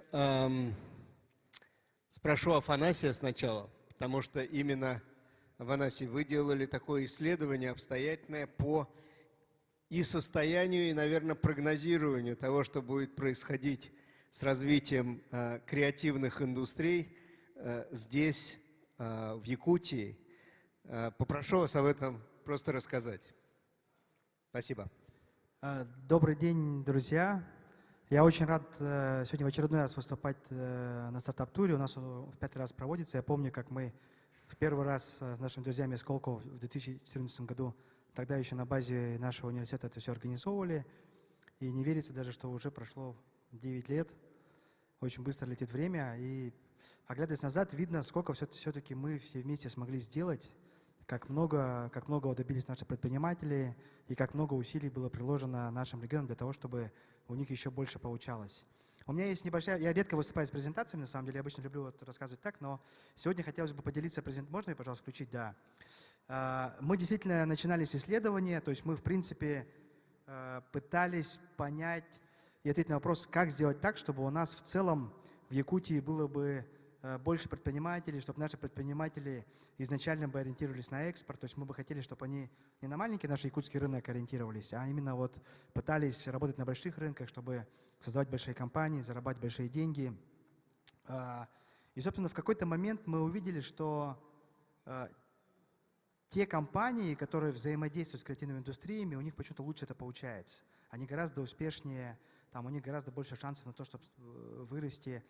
И тогда именно мы как-то пришли к пониманию, что именно вот туда надо смотреть. И в целом вот тот подход, который мы сейчас пытаемся назвать якутским, то есть для нас не является самоцелью вот то, чтобы наши креативные индустрии выросли там с 2,5% условно ВРП там, до 5, до 7. Да. Это, конечно, важная задача, но мы видим, что на самом-то деле креативная индустрия является ключом к развитию всей экономики в целом за счет повышения ее креативной интенсивности. Потому что все же зиждется на креативных занятиях, а они на самом деле есть не только в креативных индустриях, они есть и в традиционных отраслях. Например, вот, как я не устаю повторять, в тех же авиационных авиакомпаниях 25-45% вакансий – это как раз креативные занятия. И поэтому вот те компании, те отрасли, где вот высокая доля таких вот людей, которые как раз-таки создают добавленную стоимость, у них гораздо больше шансов на успех. Именно поэтому мы в Якутии даже для госкомпаний своих доводим такие требования, через это директоров, ставим им такие показатели эффективности, чтобы они постоянно брали себе таких талантов, пытались определенный процент выручки генерировать на внешних рынках, потому что мы просто видим, потому что это дает эффект, и это действительно важно для их развития. Так, это что у меня кликер не работает. Но если продолжать дальше, также вот, если уже говорить конкретно о креативных индустриях, много раз, многие, вот даже, наверное, из присутствующих, да, тут есть молодые ребята, наверное, многие интересуются, а почему вообще Якутия развивает креативную индустрию? Да, потому что еще, наверное, лет 15 назад это было сложно провести какие-то параллели. Вообще, почему тут Якутия, почему тут креативные индустрии? На самом деле ответ прост. Понятно, что мы сырьевой регион. И еще дальше таки будет, еще лет 30 точно сырье будет основой нашей экономики, основой нашего благосостояния. Но если доля сырьевого комплекса ВРП на постоянно неуклонно растет, сейчас уже больше 50%, скоро 60% приблизится, да? Раньше это было там всего 40%, то доля занятых в этом секторе экономики, она постоянно остается на том же уровне, примерно 9,5-10%. То есть там постоянно происходит автоматизация, там происходит оптимизация, там уже не требуется столько людей, как раньше. Якутугле там, как добывал Якутугль 10 миллионов тонн угля, но там сейчас работает в 3 раза меньше людей, чем в 2002 году. Поэтому для нас очень важно, почему развивать креативную индустрию, вообще не сырьевую экономику, потому что именно там будут создаваться рабочие места, именно там у нас люди будут создавать продукты, востребованные вообще по всему миру, именно там они свои амбиции будут реализовывать, именно там они будут становиться богатыми и счастливыми. Понятно, сейчас вот Екатерина будет выступать тоже, она наверняка скажет о том, что все, что не креативно, будет вообще автоматизировано. То есть есть и такое мнение, что все те работы, которые не являются креативными, они вообще скоро пропадут. Сейчас мы видим, что происходит у нас с чат-GPT и всеми вот этими системами, что очень многие виды работ просто будут действительно аннигилированы. И причем, если там несколько лет назад нам было трудно представить, что машина будет заниматься творчеством, то мы сейчас видим, что машина в некоторых случаях, она и лучше там, среднего человека занимается и творческими задачами. Поэтому для нас, конечно, важно именно не только с точки зрения там, экономики, но и с точки зрения занятости, с точки зрения благосостояния. Ну и самое главное, вот как я считаю, что креативные индустрии, они есть и их нету. Потому что их на самом деле, я считаю, что их нет как сообщества. Потому что каждый себя считает отдельным чем-то. Там киношники говорят, мы киношники, айтишники говорят, мы айтишники, архитекторы говорят, мы архитекторы. И очень, на самом деле, мало людей, которые говорят, что мы креативная индустрия. Очень мало таких людей. Эту работу нужно, конечно, проводить, но тем не менее, это говорит о том, что ко всем этим людям нужен свой особый подход. С киношниками нужно говорить на их языке, с айтишниками на их языке, и меры поддержки тоже нужно делать разные, потому что ты не можешь кино финансировать так же, как IT-стартап или фэшн тот же самый, да. И поэтому мы для себя выделили приоритет, это, конечно, все, что связано с IT, с геймдевом, то, что у нас традиционно органически летит, да. Анимация, которая тоже у нас на самом деле все шансы для органического роста имеет, фэшн. То есть мы пытаемся поддерживать те индустрии, которые у нас имеют именно шансы на органический успех в Якутии. То есть не создавать новые, а именно делать так, чтобы у нас те индустрии, которые имеют шансы на успех, чтобы им там больше дров подкинуть для их развития. И мне кажется, каждый регион должен именно вот поступать подобным образом. Вот мы сейчас находимся в креативном кластере. Я часто слышу, как многие регионы, прямо у них сама цель открыть креативный кластер, потому что они думают, что это автоматически означает развитие креативной экономики. Это на самом деле не так. Можно вообще ничего на самом деле не делать, да, может все развиваться само по себе, по идее, но если вот региональная власть видит, как сделать так, чтобы не мешать этим предприятиям, а как сделать так, чтобы действительно дать им те ресурсы, которые необходимы для того, чтобы они еще большего успеха добились, да, вот тогда действительно получается такой симбиоз, именно как у нас происходит. Потому что вы со многими регионами будете разговаривать, у них, наоборот, есть сообщество предпринимательское, но там власти их не слышат. Либо, наоборот, власть хочет, а внизу делать некому. У нас в этом плане очень сильно повезло, что у нас есть такой вот симбиоз, то есть и желание власти, и понимание, как это делать, и огромное количество талантливых людей. И самое главное, тут, наверное, такое наше конкурентное преимущество, все-таки мы национальная республика. Для нас все равно центр мира – это Якутск, как бы то ни было. Да? Вот сила любого города определяется долей людей, которые хотят быть в нем похороненными. Мы вот, где бы мы ни были, может поехать там работать в Москву, Нью-Йорк, все равно мы хотим быть похороненными здесь. И это очень большая сила. Где-нибудь в Хабаровском крае, да, все-таки многие мечтают, все знают, уехать в Москву. И там хабаровчанин, приехав в Москву, все, он уже москвич.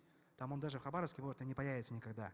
Поэтому в этом на самом деле есть сила Якутска, как центра вот такой нашей цивилизации, сила Якутии. Поэтому это тоже наше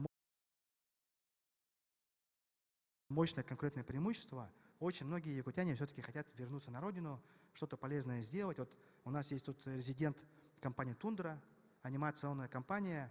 Это те ребята, наши якутяне, которые добились успеха в Pixar, работали, в Диснее, и они потом решили просто свои компетенции вернуть на родину. Открыли здесь команду, 20 человек у них уже работает, сегодня они свой мультик первый будут презентовывать. То есть это говорит о том, что все-таки Якутия, наверное, нечто большее, чем просто территория, чем просто хорошая власть, чем просто какие-то вот такие инфраструктуры. Это все-таки то, что вот основано на нашем культурном коде, на каких-то традициях. И поэтому я очень рад, что нам удается это сохранять. И именно вот с упором на это мы пытаемся вот все вот эти проекты наши реализовывать. Но у меня вкратце так вот. Я думаю, дальше в ходе дискуссии... Спасибо большое, но я задам сначала вам один вопрос. Вот смотрите, в принципе, здесь амбициознейшие планы, да, на то, чтобы поднять, с одной стороны, долю креативных индустрий в валовом региональном продукте, конечно. Сейчас она составляет где-то около 2%, да, или 2,5%. 2,5%. То есть вы обогнали даже тот план, который был когда-то в 2019 году сделан. Если я правильно помню, там значилось, что вырастет до 2%, вы это обогнали. Но, тем не менее, если сравнивать с развитыми экономиками, да, то там сейчас на сегодняшний день где-то порядка 8% доля креативных индустрий в экономиках. Вот с вашей точки зрения, какие в Якутии главные такие точки силы или опоры для развития, и, может быть, в каких именно индустриях есть возможность эту долю очень сильно за относительно короткое время поднять? Здесь, на самом деле, штука двоякая. Вот есть компания Майтона, да, у нее выручка была, у них они данные, конечно, не публикуют открытые, но судя вот по бенчмаркам, по статистике, по сравнению с тем же PlayerX, и были экспертные оценки, что выручка Майтона была $2 миллиарда в год. Это почти половина Алросы. Но при этом В российской юрисдикции гораздо меньше. То есть это тоже проблема, тоже у Playrix, например, у них выручка вот, свыше 2 миллиардов фунтов, но в Вологде у них там всего 2 миллиарда рублей. То есть ровно то, что хватает на зарплату разработчиков. У нас то же самое на самом деле происходило и с Майтоной. В Якутске у них там было меньше 2 миллиардов. То есть львиная часть оставалась. Там понятно, что они покупали трафик, понятно, что там у них тоже свои затраты есть, но тем не менее здесь ВРП он не всегда отражает, и доля ВРП не всегда отражает реальное положение дел, как и ВРП, вот я всегда говорю, что он не отражает там качество жизни людей в том числе.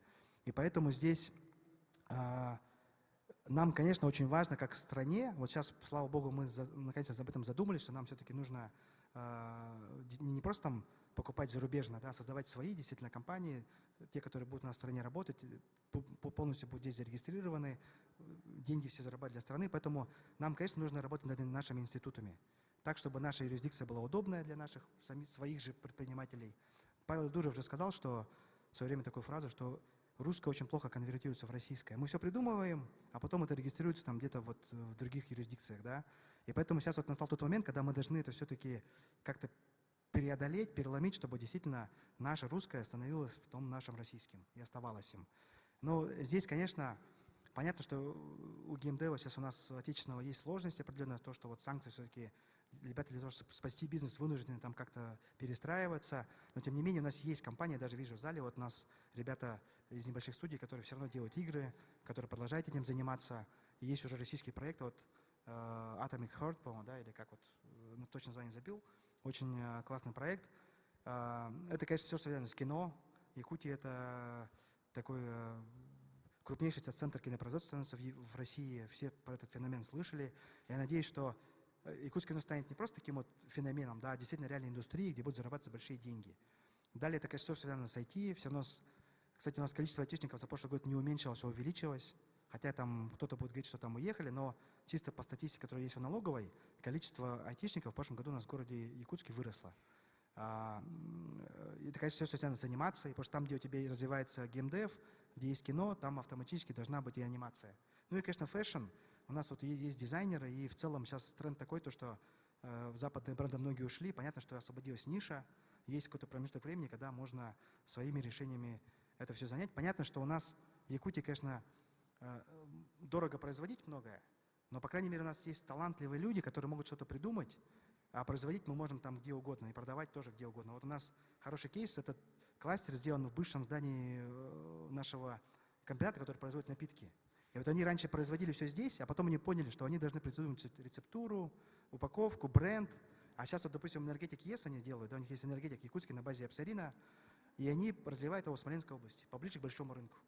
А интеллектуальная собственность и добавленная стоимость создается именно здесь, в Якутске. Понятно. Слушайте, я не слышал раньше такой фразы замечательной, чтобы русское становилось российским, но тот печальный опыт, который был там, начиная со Зворыкина или даже Игоря Сикорского, да, действительно показывает, что в этом проблема всегда была.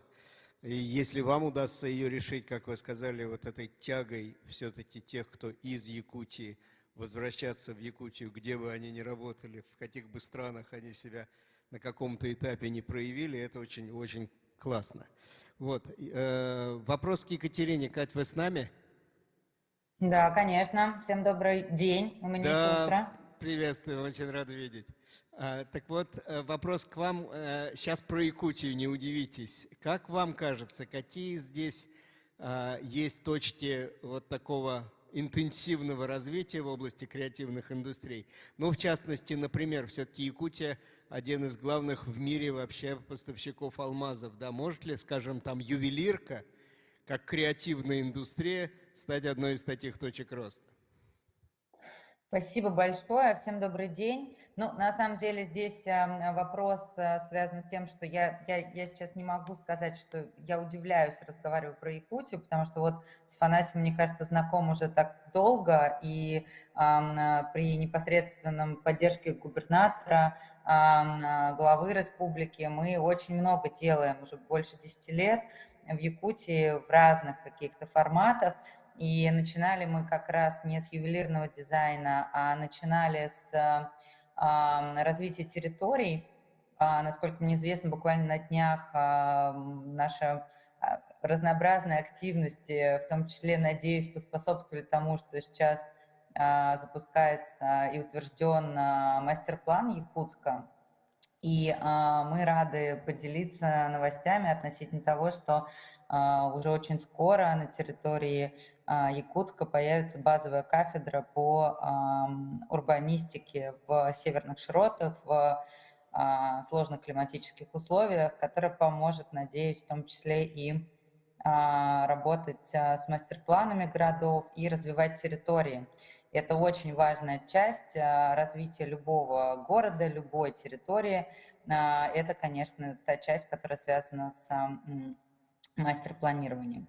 Вот. Вторая часть, которая тоже важна, вы абсолютно правильно сформулировали работу с ювелирным дизайном. Еще 7 лет назад мы делали первую ювелирную школу на территории Якутска. Это вообще мой, наверное, самый любимый региональный проект, потому что всего за 4 месяца нам удалось создать определенный объем интереснейших коллекций, которые были представлены на выставке одной из ведущих азиатских выставок по ювелирному дизайну, второй по значимости в Азии, в Токио.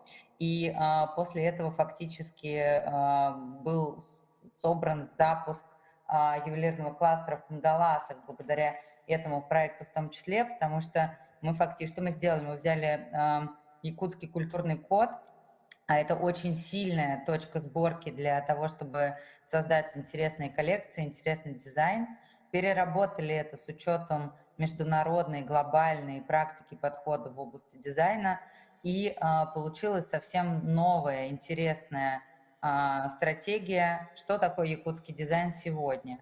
Это не этника, да, вокруг которой обычно строится культурный код, но совсем другие, очень модные, интересные ювелирные украшения и коллекции, которые фактически в тот момент, когда они появились на территории азиатского рынка, были как будто обнаружены. То есть как будто Якутия оказалась таким местом, про которое как бы никто не знает, но который может предоставить такого рода продукты, которые могут мир удивить.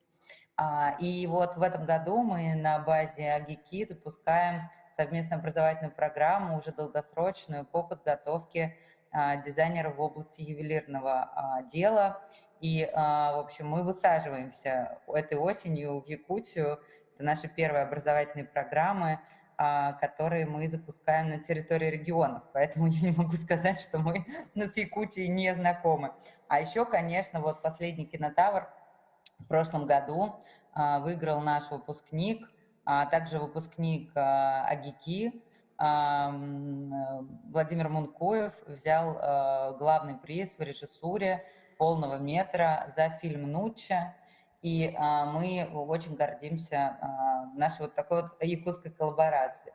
Так что, отвечая на ваш вопрос, мы, конечно, очень активно вовлечены в развитие Якутии сами, через образование в первую очередь. И я очень рада, что в общем, вообще есть сообщество на территории Якутии, которое не меняется эти годы и которое системно развивает регион. И это самое главное, наверное, что я считаю успехом для развития региона, вообще такой точкой сборки, потому что не меняющиеся команды, которые развивают регион, которые вовлечены в его развитие, которые сформулировали свое целеполагание вокруг развития предпринимательства, вокруг создания условий для развития талантов, это и есть самое главное для того, чтобы креативная экономика развивалась на территории региона. Поэтому я искренне считаю, что Якутия в данном случае один из лидеров в этом направлении и уж точно лидер на территории азиатской части страны. Спасибо огромное, это здорово совершенно. Но, наверное, мне надо было, Кать, начать с того, чтобы поздравить вас с 20-летием британки. Время, конечно, бежит немыслимо быстро, но 20 лет, в общем, лучшей нашей школе в креативте в стране. И я очень рад сейчас слышать, но я так не очень держал руку на пульсе. Я очень рад услышать о таком тесном сотрудничестве вас, как, наверное, самого главного образовательного института в креативных индустриях с Якутией. Но еще один вопрос все-таки задам. Вот помимо того, может быть, о чем вы рассказали, Как вам кажется, для глобальных рынков вот, в области креативных индустрий поставщиком чего, кроме ювелирки и кино, могла бы еще стать Якутия? Ну, во-первых, Афанасий уже вот упоминал, конечно, все, что связано с индустрией развлечений, индустрией видеоигр и индустрией анимации, которые больше всех, на самом деле, кроме других креативных индустрий, интегрированы в глобальный контекст.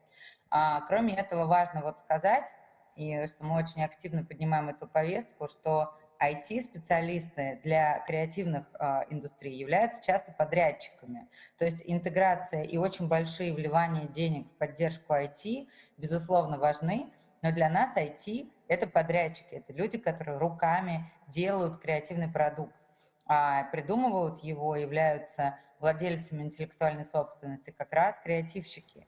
И вот, наверное, то, чего сейчас нужно избежать, того, чтобы Россия продолжила свой трек в то, что благодаря большому вливанию в IT продолжит становиться такой страной или регионом, в данном случае Якутии, подрядчиком для владельцев интеллектуальной собственности, которые владеют ею не на территории России. В России в этом смысле вот этот перекос, он прям существенен.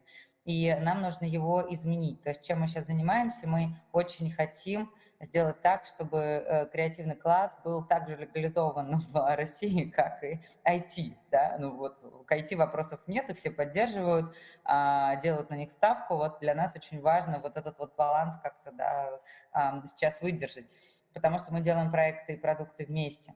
И поэтому я искренне считаю, что при выходе на глобальные рынки важно учитывать три вещи. Если говорить про брендинг, сейчас много вопросов с культурой отмены России, но конкретно к Якутии, да, так же как конкретно к Татарстану или к другим нашим регионам вопросов нет. То есть сейчас на самом деле можно выходить с понятием якутский дизайн, якутский геймдев, якутское кино, и к этому не будет вопросов. Это вот такой интересный тренд, который мы заметили, и которым, на наш взгляд, прям можно сейчас работать. Мы же большая многонациональная страна, которая может таким образом, ну, как бы перепрошиться в этом смысле в внешнем позиционировании. И второе, что близость как раз к азиатским странам, азиатскому культурному коду дает, конечно, в этом смысле карт-бланш Якутии, потому что именно, ну, я считаю, что нельзя разворачиваться на восток только в тот момент, когда появились проблемы с Западом. С Востоком вообще надо системно работать, системно взаимодействовать и укреплять взаимоотношения. И поэтому я считаю, что вот в Якутии есть все возможности для того, чтобы сейчас выходить на базе своих брендов, своего национального культурного кода в глобальный контекст.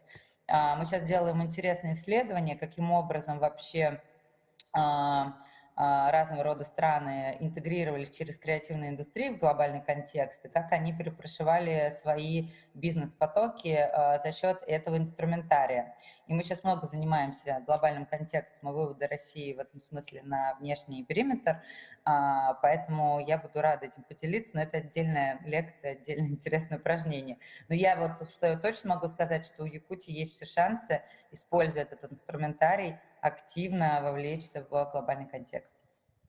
Спасибо огромное, спасибо. И вы сказали о том, наверное, что тоже составляет, ну, в некотором смысле, вот для меня, как человек, который на правительстве Москвы работает, да, нашу такую общую, быть может, и заботу, и перспективу, да, то есть вот на самом деле, с чем Москва может выходить, с чем Якутия может выходить. В Москве я, кстати, председательствую наблюдательным советом Московского экспертного центра, где одна из самых главных наших историй сейчас – это суть креативной индустрии. И, Кать, но я использую возможность поблагодарить вас за сотрудничество с нашим департаментом предпринимательства и инновационного развития. Мы всегда вам очень рады и знаю, как вы вовлекаетесь в наши проекты, в том числе Агентство креативных индустрий, которое сейчас такое у нас активное, бодрое и очень во всех направлениях, ну, не только с вами, как, наверное, с главным частным университетом взаимодействует, но и с самыми разными нашими образовательными институциями и, конечно, Московским инновационным кластером, потому что пересечений очень много.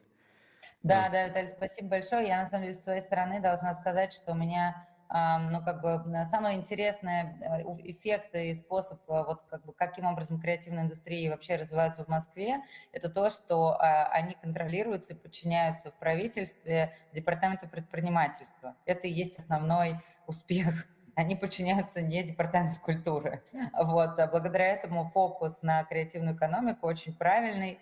Это бизнесы, это их поддержка, это развитие предпринимательства, талантоцентричный подход для развития экономики. Вот. И в этом вот успех, мне кажется, определенный представлен именно потому, какой фокус в Москве на креативную экономику. Со своей стороны должна сказать, что уже буквально очень скоро, через неделю, мы выходим с анонсом большой отдельной институции. Это экспертный центр по креативной экономике, который будет заниматься всей Россией. И мы со своей стороны уже вот в том числе на опыте, который у нас есть с Москвой, готовы распространять эту экспертизу по всей стране. Надеюсь, что с Якутией уже активно тоже поработаем. Ну, то есть мы уже работаем, это не то, что секрет. Поэтому спасибо огромное. Это Я очень всегда круто, Катя, это спасибо вам. И вы сказали то, что я по скромности, наверное, не имел бы права сказать, как человек, для которого департамент является работодателем, да, но вот мы, как развитие человеческого капитала, естественно, и счастливо взаимодействую с вами, и будем дальше, надеюсь, развивать какие-то проекты, которые точно так же станут доступны, вот как через экспертный центр, о котором вы сказали, станут доступны всем регионам нашей большой страны. Это очень важная и замечательная история. Но теперь я, наверное, хотел бы спросить Игоря, потому что вы тоже сделали какое-то жутко интересное исследование, о котором, честно говоря, я так априори знал совсем чуть-чуть. Вот. Может быть, вы расскажете, что такое 100 Most Creative Russians, и очень вкратце, какова методология этого исследования, кто в него вошел и каковы ваши главные результаты, выводы, которые вы сделали. Спасибо.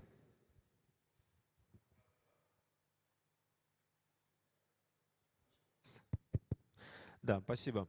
И прежде чем я про это скажу, я бы хотел обратить внимание на важные критерии и условия, при которых развивается креативная индустрия сегодня у нас в регионах, учитывая, что, на мой взгляд, регионы являются сегодня таким драйвером в этом процессе, и они иллюстрируют, как по-разному это все можно делать.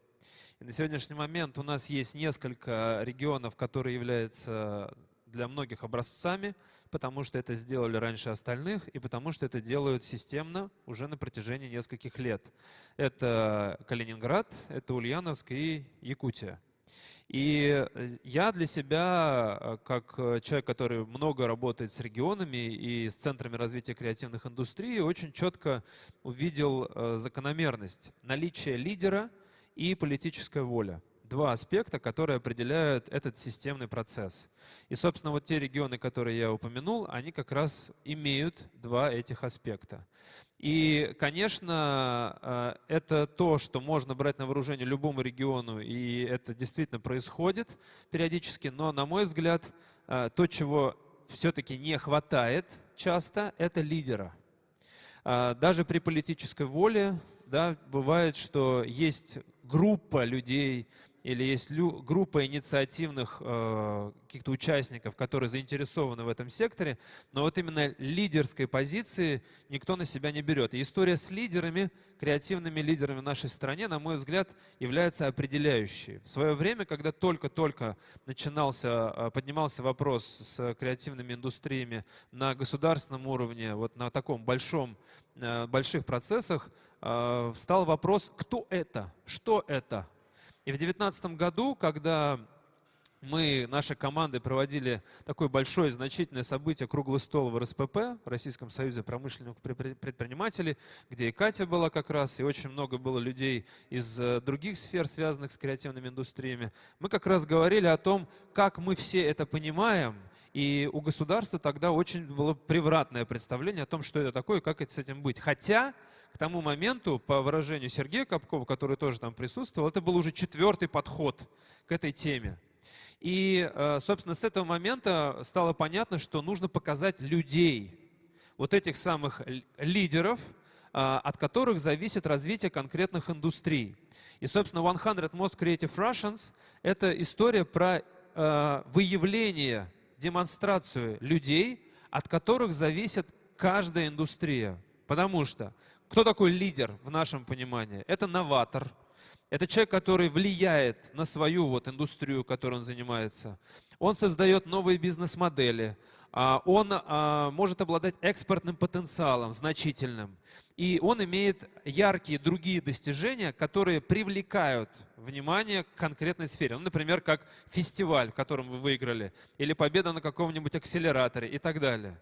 И в этом смысле, благодаря таким людям, формируется культура, сообщество вокруг них, интерес, желание двигаться.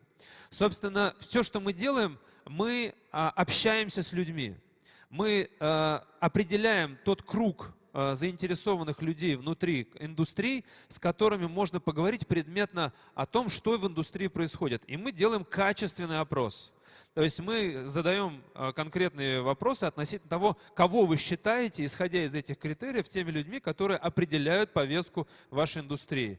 И методом снежного кома мы накапливаем достаточный объем, из которого появляется 1000-2000 имен, из которых потом постепенно, шаг за шагом, в несколько этапов, сначала вот большой опрос, потом работа с координационной группой, куда входят уже люди не из креативных индустрий. Это экономисты, социологи, это в том числе политики, люди, которые не смотрят на это с точки зрения внутриковых каких-то процессов, они смотрят на это как на влияние на общество, влияние на экономику и так далее. Мы создаем вот этот вот отсев, благодаря которому появляется список из 100. Это не топ.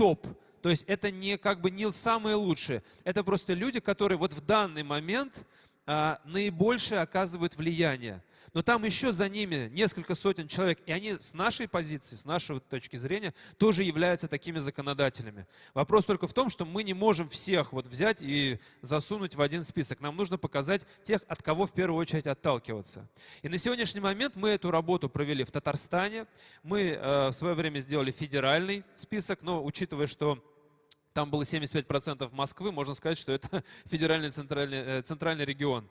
Мы сделали такое исследование, в том числе в Якутии в прошлом году.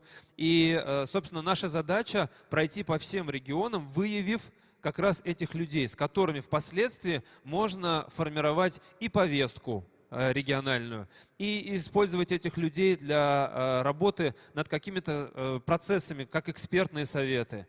Эти люди в том числе приносят свою экспертизу в различные рутинные или там какие-то операционные процессы. Таким образом создается сообщество, которое, на наш взгляд, и определяет наиболее, насколько динамично идет процесс по развитию. Поскольку, когда мы говорим про креативную индустрию, мы должны понимать, что это сетевая структура. Здесь все друг друга опыляют и взаимодействуют. Без наличия вот этих единомышленников, которые каким-либо образом объединены, в нашем случае через креативное лидерство, у вас не получится двигаться как бы естественно. И в этом смысле Якутия тоже очень хороший пример показала, работая вот над этим кластером. Я здесь был, когда еще здесь вот мусор по трубам из окон скидывали. И тогда мы уже встречались с местным сообществом, разными людьми, которые, тогда еще не очень понимали, к чему это все идет, и были довольно скептичны, высказывая свое мнение относительно, опять сейчас делаете какую-то дутую историю. Но вот именно в этих разговорах, в этой качественной обратной связи, в этих искренних комментариях и заключался процесс динамики. Благодаря вот этому открытому диалогу, благодаря тому, что люди шаг за шагом понимали, но все-таки нас же зовут, нас же слышат, нас приглашают, говорят, вы здесь влияете, вы говорите, что вам надо. Они понимали, что это работает на их развитие. И благодаря вот таким примерам мы начинаем понимать, как это сообщество может влиять и как оно может определять повестку. Вот, собственно, для этого все и формируется. И вопрос сейчас, исключительно в том, насколько каждый регион это понимает. Почему мы, в частности, Якутию приводим часто в пример? Потому что здесь соблюдаются вот эти вот параметры развития. Они здесь имеют лидеров, которые это тянут. Вот Афанасий, прекрасный пример. Здесь есть политическая воля. Эта связка дает правильные программы на протяжении долгого времени. И в этом смысле планирование – это очень важный аспект в креативных индустриях. Многие почему-то до сих пор думают, что исключительно там молодость или там задор решает вопрос. Но никто, например, не думает о том, что средний возраст успеха в Силиконовой долине 43 года. И, собственно, нам нужны долгосрочные планы. Нам нужны команды, которые будут долго что-то делать и не съезжать с рельсов. Нам нужны сообщества, которые будут поддерживать их и давать качественную обратную связь, и как волны распространять позитивную энергию в обществе, в среде. И вот, собственно, инструменты, которые мы в Федерации креативных индустрий создаем, мы направляем на поддержку вот этих центров, как это происходит в Якутии. И, собственно, то, что мы дальше пошли, завершая ответ, мы пошли в сторону выявления локальных креативных продуктов.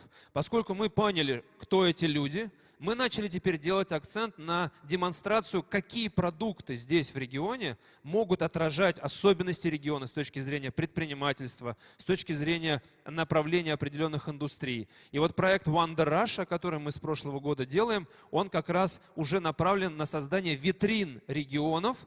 И, собственно, вот РКН в этом году, Российская креативная неделя, начинается с Дальнего Востока через месяц. Мы там будем делать большую презентацию по этой витрине и будем рассказывать в том числе про то, как Якутия сегодня выглядит в этом срезе. Да, спасибо большое. Ну, сейчас у меня будет короткий вопрос всем нашим участникам. Может быть, мы даже начнем с Екатерины тогда. А вопрос действительно... Ответ на него, я предполагаю, будет коротким, насколько возможно коротким. Но вопрос такой глобальный. А как определить, сколько нам и каких талантов нужно будет для креативных индустрий вот в таком близком, обозримом будущем? Потому что это вопрос крайне сложный. Я это понимаю, но тем не менее, подходно. Как это сделать? Кать, начнем с вас, если можно. Сколько или каких? Вопрос. Сколько и каких? Да? Ну, имеется в виду, да, как в принципе подходить к тому, какие индустрии, наверное, у нас полетят и сколько нужно для них людей. Ну, как бы вопрос, правда, очень большой. Я действительно отвечу коротко. Счастье и парадокс России заключается в том, что выехать в большую интересную историю возможно только при фокусировке и специализации на конкретных индустриях в конкретных регионах. Поэтому сейчас будет много параллельных процессов происходить. Во-первых, очень много креативных специалистов уехали из России, и нам нужно просто воспитывать новых на текущей позиции. У больших компаний сейчас они жалуются, что из 600-700 дизайнеров, которые поддерживают различного рода финансовые структуры, большой объем, большие экосистемы, уехала примерно треть. Сейчас в больших компаниях по 1/3 вакансий, например, на дизайнеров, на UX, UI, на Digital и так далее. Это очень большой объем. И чтобы мы не упали в технологическом развитии, сейчас нужно закрыть хотя бы эту дыру, которая предполагает создание условий и развитие людей на территории РФ. И последние новости по-разному этому не очень способствуют. Поэтому первая история, конечно, чем больше, тем лучше именно на территории текущих проектов и стартапов. А второй объем уже при фокусировке регионов на конкретных других индустриях, на конкретных индустриях. Здесь, надо понимать, например, Калининград, уже упомянут сегодня, планирует очень активно развиваться в области игровой разработки. Вот сколько им нужно человек. Но ведь вопрос не в людях, вопрос в количестве компаний, вопрос в условиях. Иногда 3-4 человек достаточно, чтобы начать делать классный бизнес. Иногда потребности компаний на разных условиях, на разных этапах развития совсем разные. Поэтому мне кажется, что сейчас чем больше, тем лучше. А вот создать условия для того, чтобы эти коллеги остались в России и стали делать бизнес здесь, это большая нетривиальная задача, которая связана не только с подготовкой людей. Она связана с совсем другими вещами, о которых тоже нужно думать.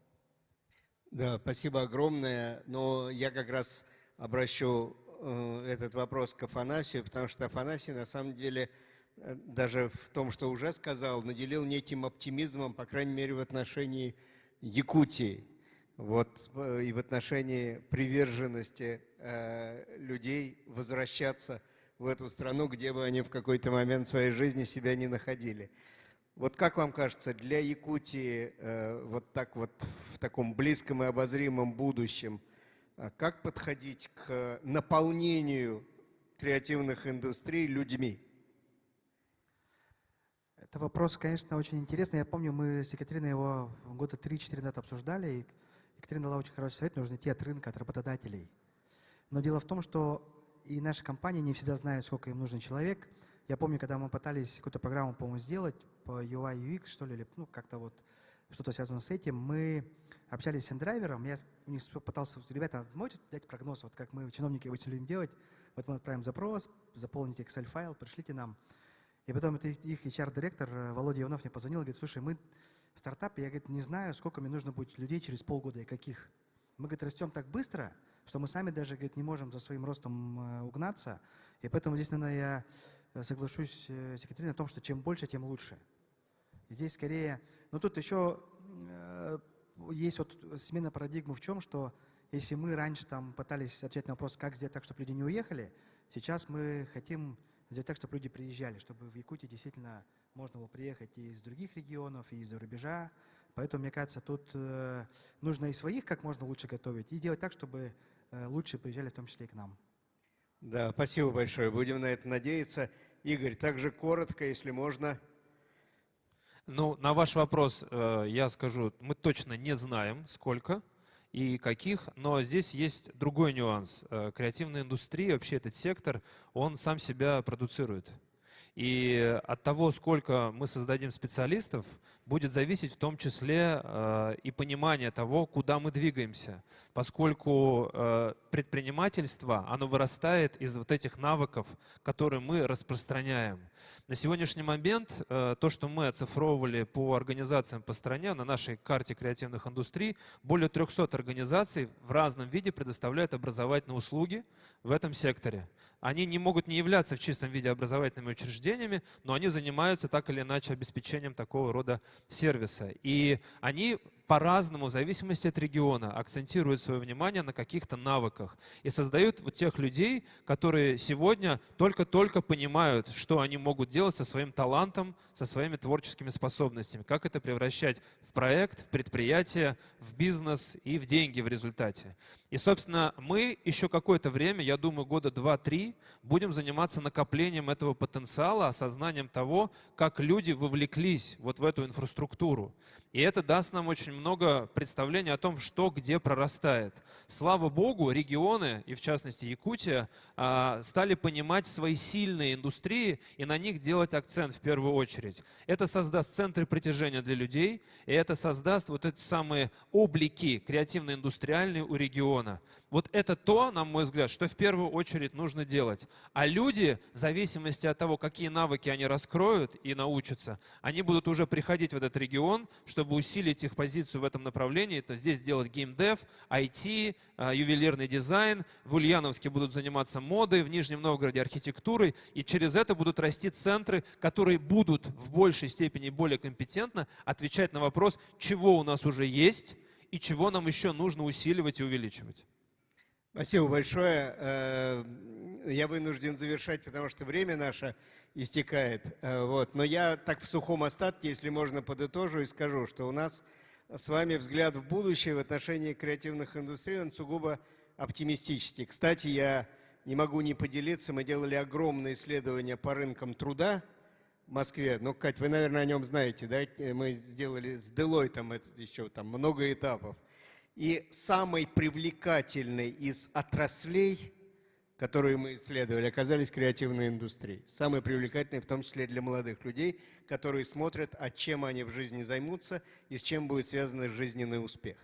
Вот. И, конечно, огромный оптимизм внушает то, что все-таки в нашей стране, не только в Якутии, наверное, но в стране в целом так много талантливых людей, которые действительно могут делать какие-то прорывные, невероятные, классные вещи. И последняя оптимистическая нота связана с тем, что да, мы живем в мире, когда искусственный интеллект наступает, Но я, как психолог, я все-таки профессор психологии, да, и как профессор Сколтеха могу сказать, все, что алгоритмизируется, действительно станет уделом роботов, но такие вещи, как творчество, с моей точки зрения, в реальном смысле, не станут никогда уделом искусственного интеллекта, а останутся нашими с вами человеческими компетенциями.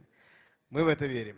Спасибо огромное. К сожалению, нет времени для вопросов из зала, но мне кажется, диалог был очень классным. Огромное спасибо нашим участникам. Спасибо большое нашим спикерам, нашим гостям за столь содержательный диалог. Что ж, уважаемые участники, наши гости, пока готовится площадка для следующего мероприятия, давайте и позвольте мне рассказать немножко про суть следующего диалога.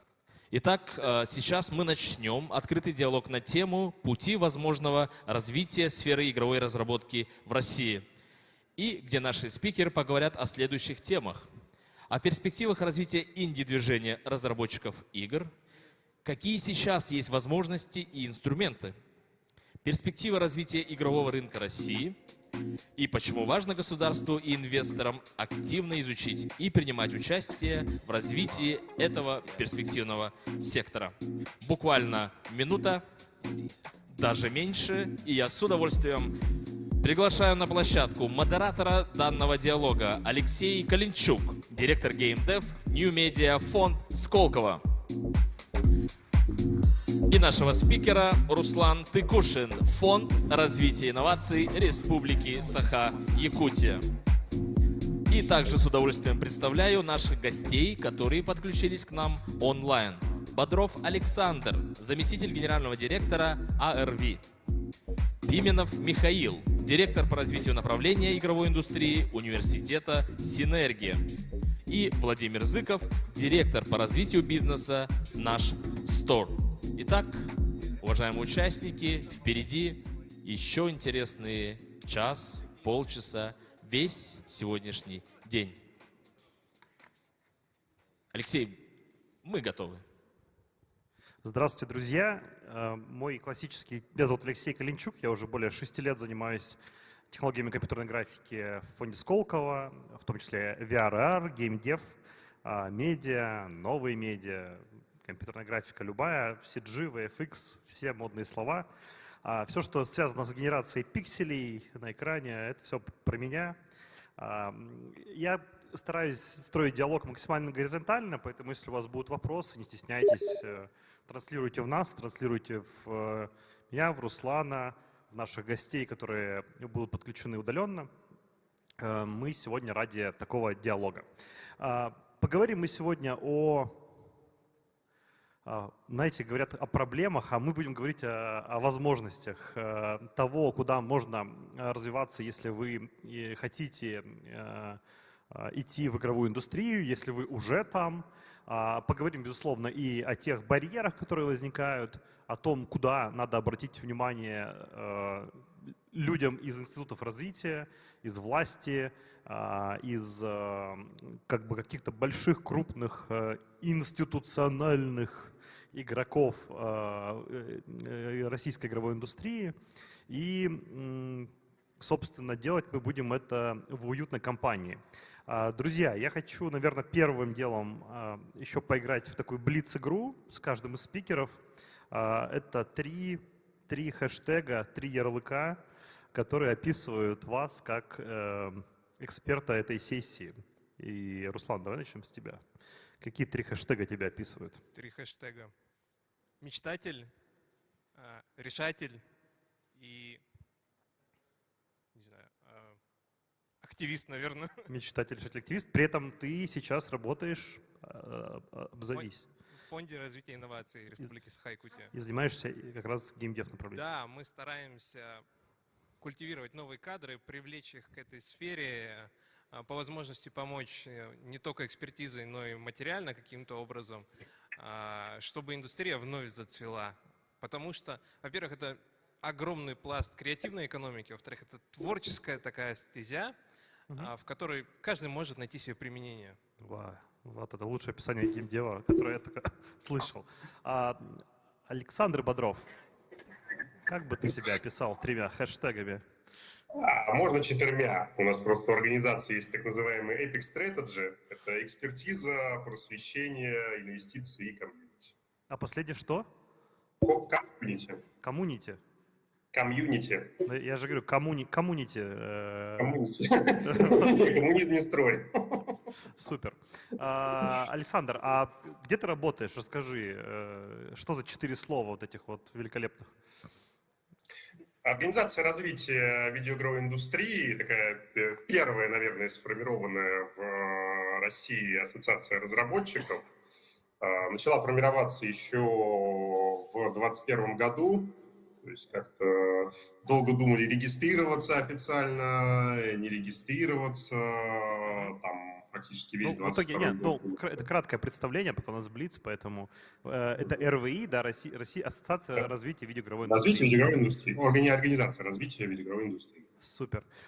Идем дальше. Владимир. Да. Можешь ли ты кратко себя спозиционировать для наших слушателей и сказать, чем ты занимаешься и где? Да, я из магазина приложений «Наш Стор», и, естественно, у меня это дистрибуция, монетизация и экспертиза. Экспертиза. Собралось от экспертов, знаете ли. Спасибо большое. И мы переходим к нашему последнему удаленному эксперту. Михаил?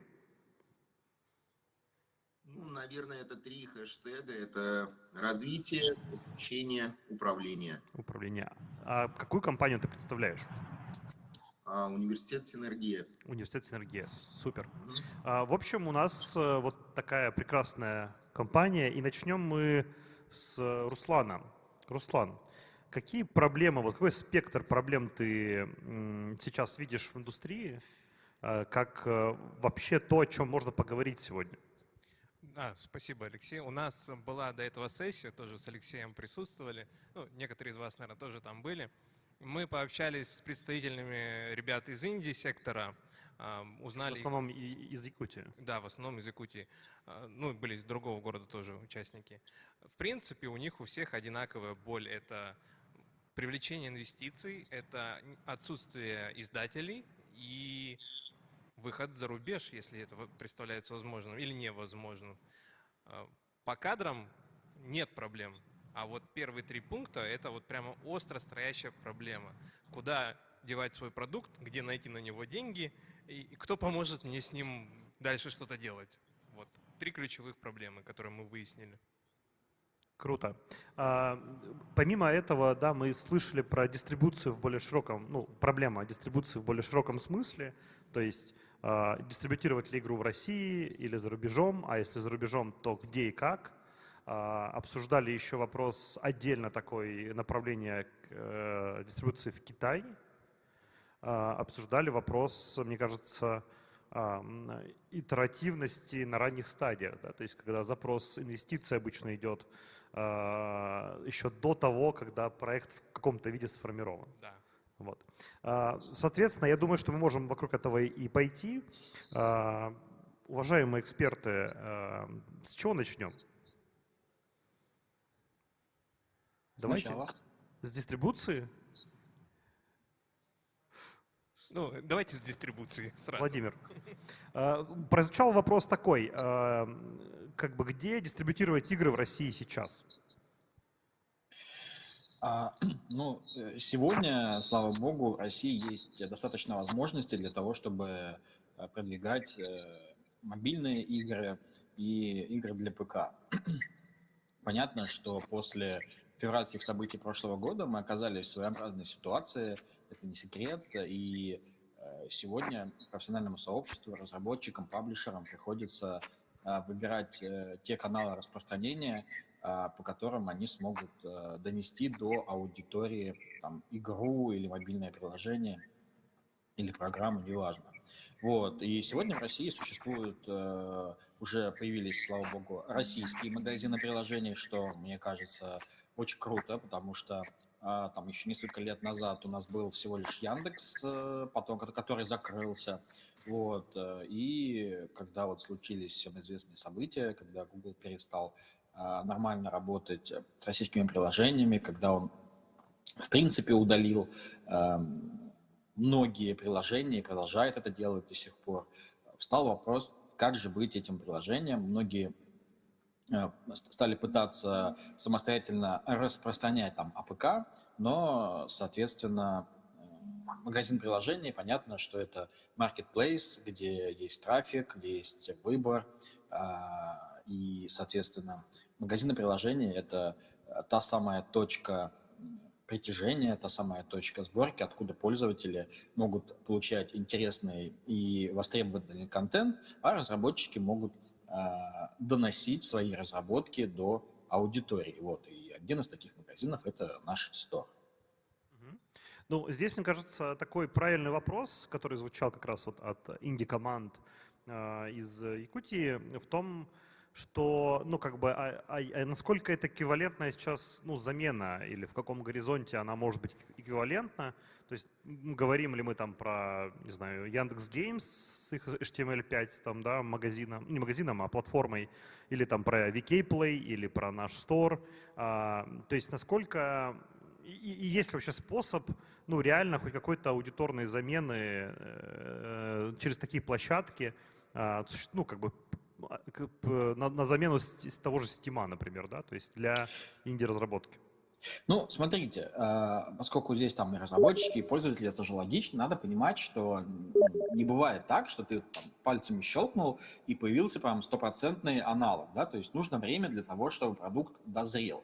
То есть не бывает так, чтобы ты, не знаю, там обошел за день, за два существующие годами, оттачиваемые годами сервисы, да, Steam, там, Google Play, App Store и другие, они там годами оттачивались. Понятно, что на это потребуется там несколько лет для того, чтобы по качеству, по технологичности, по возможностям там, эти магазины догнать. Но тем не менее, российские продукты, они очень важны, потому что они, во-первых, позволяют в какой-то перспективе заменить иностранные продукты. Вот, и мы видим прекрасно на примере того же, не знаю, Atomic Heart, да, как вот Atomic Heart в России дистрибутировался только через VK Play, и судя по той информации, которая публично появлялась, они окупили те затраты на выкуп эксклюзива, которые они сделали. То есть фактически, благодаря тому же Atomic Heart, аудитория узнала о VK Play, это замечательно. Вот. То же самое касается там нашего Store. Мы растем, мы сегодня, там, если не крупный, то крупнейший магазин по количеству приложений в России. Мы продолжаем расти, и самое главное, мы не только про Россию, мы и про другие страны. Вот. Но на это нужно, конечно, какое-то время набраться терпения, потому что по-другому быть не может. Это, кстати, касается не только России, это касается других стран. Вспомните Epic Game, который там со свистом вылетел с американских магазинов приложений. И это только... Они крупнейшие. Это только начало. И если уже такие гиганты вылетают со свистом, и магазины приложений за это ничего не бывает, то более мелким студиям, конечно, есть чего опасаться, особенно инди-разработчиков. Поэтому... Можно, да, немного? Да, Руслан, давай. Вот у нас во время сессии прозвучали вот некоторые моменты с выходом на там, зарубежный рынок или все-таки российский. Вот вопрос, наверное, не только к Владимиру, но ко всем экспертам. Что лучше, все-таки пытаться культивировать свой рынок вот, маленькой ID-компании и потом идти на зарубеж? Или сразу метить зарубеж? Какой из этих вот вариантов перспективнее для начинающих именно инди-команд? Ну, это кому-то конкретному вопросу, то есть в каком пути лучше задавать? Я могу ответить, коллеги могут Мы хотим услышать мнение всех. Ну, давайте, поскольку микрофон у меня, я начну, а потом, наверное, коллеги продолжат. Значит, как лучше делать? Конечно, лучше начать с какого-то одного рынка, иначе можно порваться. Ну, то есть, в зависимости от того, по какому пути вы идете, если есть паблишер, который вам может помочь экспертизой, помочь вам с разными рынками, то, конечно, нужно идти по такому пути. Все зависит от того, для кого эта игра писалась, на кого рассчитана. Ну и нужно выбрать место, там, рынок, с которого будете стартовать, а дальше уже там глобализироваться, соответственно, там, распространяться на разные страны. Расфокусировка — это тоже не очень круто. Я думаю, что я дополню на эту тему, потому что, как мне кажется, лучше начинать с локального рынка. Во-первых, здесь гораздо проще работать с аудиторией, проще оперировать, дальше уже смотреть, насколько проект популярен, насколько он хорошо заходит. Если он становится хитовым у локальной ЦА, дальше уже просто этот результат масштабировать. Спасибо. Ну, то есть есть какой-то водораздел между тем, должен ли как бы продукт быть ориентирован на российский рынок или на зарубежный, да, то есть условно на какой-нибудь англосаксонский, да, и как бы если российский, все вроде бы понятно, ну, наверное, даже можно там попробовать дойти до платформ и попросить их, ну, там, вот вроде наш стор, да, или там, ну, другие, попросить их даже как бы какое-то доп. Продвижение, если игра того стоит, например, ну, через другие источники там трафика, и это будет какой-то win-win и для платформы, и для, собственно, инди-разработчика. А если игра, ну, на российском рынке, в принципе, особо перспектив не имеет, то куда идти?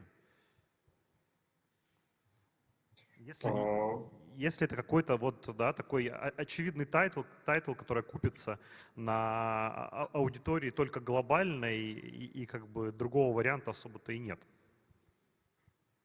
Ну, я бы тут хотел поддержать предыдущих спикеров, что действительно важно сейчас выбрать тот рынок, который будет целевым. То есть просто сделать какой-то абсолютно универсальный продукт, выкинуть его в стор, и что его купит весь мир, и все его там будут любить, но на это вряд ли можно рассчитывать на старте. То есть если мы берем российский рынок, да, то надо понимать, что в данный момент он немножко недооценен, поскольку там есть Япония, где 125 миллионов человек, и гигантский внутренний рынок, и мы здесь же, на этой площадке в Якутии, все время говорили о том, что многие игры там даже на английский язык не переводятся за ненадобностью. У нас население больше, то есть это 160 миллионов человек. Соответственно, перспективы есть. Если это не Россия, то надо понимать, куда идти. То есть вот здесь говорилось про Китай. Но если идти на Китай как бы просто с продуктом, который результат там как бы твоего творчества в вакууме, ну, то вряд ли там будут рады. Даже если будет протоптана дорожка с лицензиями, с квотами и так далее. То есть это надо очень сильно адаптировать свой продукт именно под тот рынок. И это касается любой страны. Арабской, Латинской Америки, ну, чего угодно. Ну, то есть изучайте рынки, делайте продукт под конкретный рынок. Ну, то есть здесь хороший тезис в том, что там, для российской инди-команды аудитория российская, скорее всего, более понятна, и это там в среднем более приоритетный там, тип направления. Да, пускай и монетизация, и рынок, его размер там чуть меньше, но ну, не чуть меньше, да, там кратно меньше там, мирового, но, или там китайского, например, но как бы будет проще проверить какие-то да, стартовые механики, возможно, стартовать с него. Угу.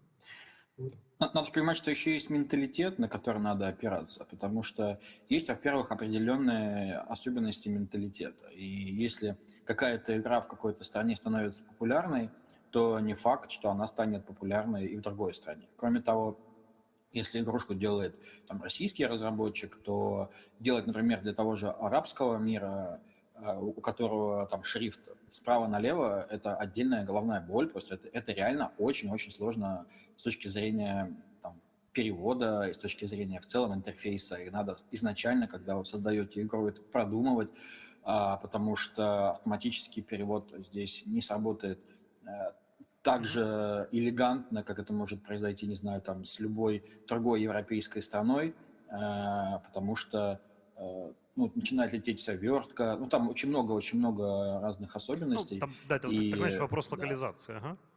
С изменением направления. Давайте поговорим о следующем вопросе. Ну, здесь мы как-то более-менее услышали о вопросе монетизации. Не монетизации, господи, привлечения инвестиций. Вопрос привлечения инвестиций. Я хотел, наверное, кратко со своей стороны, не как модератор, а как соучастник сессии, сказать, что фонд Сколково совместно с Россией страна возможностей в прошлом году проводил акселератор «Начни игру». Мы собрали порядка 180 заявок, из которых было 36 финалистов. И 3 из этих команд получили возможность податься на гранты Сколково до 7 миллионов рублей грант доращивания. Это вот такой наш небольшой вклад. Мы хотим развивать эту практику. Сейчас работаем над тем, чтобы сообщество бизнес-ангелов, которые работают со Сколково, тоже двигались в сторону инвестиций в игры, ну, потому что там, очевидно, такой запрос есть, но есть и проблемы. Ну, например, классическая проблема там, такой достаточно сложной прогнозируемости, непонятности этого зверя под названием геймдев и особенно инди-геймдев. И как бы это вот такой мой посыл, да, то есть госденьги хорошо, но, наверное, хорошо бы там искать бизнес-ангелов. Я точно знаю, что РВИ работает над привлечением инвестиций. Я точно знаю, что в России есть ряд институтов развития. Якутия, кстати, вообще уникальная, мне кажется, на этот счет регион. Потому что, если я не ошибаюсь, то вы, может быть, даже единственный регион, где институты развития поддерживают контентные геймдев-проекты.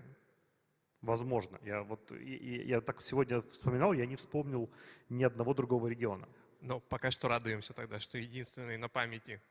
Что? Единственный, но? На памяти. Да, на памяти, да. Поэтому я предлагаю еще поговорить вокруг этого. Может быть, Александр, ты начнешь? Как вы помогаете в этой сфере? Я еще пока чуть-чуть перебью, я дополню, что вот одна из болей наших инди-разработчиков, о которых мы разговаривали, это то, что традиционные меры поддержки направлены в основном на технологические решения. Да. А вот для ребят, которые хотят создавать именно контентную игру, вот для них практически ничего не существует с их слов. Возможно ли это изменить, или мы действительно гонимся за технологическими решениями и инновациями именно в техническом плане, а не игры как средство развлечения? Итак, друзья. Ну, смотрите, с одной стороны ситуация такая, что из России ушла большая часть всех профильных инвесторов. Сейчас как бы к индустрии начинают присматриваться инвесторы непрофильные, то есть там, в том числе там, со стороны госкорпораций. Но для непрофильных инвесторов, как вот Алексей правильно сказал, что действительно геймдев — это такой зверь непонятный. И, соответственно, мы им, конечно, как-то помогаем в него погружаться, но для них это все равно взгляд со стороны, и презентовать им проекты нужно соответствующим образом. То есть, где эти инвесторы находятся, они сейчас ходят по питчингам, по каким-то геймджемам, в частности, по тем, что проводит РВИ, например, на московской площадке Indiegogo. То есть, вот с последнего питчинга, который там месяц назад проходил, 2 проекта уже ушло на финансирование. Иногда бывает история с госденьгами, но в части госденег, кстати, я тут хочу поддержать Руслана, что очень часто идет поддержка именно каких-то технологических новинок. И вот тех, кто поддерживает, наверное, такой контент в чистом виде, это только Институт развития интернета. Но Институт развития интернета — это как бы не совсем для инди. То есть там нужен... Просто инди-студия там не сможет... Ири это не ранняя стадия инди-разработки явно, да?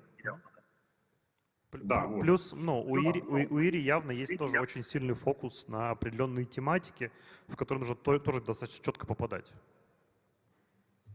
Да, все верно. И вот по госденьгам, которые, есть, наверное, вот прямо сейчас возможности для Индии, это Москва сейчас объявила хакатон «Лидеры цифровой трансформации». Он у них проводится ежегодно. В этом году убедили город, что надо добавить туда еще одну номинацию — создание прототипа игры о Москве.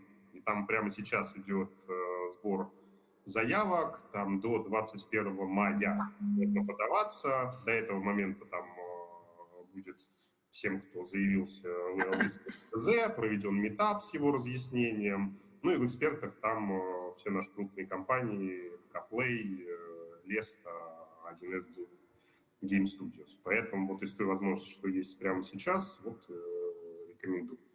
И, наверное, закончить выступление хотелось бы тезисом, ну, что мы сегодня в Якутии находимся, у меня что-то вспоминается мой прошлый визит в Якутию, поэтому тоже тезис с прошлой встречи на цифровом алмазе о том, что надо в первую очередь, когда разрабатывается инди-проект, думать о нем сразу как о бизнесе. То есть наша индустрия, она изначально развивалась по рыночным законам, и это не творчество в чистом виде. Поэтому, когда вы что-то делаете, вы сразу думаете о том и ставьте себе такую задачу на этом зарабатывать. То есть творчество ради творчества, вот просто себе вот эту опцию в голове выключите. Спасибо. Александр, спасибо. Михаил, Синергия как-то работает с темой инвестирования сейчас? Может быть, обучаете этому? С темой в инвестировании, наверное, только в лице грантов, но у нас больше фокус на киберспорт. Мы в свое время проводили и битву за науку для Министерства науки и высшего образования. Мы проводили свою собственную серию турниров Synergy eSports League, и там были довольно большие гранты, это были десятки миллионов рублей на образование для победителей, потому что там победители, кто-то до сих пор бесплатно учится, кто-то по большим очень скидкам, вот такого плана, да, на разработку я не особо припоминаю, но мы делали с Black Caviar Games такой джем, я помню, где-то года 2 назад, и там, в общем-то, были гранты для победителей тоже различные. Там были и денежные призы, там были подарки от партнеров, всякие разные сертификаты и тому подобное. Вот. Будем ли мы делать какие-то гранты по разработке? Не знаю, но идея в целом интересная, можно подумать. Во всяком случае, в какие-то уже существующие различные там федеральные инициативы, еще подобные проекты мы вписаться, я думаю, что вполне можем, потому что нам это тоже интересно, нам интересны люди, которые хотят в игровую индустрию, в том не обязательно даже прямо по стезе разработки, но во всяком случае так или иначе работать в том же управлении в игровой индустрии, потому что это, в общем-то, то, чему у нас факультет игровой индустрии обучает. Уважаемые зрители, обратите внимание на университет Синергия, пожалуйста. Вот. Очень заинтересованы в разработке игр. Ты решил зафиксировать, да, Руслан? Руслан, у меня теперь вопрос к тебе. Спасибо большое, Михаил. А как вот вы, как Институт развития, дошли вот до этой сферы? То есть что стало, ну, может быть, мотивирующим решением поддерживать проект такого типа? Ну, потому что у нас в регионе был уже не один, а 2 или даже больше истории успеха, когда компания начиналась полностью энтузиастами на каких-то возвышенных нотах, и они достигли успеха самостоятельно. Ну и понятно, что хочется еще больше таких историй успеха у региона. И мы видим, что история успеха там, Майтона и Фантастик вдохновила множество ребят. Вот, допустим, я вижу ребят, сидящих в зале, которые тоже идут по стопам также. И хочется поддержать их. Несмотря на то, что компании старшие ушли. Так, у нас наводки.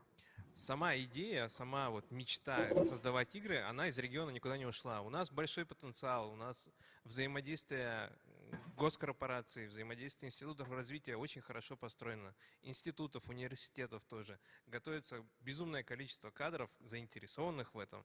Так, почему бы им не помочь? Ну, конечно, в меру возможностей. Помочь не только деньгами, помочь советом, помочь курсами какими-то. Любой сделанный шаг в эту сторону, он все равно так или иначе окупится. Вот мне не дадут соврать ребята, которые сидят здесь, которые уже участвовали в нашем интенсиве, которые уже готовят свои проекты, и я искренне надеюсь на то, что у них все получится, и у нас будет еще не один десяток историй успеха. Супер. Ну, то есть, в принципе, ну, с точки зрения власти понятно, да? С точки зрения наличия талантов в регионе тоже понятно. А есть ли у вас какие-то фокусы по тематикам? Ну, например, очевидно, что в Якутии богатый, ну, какой-то собственный вот эпос есть, да, и вот культурный слой. Вы делаете какой-то фокус на какие-то вот уникальные культурные или региональные особенности? Нет, как такового фокуса нет, наверное, пока что. Мы просто прощупываем почву, смотрим, какие подходы лучше избрать. Но на самом деле в то же время не хочется ограничивать ребят.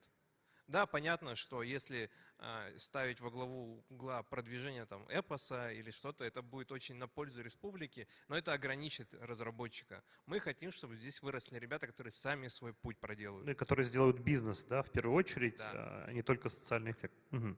Понятно, спасибо. А, коллеги, Владимир, есть ли у вас какие-то еще комментарии? Да, я хотел по поддержке сказать, то есть мы хоть и не занимаемся там прямыми инвестициями в игры, приложения и так далее, но у нас есть очень крутая, очень мощная программа поддержки в виде фичеринга для лучших проектов. Для этого нужно податься. Единственное, я не знаю, почему многие разработчики такие ленивые, и когда ты им говоришь, что, ребята, мы готовы вас, там, не знаю, профичерить, если вы интересны, если вы достойны, если у вас клевая, значит, разработка. Но для этого вам нужно описать понятным языком, что у вас за игра, что в ней происходит, и это должно отличаться от того, что у вас написано в описании. К сожалению, там инди-разработчики очень часто, инди-разработчики, да и в целом профессиональные студии очень часто болеют тем, что они не могут нормальным языком объяснить, что происходит у них в игре. Они пишут такое ощущение, как будто для тех, кто уже в эту игру играл. То есть ты читаешь описание, из него вообще ничего не понятно. Что же там происходит, что надо делать, что будет происходить. То есть вообще никакого интереса нет. И это там большая проблема. Ты говоришь, ребят, пожалуйста, ну у вас, если вы клевая игра, если вы считаете, что вы достойны, сделайте клевое описание, расскажите о своей там разработке, и мы с удовольствием там вас будем продвигать, расскажем о вас. Мы на это там тратим свои ресурсы, потому что могли бы какие-то платные вещи делать, но продвигаем вас. Вот. И даже эту часть там, работы многие просто ленятся делать, там просто берут, копипастят, опять же, там, либо описание, либо просто на отвали, что-то какой-то текст по-быстрому печатают и отправляют. И для меня это, ну, как бы очень удивительно и непонятно. То есть, с одной стороны, вы делаете игру, тратите какие-то силы, энергию и ленитесь хотя бы аудитории объяснить, что у вас в игрушке будет происходить. И это проблема большинства инди-разработчиков, которым там, я вижу. Ну, звучит, что вот как бы как от вас, как от представителя платформ, звучит, что это какой-то запрос на такое доп. Продюсирование на самом деле. То есть вы готовы фичерить, но есть проблема с описанием. А вы как наш стор как бы не планируете делать именно как бы агентство по какому-то продвижению приложений? Ну, то есть вот именно в сторону издательства. Я пока бы не хотел этого комментировать, вот, но как бы к нам за помощью, к сожалению, там, или к счастью, не знаю, как сказать, пока не обращаются. Мы находимся там с большинством крупными разработчиками в прямой связи, вот, с ними проблем нет, вот, но инди-разработчики почему-то, ну, не знаю, слово «ленивое» здесь подходит, то есть очень часто, как сказал правильно Александр, что многие делают игру ради игры, то есть нету желания монетизироваться, и вообще непонятно, как они планируют там продвигаться и так далее. Там единицы об этом задумываются, но большинство инди-разработчиков делают, ну, просто чтобы что-то сделать. И из-за этого многие там, в качестве основных игр загружают вот самая популярная, знаете, игрушка, которая загружается на мобильное устройство, это кликеры. И все почему-то считают, что вот этот вот кликер, собранный на коленке за 5 минут, он должен стать мегапопулярным. Вот. И это тоже такая большая проблема инди-разработчиков. То есть одни стараются, там даже пытаются какие-то мини-команды собирать, что-то интересное создают. Еще даже, кстати, создают, причем некоторые работают действительно для мобильных платформ, а некоторые почему-то считают, что они должны сделать игрушку для Steam. Вот. Хотя по параметрам и так далее их требования вполне подходят под мобильные устройства, под мобильные платформы. И ты когда разговариваешь, почему и как, вот, там какие-то странные идут ответы, почему они не идут на мобильные платформы, но потом, когда ты смотришь объем и вес этой игрушки, ну, там становится более-менее очевидно, что такую игрушку качать в таком весе захотят немногие. Многие забывают про оптимизацию. И это очень сильно прям огорчает. То есть ты думаешь, блин, ребят, почему ваша игрушка, ну, там, с такой примитивной, слабой графикой почти 1 гигабайт весит? Ребята, что такое оптимизация вообще знаете? Почему там вы об этом не задумываетесь, когда создаете свою игрушку? Поэтому многие и начинают идти на ПК, наверное, понимая, что у них просто очень тяжелая игра. Но почему, если ее можно запустить на телефоне, вы ее выпускаете на ПК, и какая уверенность, что там ее будут играть? Ну, не знаю. Услышали про еще вопрос оптимизации исполнительных файлов. Супер. А давайте поговорим про жанровость немножко. То есть сейчас, ну и там последние несколько лет активно идет хайп вокруг hyper-casual игр. Некоторые эксперты, наоборот, говорят, что hyper-casual прошел, и значит, формат, который сейчас интересует людей, они ближе к нарративным играм, к нарративным новеллам, ну и к разного рода повествованию. Кто-то пытается ревизионировать, там, не знаю, стратегии даже и различного рода там, геополитические такие игрушки про, как бы, ну, на злобу дня, что называется. Вот. Можете ли вы дать какие-то мнения относительно того, какие сейчас направления действительно интересны? Остался ли тортом хайперкэш или нужно делать что-то новое? Какие, как бы, если бы вы делали игры, какие бы направления вы рассмотрели? Или если бы вы инвестировали, какие направления были бы в первом приоритете?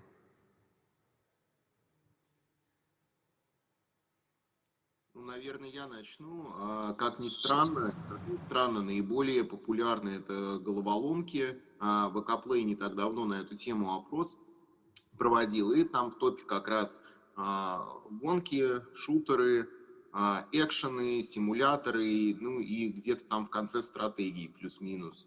Поэтому вопрос о том, какую бы игру делали, ну, я думаю, наверное, все-таки все-таки как-то ближе, которую хотелось бы еще из какой-то креативной точки зрения сделать. Мне кажется, это было бы там либо симулятор какой-то, либо все-таки экшен-шутер, что-то такое, потому что это те игры, в которые ты играешь сам, они тебе понятнее, поэтому мой бы выбор был такой. Михаил, понятно. Спасибо. Александр, а вы как РВИ, мне кажется, даже какие-то исследования на этот счет делали и вообще продолжаете вести работу по исследованиям в этой сфере, ну вообще в сфере игр? Да, все верно. Ну, мы проводили социологию. Собственно, вот эти цифры, которые сейчас везде гуляют, про 60% играющего населения, это все наше. Сейчас будем обновлять его, то есть выйдет в этом году актуализированная версия. Что касается самых популярных жанров, понятно, что из этих 60% большая часть играет в гиперкэш. То есть это не то, что каждый приходит там, и начинает в КС, там, Warface там, по вечерам рубиться. То есть да, в основном это те, кто там что-то простенькое на телефоне. По жанрам я хочу сказать, что тут все равно есть тенденция, что что-то становится менее популярным, потом становится более популярным, потом наступает переизбыток, и это опять уходит вниз. То есть, вот, например, одной из особенностей такого прошлого года, и сейчас она продолжается, это такое некое возрождение HTML5. Казалось бы, вообще там давно умершая штука, кому она нужна, это весь бойцовский клуб остался там где-то в 2000-х. Ну нет, сейчас как бы тоже игры разрабатываются, вот даже сейчас перезапустился портал AG.ru, и там как раз упор на HTML5, и причем не на casual, гипер-casual, а именно на такие мидкорные проекты и даже мультиплеер. Хотя кто бы мог подумать, что там никогда было. Поэтому стараться пробовать, как бы, что будет популярным, ну, как бы, мне кажется, такое прогнозирование — это своего рода такое, очень часто бывает гадание На гуще. Ну, то есть, да, мы не знаем, что дальше будет супер популярным, это правда. Хорошо. Коллеги Владимир, Руслан.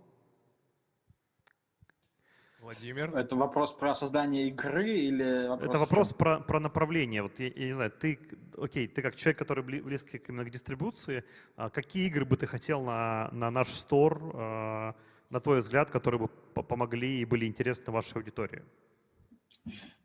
Побольше и разных. Вот. Но надо понимать, что есть определенные тренды, которые рождаются и умирают.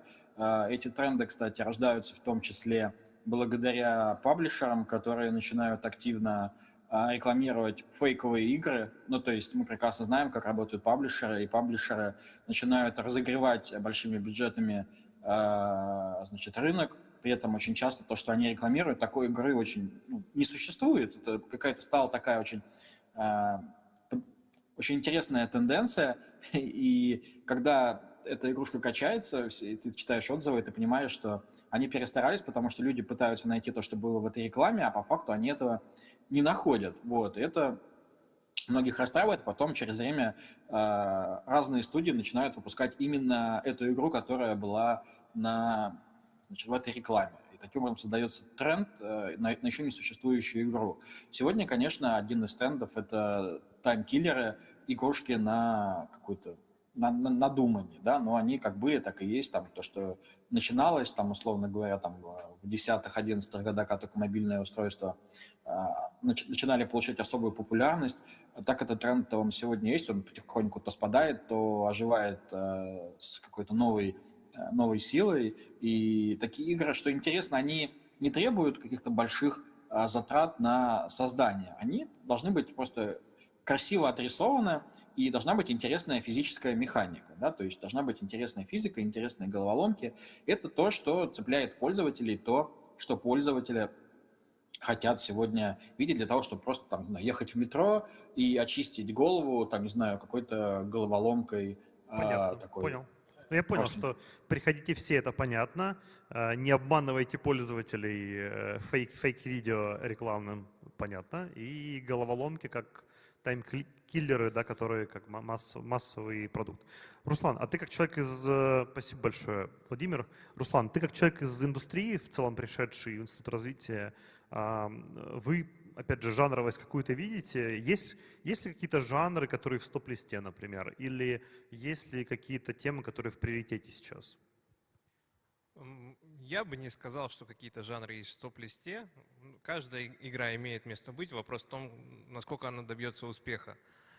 Я бы на самом деле возродил там, не знаю, старый добрый point-and-click квест какой-нибудь. Ну, просто ради того, чтобы внезапно засветиться вот с таким давно богом забытым жанром. Но вообще в действительности порой аудитория удивляет. Вот Михаил, по-моему, сказал правильно про симуляторы.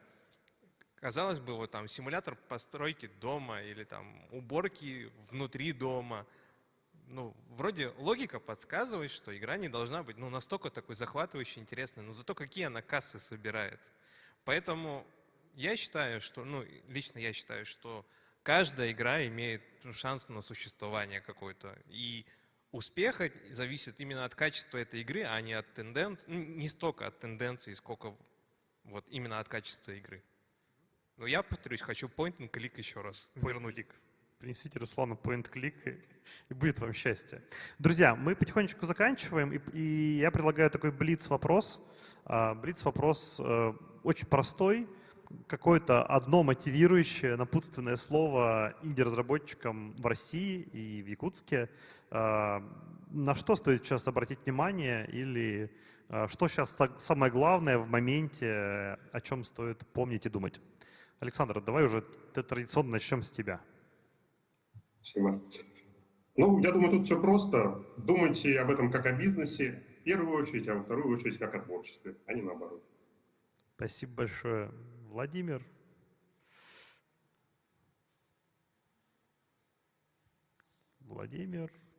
Да, извиняюсь, кнопка запала, не включился микрофон. Что самое главное? Самое главное — приходить в магазин приложений и не забывать добавлять свою игрушку. Во-вторых, все правильно сказал Александр, я с ним согласен. Очень важно и необходимо помнить о своей игрушке как о бизнесе и тестировать разные гипотезы. И не забывать, я уже говорил, повторюсь еще раз, о том, чтобы игрушку оптимизировать, чтобы она была не такой тяжелой. Потому что, не знаю, я приведу один пример маленький, быстрый. Если вспомним, не знаю, там 90-е годы, когда была гонка за там, игры для Sega, как вот ребята, тоже маленькие инди-студии, извращались для того, чтобы создать какие-то шедевры и упихнуть какие-то клевые графические возможности в небольшой объем. Вот. Та же игрушка там, Mortal Kombat 3 была создана четырьмя людьми. Та самая Mortal Kombat, которую мы знаем там, с детства, тот же Ultimate, да, например. И все в ваших силах, но самое главное не делать так, чтобы сделать, и оно там потом вроде как бы должно само пойти. Так не бывает. Нужно быть внимательным ко всем мелочам. Мелочей не бывает. Трудолюбие в продвижении своих продуктов. Супер. Спасибо большое. Михаил, дай нам напутственное слово. Я буду лаконичен и скажу, делайте игры, в которые сами будете хотеть играть, а также которые будут вдохновлять других на то, чтобы стать частью игровой индустрии. И самое главное, не бойтесь сложностей, потому что игровая индустрия пережила множество кризисов на своем веку и будет существовать до тех пор, пока будут люди, которые хотят играть в игры, и люди, которые будут хотеть делать игры. Спасибо большое, Руслан. Ну, тут много уже вещей хороших сказали, я поддерживаю. Ребята, постоянно ищите новые источники знаний, новые подходы, ничего не бойтесь, слушайтесь, прислушивайтесь к умным людям, которые говорят различные умные вещи. Самое главное, любите игры, творите игры. И я украду у Михаила его любимое слово, и пусть вот игра будет это максимально жизнеутверждающая. Пусть путь будет ваш интересный, полный всяких приключений, а самое главное, который приведет вас непосредственно к успеху. И я уверен, что у сидящих здесь, те, кто захочет этим заниматься, у вас все обязательно получится. Спасибо большое. От меня экспериментируйте с новыми технологиями, благо технологические революции происходят прямо на наших глазах. Будьте смелее и можете делать свои технологии, и давайте делать игры вместе. Собственно, приходите, будем общаться. И спасибо за сессию. Спасибо тем, кто не заснул, ну или тем, кто не храпел хотя бы. Друзья, спасибо большое. Все, всем спасибо.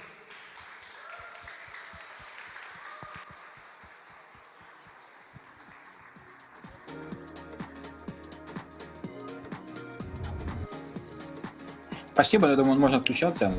Да. Всем спасибо.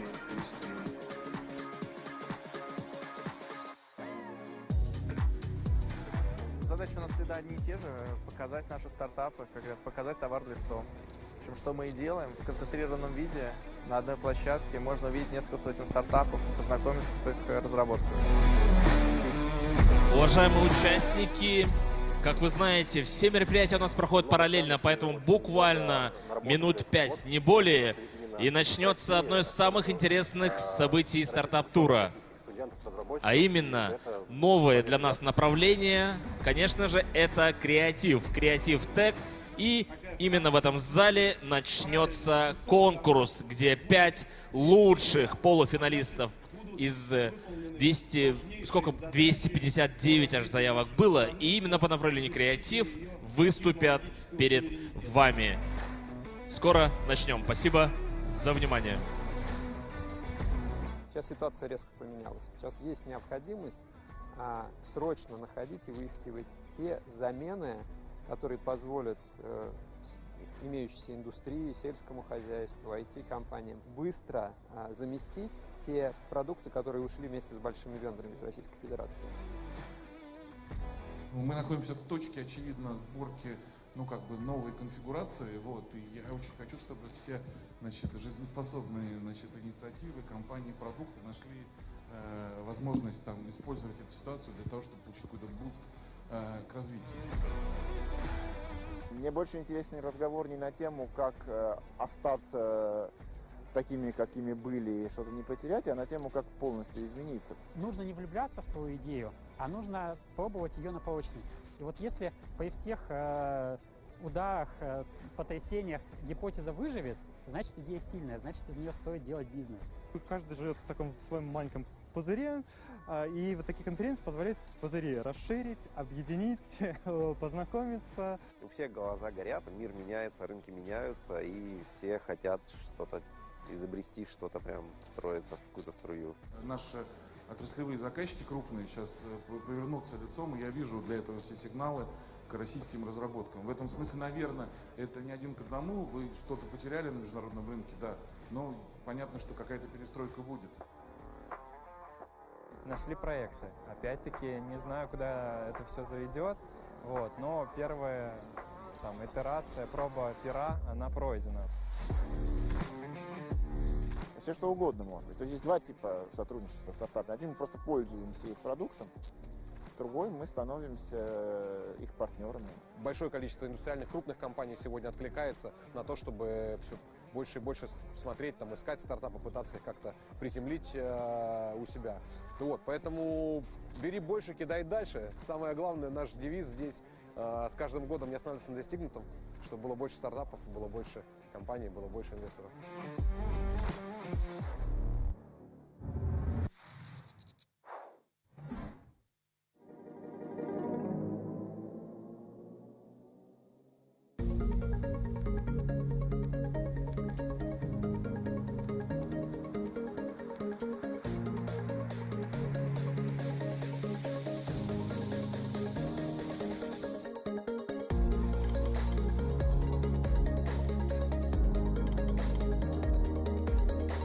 Никогда раньше IP-Camp не проводили, сегодня дебют, он всем нам запомнится, организаторам, и, надеюсь, запомнится и вам. Мы эти 2 дня проведем с пользой, мы проведем их в общении, и у нас будет действительно какой-то конкретный результат, пусть в будущем, но он будет и для нашего города, и для нашей страны. Наша задача сегодня – помочь научиться монетизировать результаты творческой деятельности, чтобы в регионах развивалась творческая активность, и люди оставались здесь жить и работать.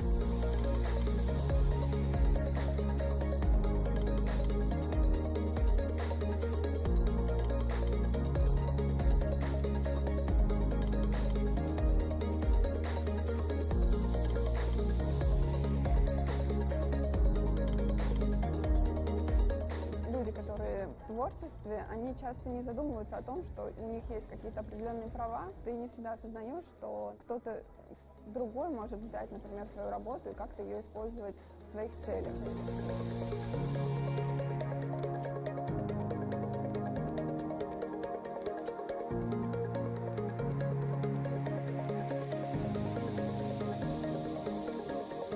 Очень тонкая грань между насмотренностью, вдохновением и воровством. Мне кажется, любой дизайнер, любой художник, он по этой грани тонко ходит.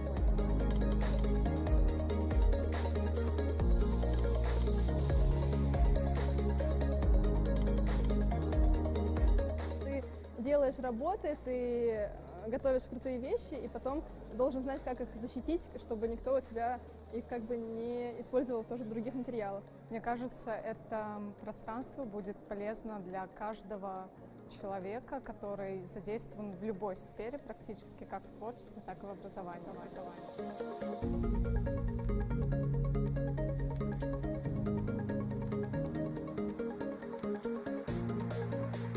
Мы взяли все хорошее, что нарабатывали годами, собрали в компактную программу, привезли сюда и на блюдечке с голубой каемочкой преподнесли нашим дорогим ивановским друзьям.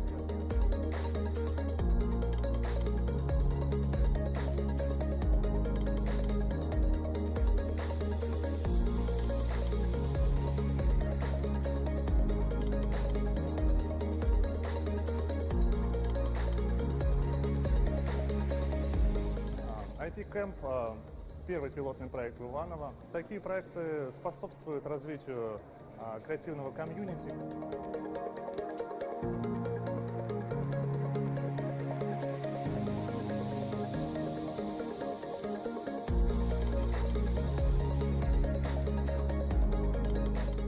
Вообще интересная такая атмосфера тут получилась. Происходит взаимный обмен креативностью, какой-то там энергией. Мне кажется, это очень полезно вообще. Ну а как без этого? Это же рост.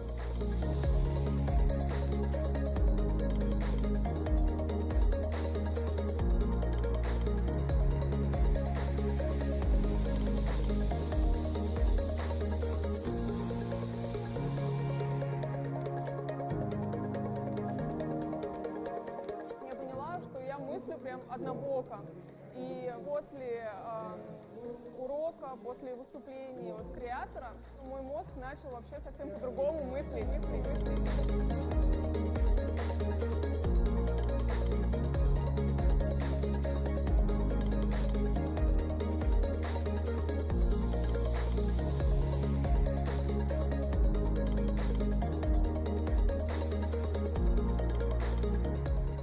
Идея должна родиться в голове, пройти через сердце и получиться своими руками. А потом мы должны это защитить и коммерциализировать. Может это стать логотипом нового IP-Camp? Конечно, может. Может это стать новой картиной? Возможно, это будущий шедевр. Но это решать вам.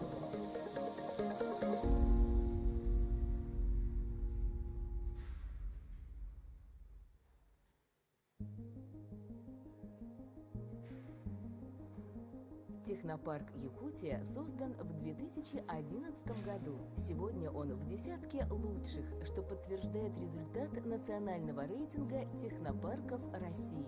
Третий год подряд якутский технопарк входит в группу рейтинга А с высоким уровнем эффективности.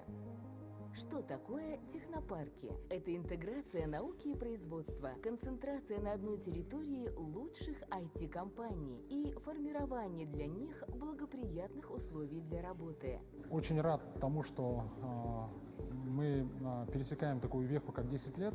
Буквально, как вчера, я помню, вышло распоряжение о создании технопарка, был листочек А4, не было ни стен, ни команды, ни денег, ничего. Сегодня мы имеем 20 тысяч квадратных метров, у нас больше 150 резидентов, у нас выручка компании больше миллиарда, и я хочу сказать, что это только начало, потому что мы не только создаем успешные предприятия, мы не только внедряем инновации в жизнь, мы даем возможность людям реализовать свою мечту, а это самое главное. Технопарки представляют компаниям-резидентам определенные льготы. Все это привлекает внимание и только созданных организаций, и уже опытных компаний. В числе резидентов технопарка Якутия компания «Сайберия», чьи разработки уже готовы опробовать в других регионах России. В 2016 году мы начали свою научно-исследовательскую работу, разрабатываем систему принятия поддержки, принятия врачебного решения.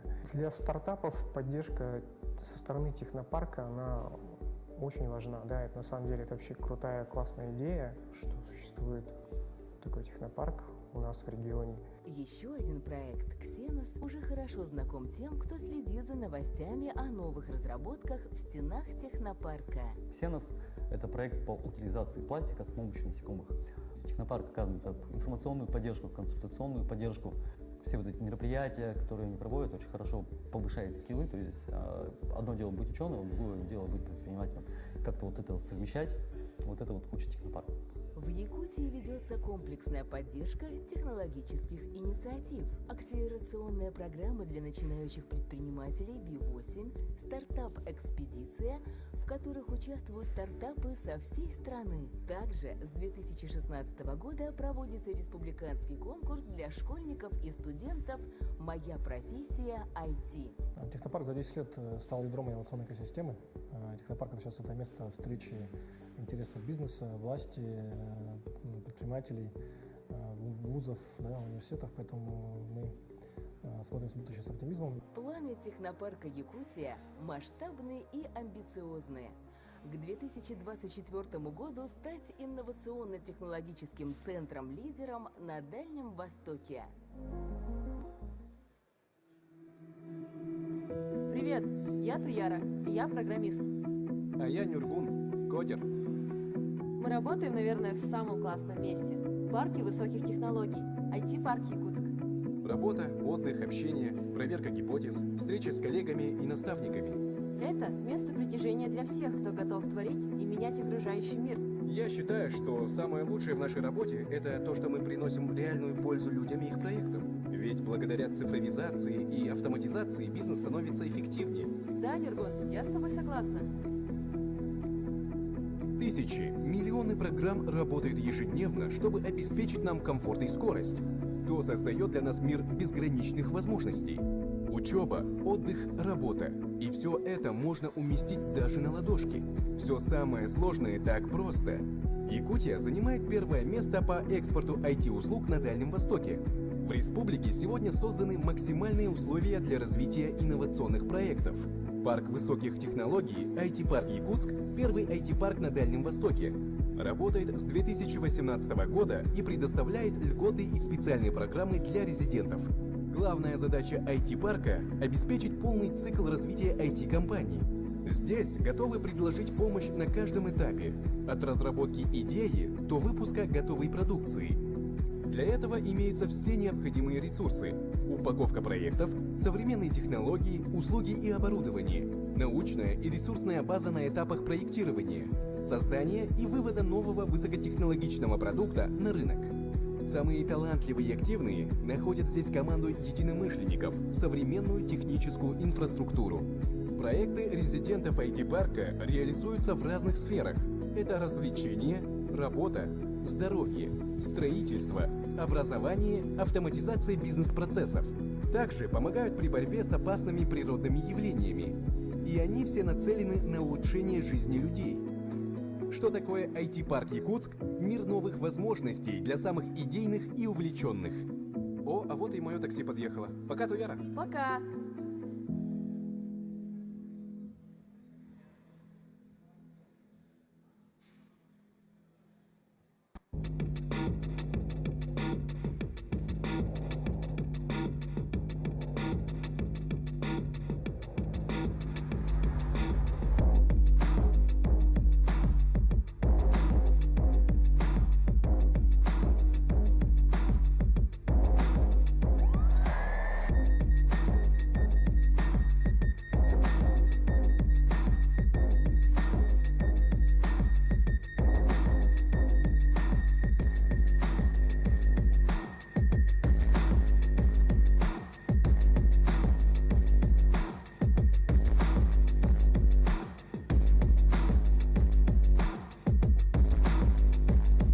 Крупнейший на Дальнем Востоке креативный кластер «Квартал труда» создан на базе промышленного здания 1976 года. Долгое время оно эксплуатировалось лишь частично. Все помещения, инженерные системы и фундамент обветшали и нуждались в тотальной реконструкции.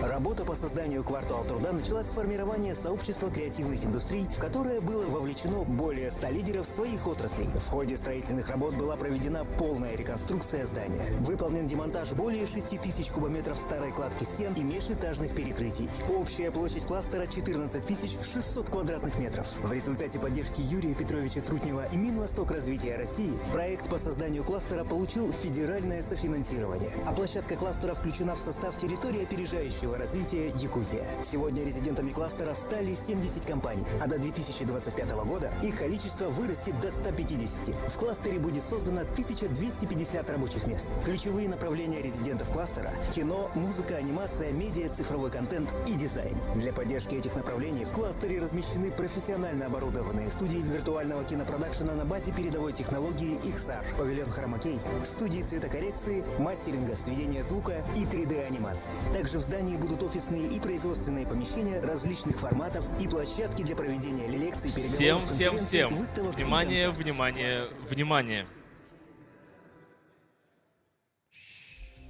Ладно, я шучу, конечно. На самом деле всем наконец-то дождались новое. Всегда надо искать новое, всегда стремиться к лучшему и новому. И в этом году стартап-тур радует новым, актуальным, красивым направлением под названием «Технологии креативных индустрий в инновационных проектах Креатив Тек». Поэтому давайте аплодисментами поприветствуем друг друга, особенно пятерку лучших. Мы их называем полуфиналистами, но они уже победители по данному направлению. И буквально через пару секунд мы начнем и посмотрим на питчи, на финальные питчи данных лучших проектов. Итак, готовятся следующие проекты полуфиналисты. Давайте их озвучим. Компания анимационная студия «Тундра» представит коллекцию анимационных фильмов о зиме в Якутии. Аплодисменты. Замечательная игра с замечательным названием The Blast Knot. Надеюсь, это игра или проект. В любом случае будет интересно, от компании Rubido. Ваши аплодисменты. Также за возможность выиграть 300 тысяч рублей поборется компания Just Cold с проектом King of Beasts. Не менее интересным будет выступление следующего конкурсанта, компания Двия с проектом Той-Той. Аплодисменты. И, конечно же, компания AVD Company с проектом Resta Flow. Супер. Поактивнее, поддержите своих, за кого болеете, они обязательно сегодня победят. Ну и перед началом, конечно, позвольте озвучить, представить наше уважаемое жюри. По каждому направлению у нас есть своя экспертная группа. И сегодня жюри представляет Алексей Калинчук, фонд Сколково. Максим Киселев, профессор Сколтеха, развитие человеческого капитала. Руслан Тыкушин, фонд развития инноваций. И Вадим Яковлев, парк будущих поколений Республики Саха-Якутия. Итак, Алексей, передаю вам микрофон. Друзья, и снова здравствуйте. Я уже ощущаю себя в Якутске, как будто бы я часть якутского геймдев-комьюнити, креативного комьюнити. Спасибо, что так уютно, что вы все очень вовлечены. Сегодня было много общения с командами. У нас есть 5 финалистов, и вот в том примерно порядке, в котором мы озвучивали, мы будем выступать. Предлагаю вам делать это, опять же, максимально спокойно, неформально. Мы не какие-то здесь жесткие судьи. Ну, могут быть неудобные вопросы, но это явно не отразится на вашей презентации. Поэтому мы начинаем с анимационной студии Тундра, потом Rubido, потом Just Cold King of Beasts, потом Той. И в конце Resta Flow, собственно, 5 минут на выступление, 5 минут на вопросы. И далее каждый из членов жюри ставит оценку по итогам средней оценки каждой команды, определяется победитель. Друзья, ну что, погнали. Поддерживайте, пожалуйста, ваших участников аплодисментами после выступлений. Давайте немножко шуму навалим. Давайте. Погнали, конкурс. Анимационная студия Тундра. Подайте аплодисменты. Как будто бы мы получаем анимационного Оскара. Вы здесь?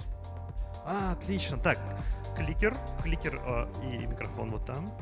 Хватайте и просто зажгите. Или заморозьте, я уж не знаю, о чем ваш контент. Здравствуйте. Я рада вас всех приветствовать здесь сегодня. Так, анимационная студия Тундра. Мы представляем вам серию 3D-мультфильмов, которая призвана, развить индустрию анимации. Что у нас сейчас происходит в индустрии анимации, особенно в регионах? Вот национальный контент, я имею в виду именно национальные республики и прочие регионы России. Как правило, это просто 2D-мультфильмы, которых просто количественно мало. И зачастую регионы особо не заморачиваются и переводят на свой язык существующие мультфильмы. Какие мы видим будущее? Это обилие 2D и 3D мультфильмов, качественных, оригинальных, основанных на местных традициях, фольклоре и при поддержке развитой индустрии анимации вообще в целом стране. Как мы пытаемся приблизить это будущее путем создания своего мультфильма. Вот наш мультфильм «Бык Холода». Сегодня мы его с вами увидим в 5 часов. Это наш первый мультфильм. Он отличается тем, что в нем действительно беспрецедентная для Якутии анимация нового уровня. Основана на национальной легенде о быке Холода. И в нем очень продуманные и классные персонажи, сеттинг, история очень хорошая. Я думаю, вы все будете рады его увидеть. На этом мы не останавливаемся. У нас вот такой вот небольшой roadmap есть. В декабре мы планируем выпустить второй фильм «Мунха» и третий фильм «Танха» в следующем году. Все они будут объединены одной вселенной, одними героями, сеттингом. То есть это будет такая продолжительная, постоянная история, которую можно в дальнейшем легко монетизировать. Ну, об этом чуть позже. Сейчас пока хочу вам рассказать немного о нашем финансовом преимуществе, о том, что производство у нас стоит гораздо дешевле, в отличие от монстров анимации, как Pixar, Animacord, и прочих больших студий. Все это за счет того, что мы оптимизировали производственные процессы. У нас небольшой стартап, у нас нет какого-то огромного штата сотрудников. И таким образом у нас в 10 раз дешевле, чем производство серии «Маша и медведя». Минут. Хотя может показаться, что это очень такая локальная история, никому не нужная, да, какая-то, чисто для Якутии, да, но на самом деле это не так, мы считаем, потому что, во-первых, Россия это многонациональная страна, и мы считаем, что наша история должна быть интересна всем жителям России. Кроме того, у нас сеттинг всех серий будет в зимнем времени года, поэтому мы считаем, что это будет интересно в арктическом регионе. Ну и в целом, мы в будущем нацелены на азиатский рынок, может быть, тюркские страны. За счет того, что у нас будут постоянные персонажи, все это можно перевести в плоскость продажи лицензии на использование контента, персонажей в каких-то продуктах и так далее. В дальнейшем продажа прав на онлайн, на телевидении. Вот это на примере смешариков, как у них разбиты их доходы. И немного о нас. Мы созданы летом 2022 года, и несмотря на свой юный возраст, у нас уже очень хорошо отлажены процессы. Мы можем похвастаться очень высококлассными специалистами, которых нам удалось привлечь в свою команду. Среди них Александр Хлопов, это наш режиссер, основатель студии. Он работал с такими монстрами, как Universal, Disney, Nickelodeon и так далее. Работал над фильмом «Меган», «Стар Трек».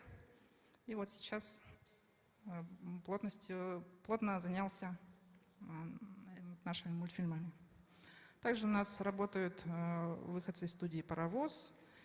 Есть Дмитрий из «Союзмультфильма». Из Disney у нас принимала участие в работе над сценарием Юлия Синельникова. В общем, у нас очень крутые кадры. И все. Собственно, увидимся на премьере сегодня. Спасибо. Спасибо большое. Постойте, пожалуйста, стойте. Вопросы от членов жюри. Ага, слушаю.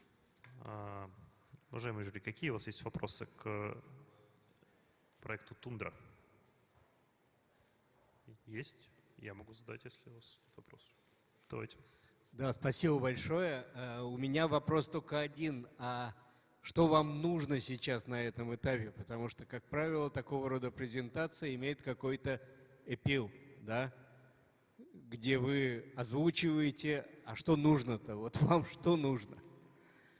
Мы понимаем, что призовой фонд нам особо не поможет, да, при наших расходах таких колоссальных. Но мы надеемся на установление каких-то новых знакомств и, возможно, привлечем какие-то инвестиции, кто-то заинтересуется, проявит интерес к нашему проекту. То есть вы ищете, возможно, инвестиции на новые проекты, да, получается? Или на текущие? Ну вот «Бык Холод» уже закончен. На второй мультфильм мы уже практически нашли. Уже на подписании практически находимся контракта. Ну, на третий мультфильм бы нам не помешали деньги, да. Понятно. Понятно. У меня вопрос, ну, у нас один из вашей студии экспертов технологических был на сессии, рассказал про open source. А есть ли у вас амбиции пойти либо в какие-то еще свои технологии, либо например, в другие медиумы, ну, например, не знаю, сделать игру по какой-то вселенной вашей? Ну, в будущем почему нет? Но пока мы не можем распыляться. Мы полностью сосредоточены на мультфильмах. Понятно. Еще вопросы? Ну, если вопросов больше нет, то спасибо большое. Поаплодируйте, пожалуйста, спикеру. И мы приглашаем на сцену проект Bless Not от Рубеда. Это какая-то магия. Я уже со всеми был сегодня в сессиях. Супер. Раз. 5 минут и 5 минут на вопросы. Да, меня зовут Кеша, я представляю проект The Blessed Note от студии Rubeda Games. Вот наша команда, она состоит в основном из выходцев из компании Майтона. Ребята опытные, да, у нас есть, например, человек, который 15 лет в геймдеве. Все, которые остались, решили попробовать создать свою студию. Наверное, есть такая история у многих инди-команд, которые стали успешными, и мы хотим это повторить. Конечно, хиты, над которыми мы работали, это Seekers Notes и Cooking Dairy, это топовые игры из Майтона. Они до сих пор примерно в $5 миллионов приносят компании доходов ежемесячно. Да, мы принимали как раз в них участие. Также другие игры, да, вот мобильные игры и большие иконки — это ПК-игры, в которых участвовала наша команда в различных ролях. То есть не только в Майтоне, но и в других студиях у нас ребята поработали.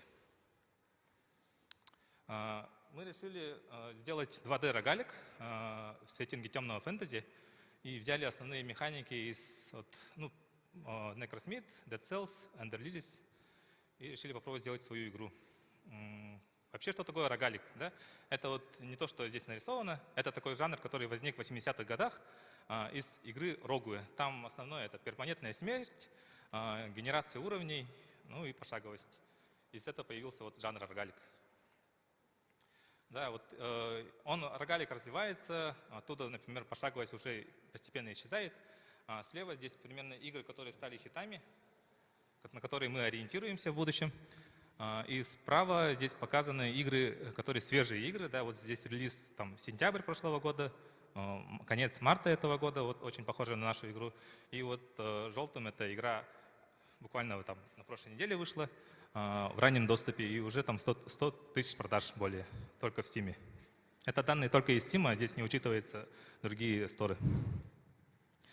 У нас есть основная фича, это конструктор монстра, персонажа, который мы начали сравнивать с другими играми. Такого именно в данных играх нет, и хотим углубить механику игры за счет этого конструктора, который, сейчас покажу дальше, как он выглядит. Наш стиль, арт-стиль, да, здесь вот персонажи, боссы, NPC. Мы используем 2D-арты, рисованные, и также 2D-анимацию в Spine.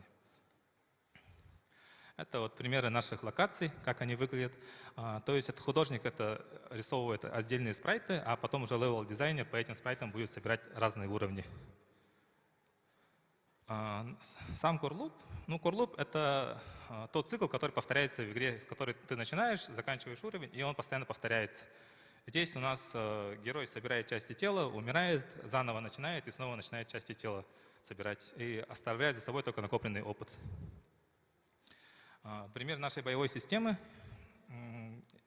Здесь вот я играл, и тут такое искусство, да, шинкование зомби называется.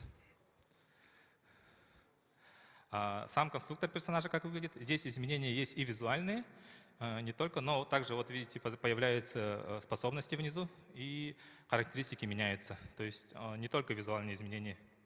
За счет этого появляется углубление в игру, новые билды, новые возможности сражаться с противниками. Основное, конечно, для чего это собираем, чтобы сражаться с боссами. Они у нас очень сложные, проходить их Сейчас стало намного сложнее. Да, у нас пока первый биом готов, и есть мини-босс, посредственно вот этот, и это еще не босс даже. Босс еще сложнее будет. Ну, как у любого проекта у нас есть свой план разработки. Сейчас мы находимся на стадии беты, это вот фиолетовые. Большую часть фичей мы уже выполнили, разработали. Дальше у нас будет работа уже по локализации, звуку и увеличению контента. Сам таймлайн. Начали разработку мы в сентябре 2022 года. Планируем релиз в марте следующего года. А в июне попытаемся доработать демо-версию и выставить в Steam фестивале демок. Сама бизнес-модель у нас премиум и плюс DLC. Да, средняя цена игры $20. Здесь не стоит бояться, это цена по американской. Да, есть отдельно региональные цены, которые будут меняться от страны. Ну и в планах, конечно, у нас на самом деле уже 40 тысяч продаж, и игра окупает наши затраты. Это по нашим расчетам. Но ориентируемся мы на свежие игры. Да? Хотим, конечно, более 1 миллиона продаж сделать, и в первый год, в следующем, попытаться сделать 700 тысяч продаж. В первом квартале, то есть при старте игры следующего года, 300 тысяч продаж. Это наша цель, которую мы хотим достигнуть. Сам бюджет, если в рублях он у нас уже рассчитан, это примерно 23 миллиона, которые осталось нам для доработки игры. Сейчас наш бюджет заканчивается. В основном вкладывал я. Также мы брали инвестиции в фонды развития инноваций. Денег скоро будет не хватать, и поэтому мы все еще ищем инвестора. Будем рады, если найдем какого-то бизнес-ангела, либо какой-то фонд нас проинвестирует.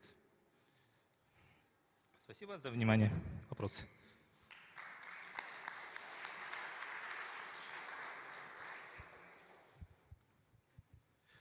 Запрос, получается, ключевой на инвестирование, да? Да, нам необходимы инвестиции, чтобы основное для меня это команда. Я не хочу потерять команду, чтобы она не разошлась. Да, это понятно. У меня к вам вопрос. А вы сейчас работаете с каким-то издателем или издаетесь как-то самостоятельно? Нет, мы уже вели переговоры с издателями. Мы не хотим в это углубляться с изданием. Да? Я работал уже в издателе в Майтоне, я знаю, какие там проблемы с этим изданием, бюджет отдельный.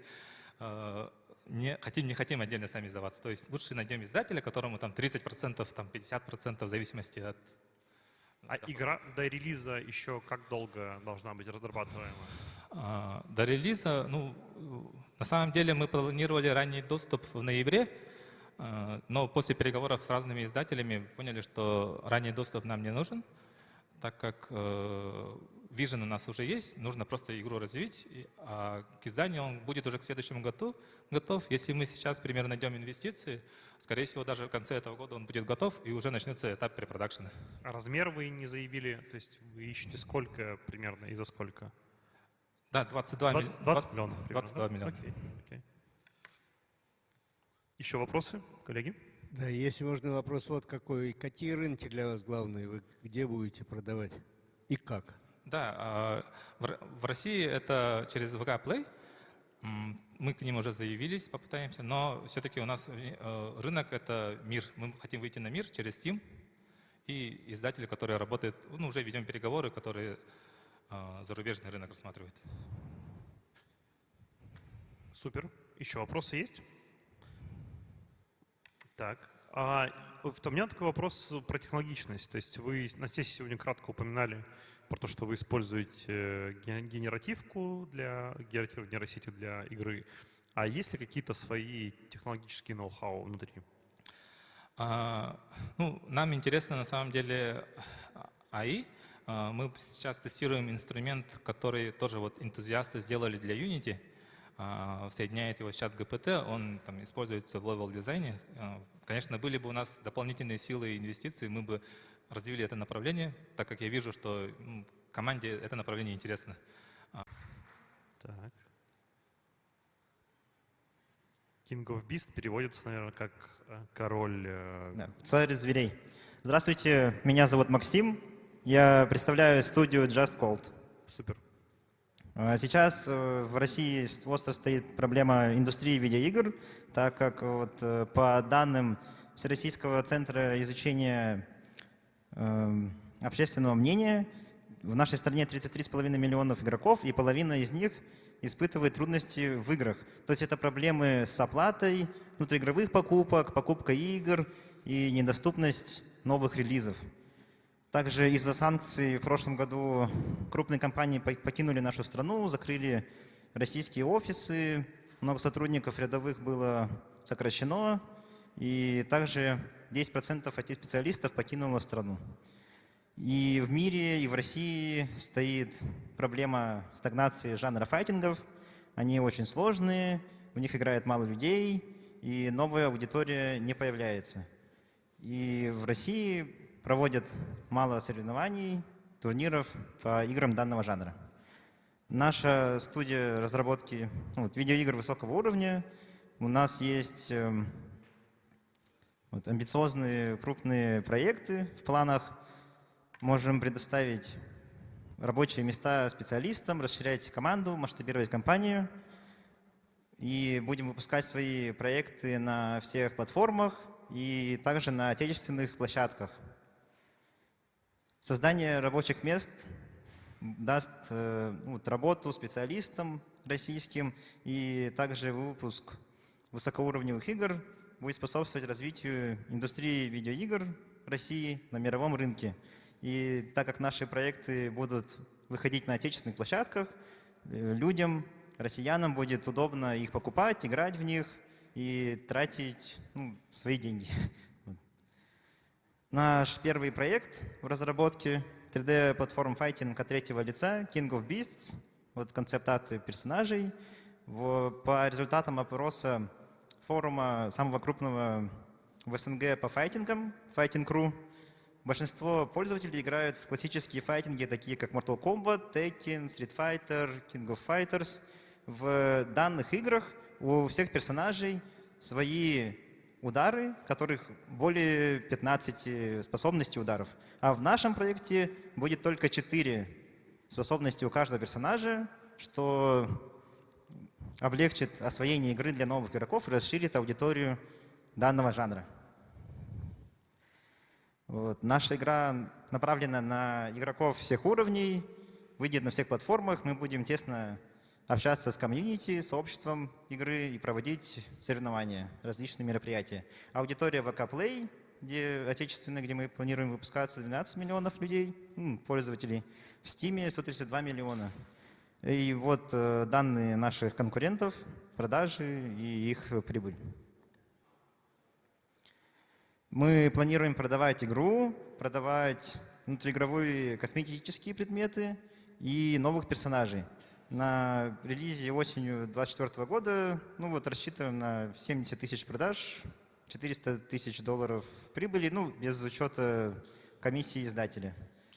Планируем также дальше развивать проект, поддерживать, выпускать новый контент, новых персонажей, карты, режимы для увеличения аудитории, то есть захвата целевой аудитории других жанров. И также масштабировать компанию, создавать новые проекты. Это наша команда, нас пока 6. Я Максим, геймдизайнер, уделяю этому проекту все свое время. У нас налажена прямая связь с Ильей Еремеевым, генеральный партнер The Games Fund, с другими российскими студиями и с сотрудниками Fantastic. Также мы общаемся с форумом The Fighting.ru и сообществом Super Smash Bros. В СНГ, игроки, и некоторыми контент-мейкерами. Мои Telegram и ВКонтакте, QR-коды. Спасибо за внимание. А что ищете в итоге? Какой запрос? Партнерство, инвестиции?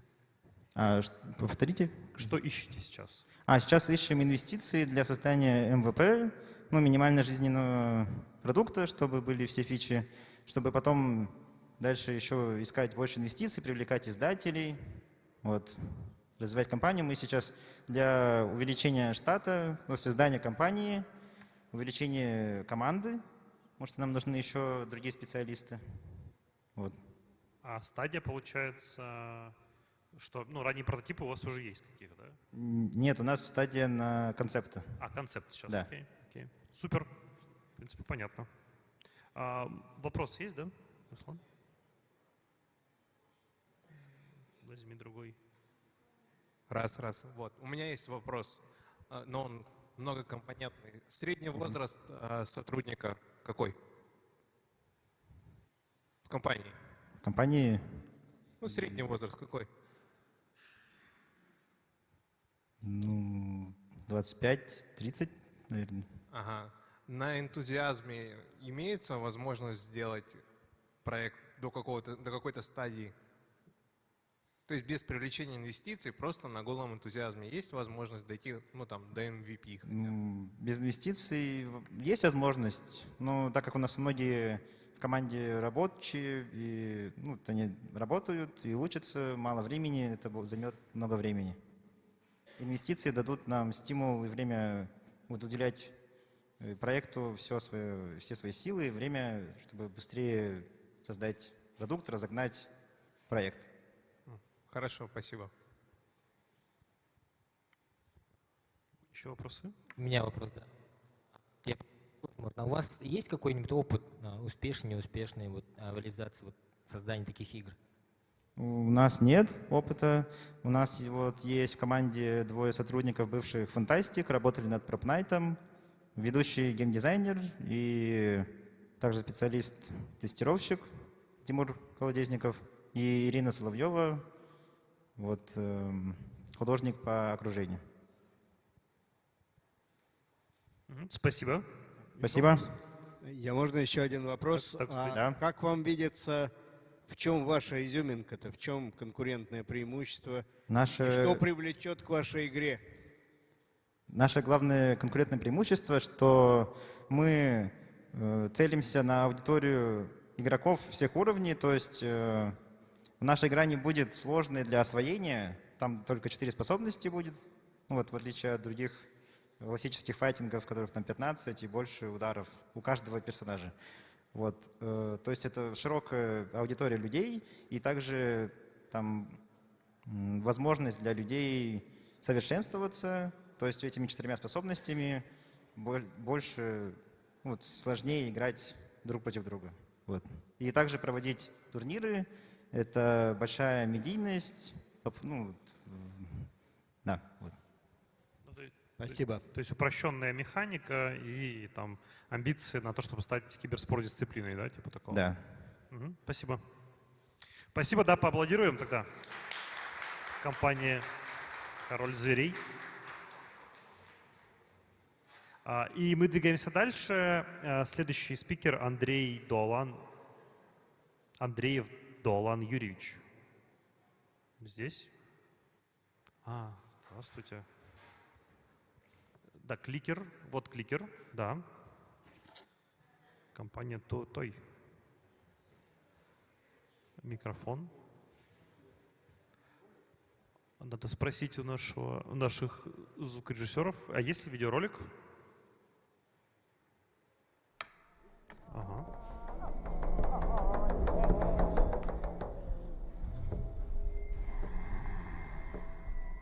Этот проект мы делали 4 года.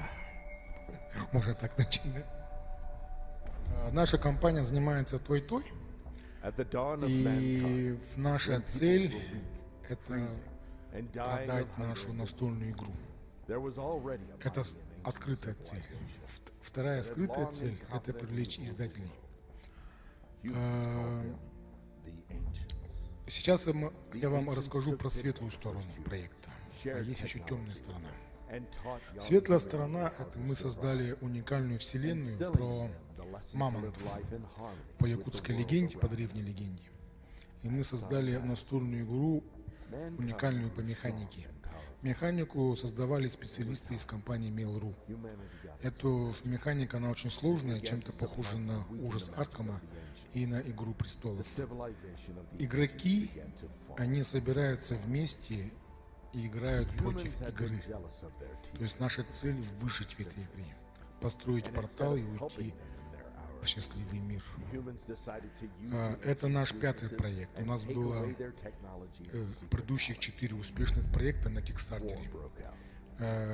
Мы выходили на Кикстартере с этой игрой буквально 3 месяца назад. У нас были сборы $50 тысяч в день. Это считается очень плохо для таких игр. Почему на это повлияла тема СВО? Прибежали очень много. Мы шли как россияне, проект из России на американский рынок. Было очень много типа хейта с наших соседей по стране, из страны вот, Украины, да? Вот. И мы ошиблись с логистикой.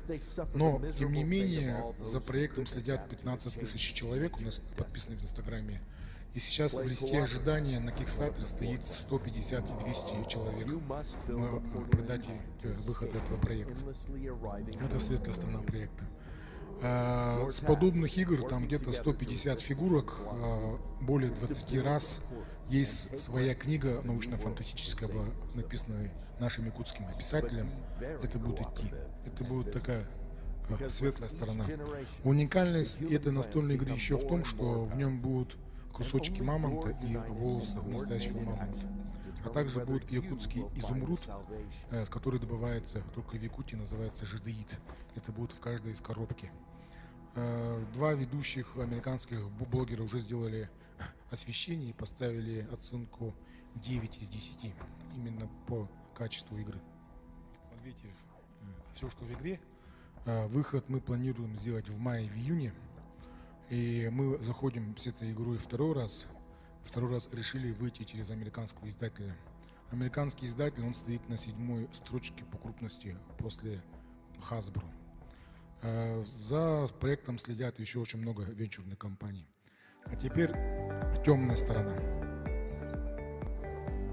Это будет первая настольная игра в мире со своим приложением. Это приложение с дополненной реальностью, то есть мы улучшаем и дополняем саму настольную игру. Летают птицы, извергаются вулканы, звери двигаются в нем, да, то есть через это приложение можно скачивать музыку, можно скачивать фильмы, книги, а самое главное, это первое приложение в мире, которое всегда кто-то звонит в самый неподходящий момент. Это первая вот игра в мире, в которую можно играть удаленно. А самое главное, что мы сейчас секрет выявили, мы можем удешевить любую настольную игру в мире от 20 до 50%.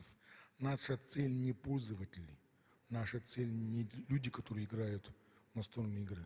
Наша цель – это издатели. Сейчас мы связались с 10 издателями американскими. 9 из 9 уже согласились вывести настольную игру и подключиться к нашей системе. Почему мы удешевляем? 70% тяжести игры и стоимости – это бумага, которая печатается в Китае, упаковывается и отправляется почтой. Через наше приложение бумага не нужна. Все правила игры находятся в приложении. Музыка, объяснение, название карточек и тому подобное. Идем дальше. Настольная игра, любой китайский завод согласен с вами работать от минимальной партии 1000 штук. Согласны, да? 1000 штук. Это мы говорим про английский язык. Если говорю, игру я выпускаю на французском и на немецком языке, и на испанском, это плюс 1 еще 1000 штук. С помощью нашего приложения мы можем сделать на 120 языках мира. То есть мы выпускаем настольную игру, а она уже выходит на 120 языках мира. Нужно просто скачать приложение на телефон, и все. И у вас будет и дополненная реальность, и возможность удаленной игры, и правила этой игры на всех языках мира. У меня все, господа. Спасибо большое. Давайте поддержим аплодисментами. Видеоролик и выступление было отличным. Долан, у меня к вам вопрос.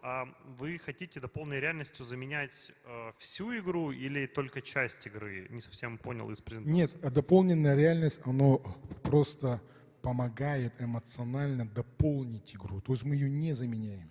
А вот то, что не печатать... Не печатается, это просто свод правил к любым настольным играм мира.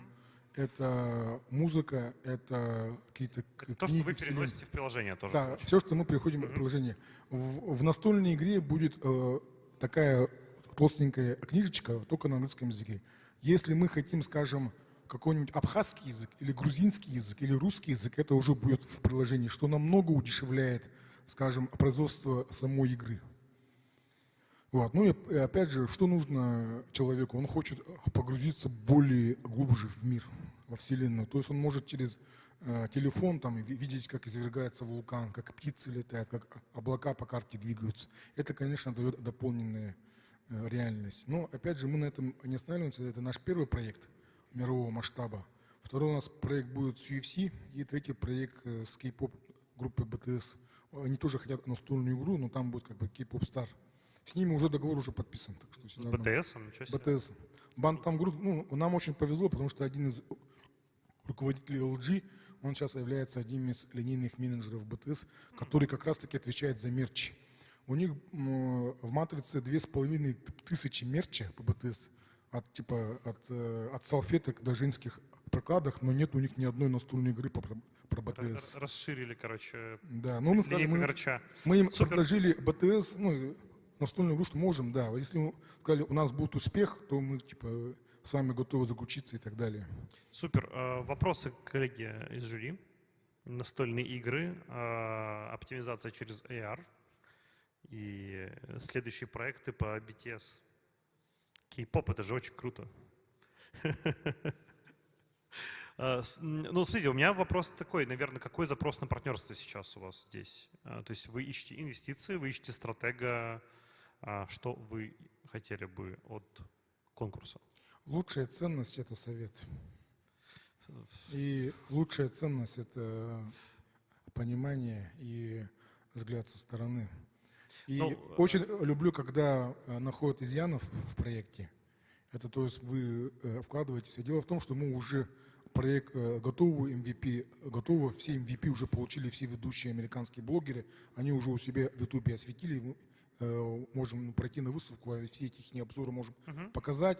В принципе, инвестиций MVP нету. Более того, у нас есть инвестор, который уже готов вложиться на российский рынок. Это фонд «Эффект Мамонта», который учредил ВТБ и ПСБ банк. Они готовы там взять на себя на раскрутку по России.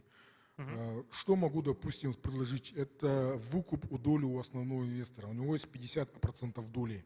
Если вы его не укупаете, это стоит около 3,5 миллиона рублей всего-то, то мы готовы с вами, с новым инвестором, вступить в долю в 30 или в 40%. То есть вы тупо выкупаете в долю, а проект уже выходит в мае. Это мы говорим про настольную игру. Но на презентации вы видели только одну настольную игру. На самом деле их два там.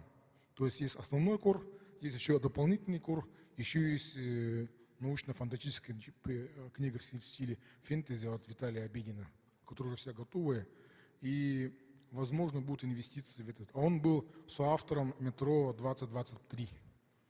Вот, он был соавтором, и он сделал такую отличную игру, естественно. Но мы ее не можем засунуть в коробку, это будет в 2 раза удорожание проекта, поэтому мы для нее и придумали это приложение, чтобы любой житель планеты мог скачивать. Но опять же, это же все белая сторона, а темная сторона мы создаем скрытый marketplace. У нас уже на входе 10 тысяч людей, кто скачает нашу игру, с нашими 10 первыми издателями у нас уже 100 тысяч и 200 тысяч скачиваний. А люди что-то хотят же постоянно покупать. Естественно, мы уже создаем свой Steam среди настольных игр с дополненной реальностью. Ну, и опять же, побочные можем предложить услуги AR-технологии, AR-фрилансеров, исполнителей для уже издателей. Да, мы уже по сценарию, по классике. Еще вопросы? Слушайте, очень круто на самом деле, но вы уверены, что это первая такая настольная игра с приложением в телефоне? Есть игра Plugin Inc. Есть еще, по-моему, 10 игр, но они замкнуты только на свои игры. А мы же хотим ее типа расширяться и к ней подключать еще других издателей. Мы хотим перерасти в полноценный уже в будущем marketplace, чтобы он был. Естественно, пока первые клиенты и бейкеры об этом не знают. Они просто покупают, потому что они вынуждены ее скачать, а потому что на коробке будет QR-код с приложением. И мы уже в их телефоне, мы знаем, кто они такие, где они живут, что они хотят, естественно, мы уже будем уже им предлагать.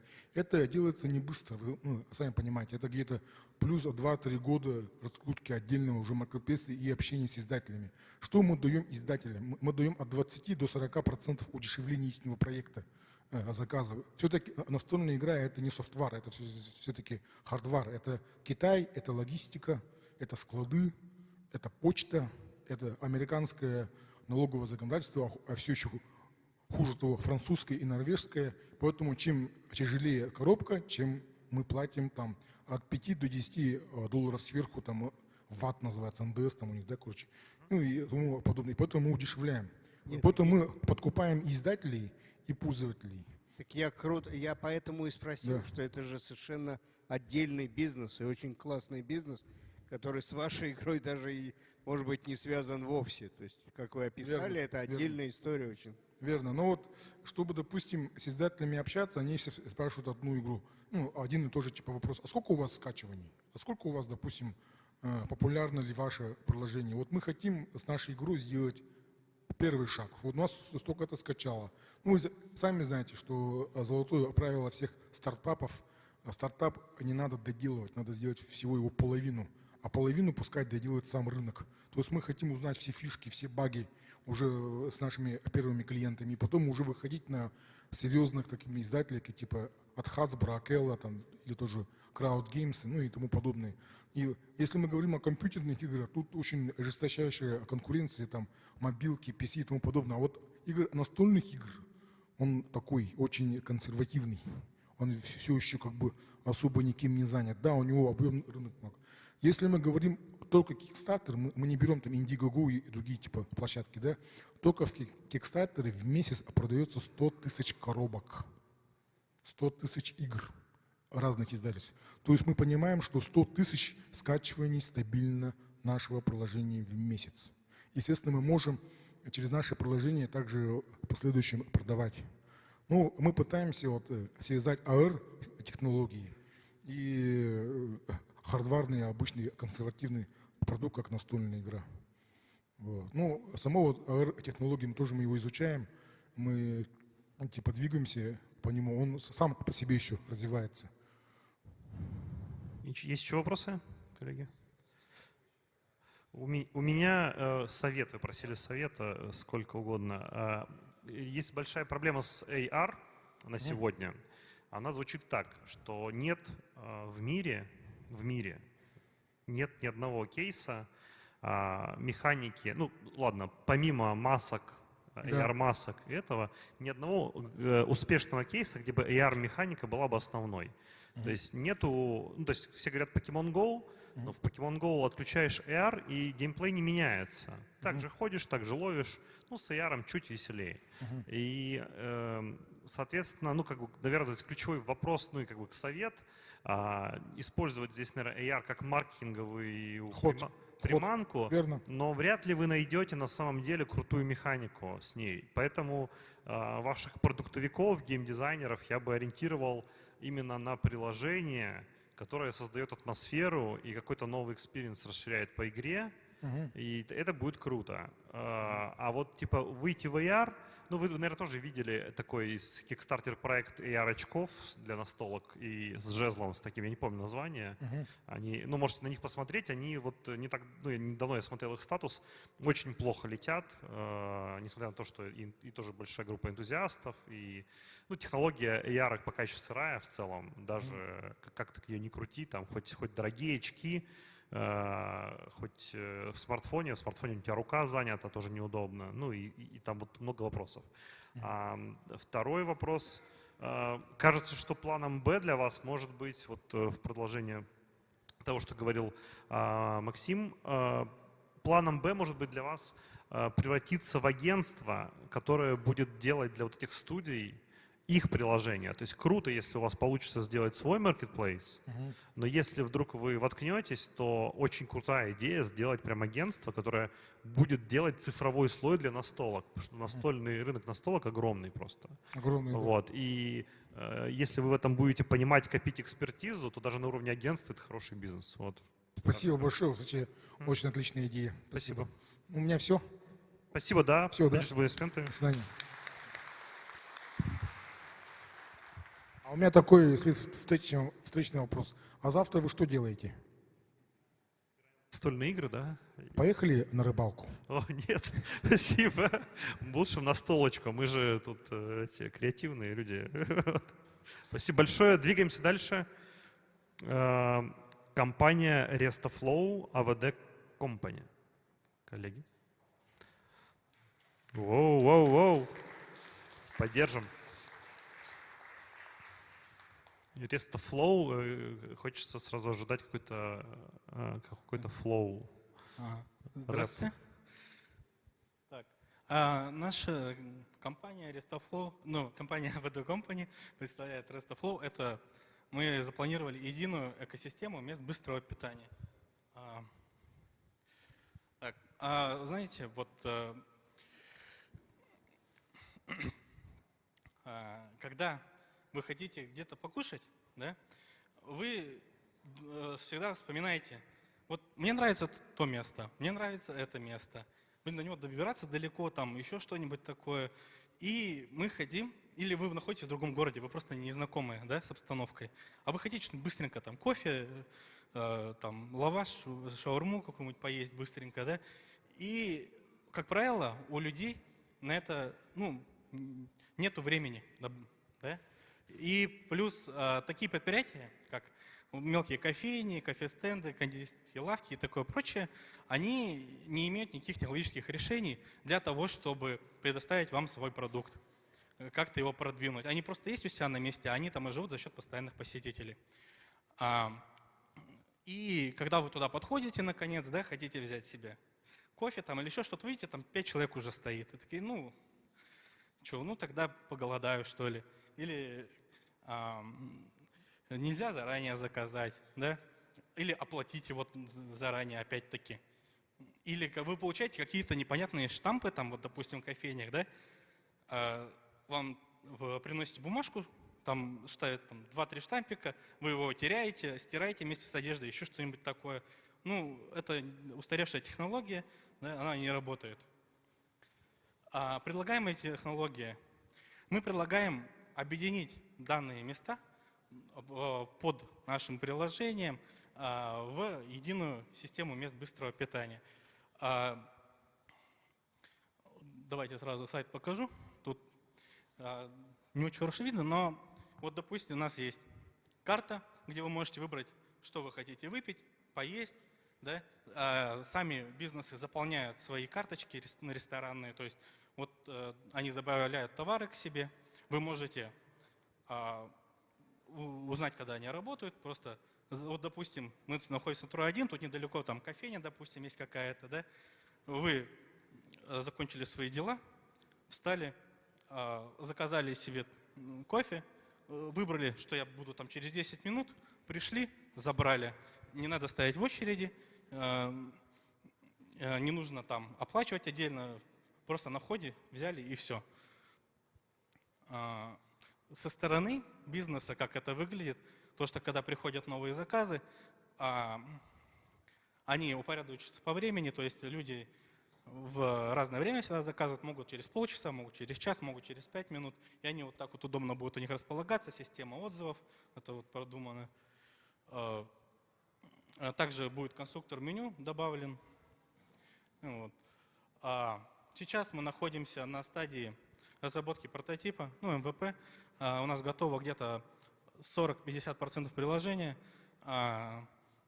У нас есть уже несколько компаний, не компаний, бизнес-партнеров, которые согласны провести тесты у себя разного приложения, включая возможность брони разную, потому что, знаете же, час пик все-таки бывает, и не все могут справляться. Целевой рынок у нас на данный момент это будет сфера быстрого питания в городе Якутске. В России вообще рынок этот очень мало развит, потому что вот мы искали конкурентов, да, конечно, нашли вот по пути кофе сервис, да, который специализируется только на кофейнях в городе Москва, где охват около только 150 кофеен. Вот. Это довольно мало, но за рубежом этот сервис повсеместно распространен, особенно в США. Так.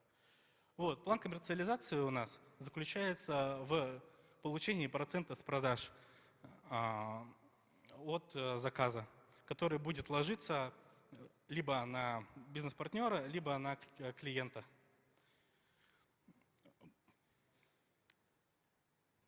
Так, ну вот весь наш проект. Спасибо. А что ищете? Какой запрос? Мы ищем менторскую поддержку по маркетингу, по продвижению нашего продукта. Супер, спасибо. А видели, на площадке есть представитель Яндекс.Клауда, да? Общались с ними? Ну, да. Хорошо, ладно. Жюри, есть ли вопросы? У меня есть вопрос. Вот работая над прототипом, вы на что ориентировались? Вы заранее пошли к своим конечным пользователям и узнали, что нужно? Или как-то иначе подходили к этой истории? Еще раз, пожалуйста, можно вопрос? Смотрите, объясню. Вот когда мы там студентам Сколтеха, нашим магистрантам, говорим, с чего начинается работа над проектом, как идею превратить потом в прототип. Ты идешь к твоим конечным пользователям и спрашиваешь: ребят, вот вам такая история будет для вас ценностью? Вот вы сделали это простое упражнение? Да, конечно, мы опросили где-то 80-100 человек в среднем, ну там друзей, знакомые, родственники, они всех поспрашивали. И большая часть молодежи говорит, что они бы воспользовались данным приложением, особенно это офисные работники. Также мы рассчитываем, что водители такси очень часто пользуются данным приложением, особенно пользовались бы данным приложением, особенно в условиях Якутска, когда здесь вот холодно на улице, да, минус 40, а они хотят выйти в ларек заказать себе. Ну зачем? Они же очень легко всегда одеты, там, в жилетке одной, им проще заказать. То есть таргетная аудитория у нас есть, которая желает пользоваться приложением. Также бизнес-партнеры наши вообще практически ничего не теряют, да, от сотрудничества с нами. У нас на это как раз и идет основной посыл, что никаких проблем для этого у них не должно быть для внедрения данного приложения. Понятно, спасибо. И еще один вопрос, если можно. Помимо бизнес-модели, в чем технологическая инновационность вашей истории? Технологическая инновационность? Скорее, это просто инновация на рынке России. Спасибо.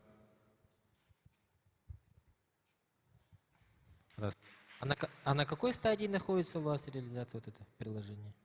Мы сейчас делаем МВП, да, осталось нам геолокацию привязать, возможность добавления на карту своих заведений. Вот, грубо говоря, одной из основных проблем сейчас.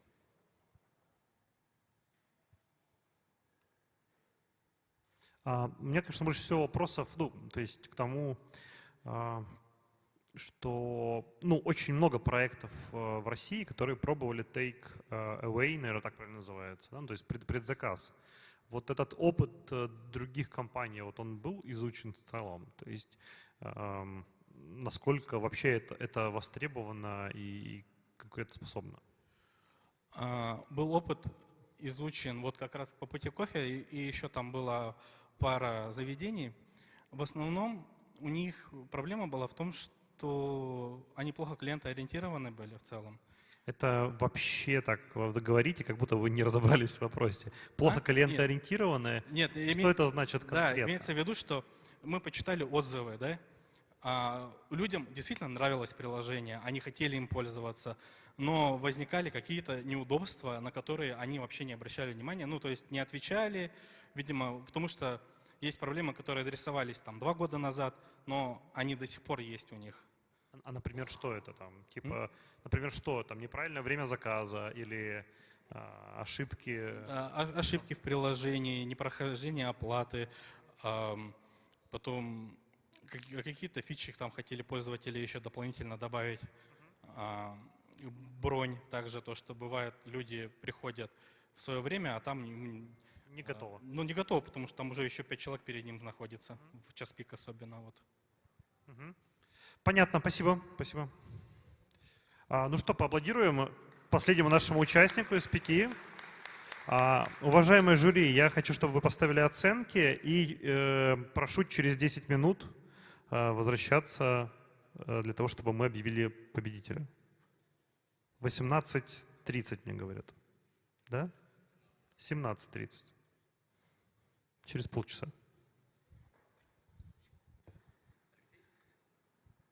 Да, мы оцениваем.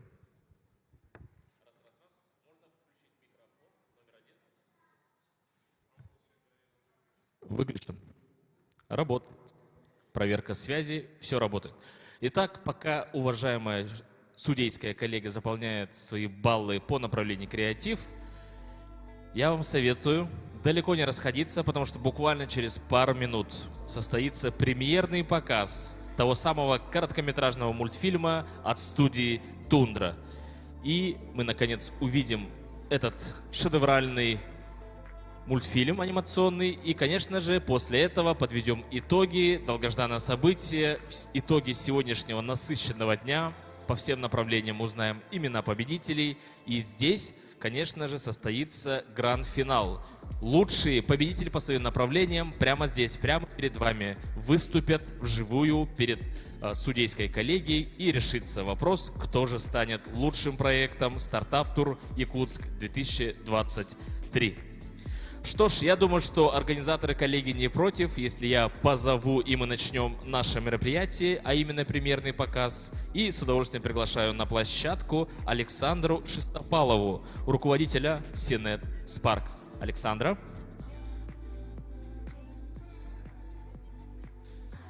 Давайте аплодисментами встретим.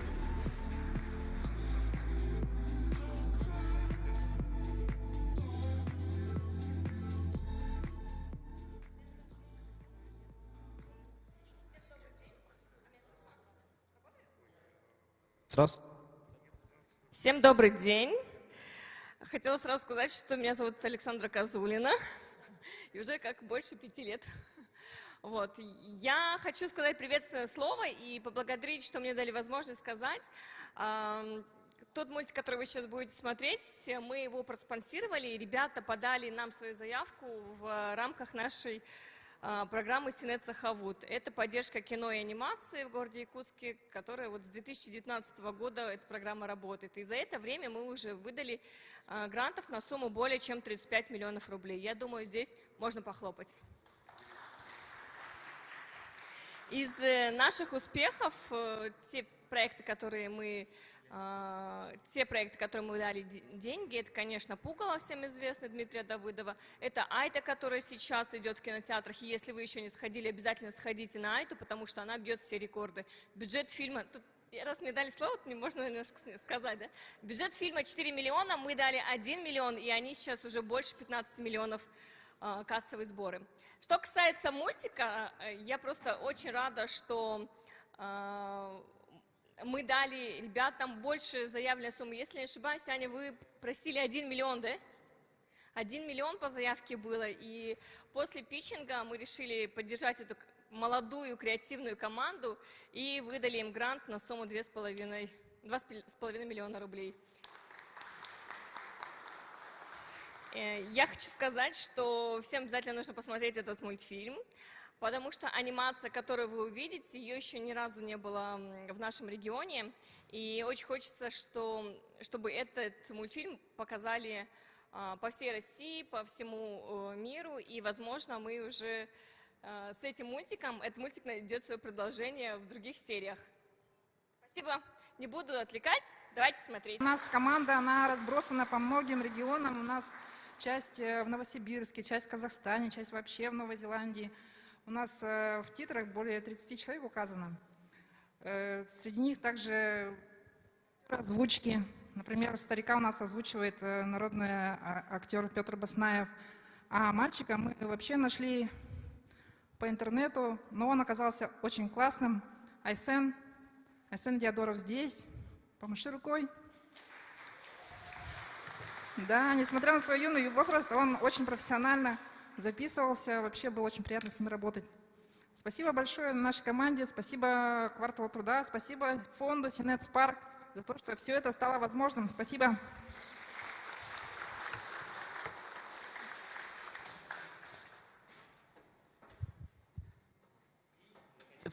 С удовольствием объявляю о том, что буквально через минут 5, если не ошибаюсь, мы начнем церемонию подведения итогов и награждения. Он у нас на стартап-туре всегда необычный. Мы узнаем имена победителей по всем 4 направлениям.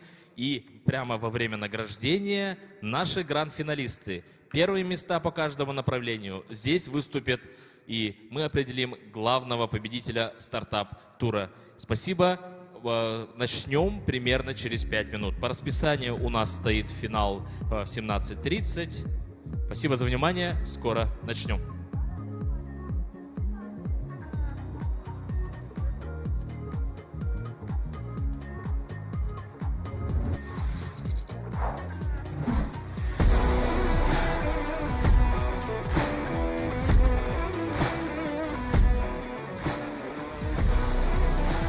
Задачи у нас всегда одни и те же – показать наши стартапы, показать товар в лицо. В общем, что мы и делаем в концентрированном виде на одной площадке. Можно увидеть несколько сотен стартапов и познакомиться с их разработкой.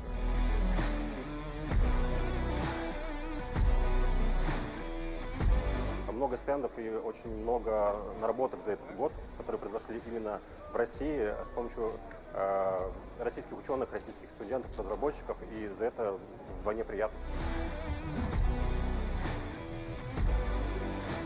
Такая в хорошем смысле правильная тусовка, она будет здесь всегда.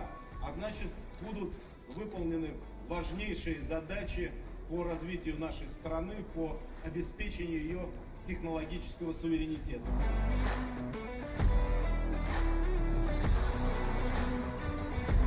Сейчас ситуация резко поменялась. Сейчас есть необходимость срочно находить и выискивать те замены, которые позволят имеющейся индустрии, сельскому хозяйству, IT-компаниям быстро заместить те продукты, которые ушли вместе с большими вендорами из Российской Федерации.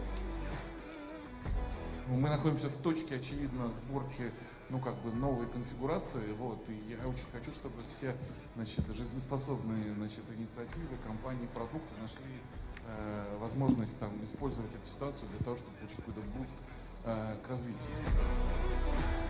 Мне больше интересен разговор не на тему, как остаться такими, какими были, и что-то не потерять, а на тему, как полностью измениться. Нужно не влюбляться в свою идею, а нужно пробовать ее на прочность. И вот если при всех ударах, потрясениях гипотеза выживет, значит идея сильная, значит из нее стоит делать бизнес.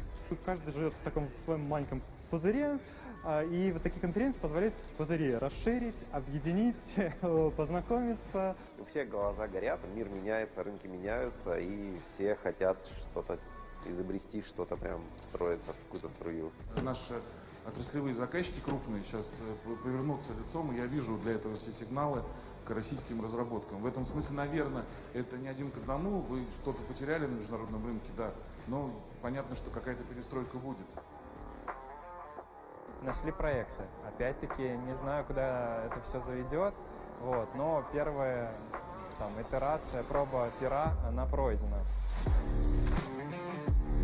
Все что угодно может быть. То есть есть два типа сотрудничества со стартапами. Один мы просто пользуемся их продуктом, другой мы становимся их партнерами. Большое количество индустриальных крупных компаний сегодня откликается на то, чтобы все больше и больше смотреть, искать стартапы, пытаться их как-то приземлить у себя. Поэтому бери больше, кидай дальше. Самое главное, наш девиз здесь с каждым годом не останавливаться на достигнутом, чтобы было больше стартапов, было больше компаний, было больше инвесторов.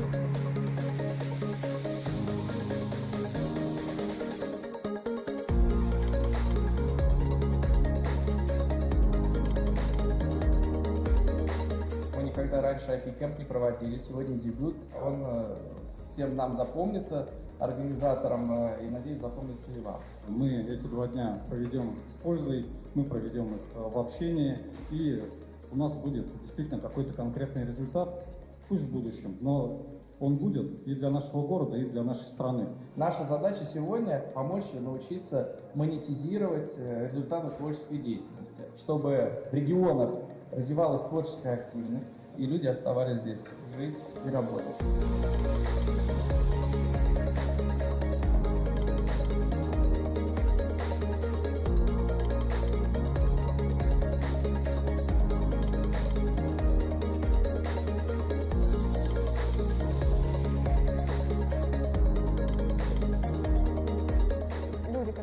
В творчестве они часто не задумываются о том, что у них есть какие-то определенные права. Ты не всегда осознаешь, что кто-то другой может взять, например, свою работу и как-то ее использовать в своих целях.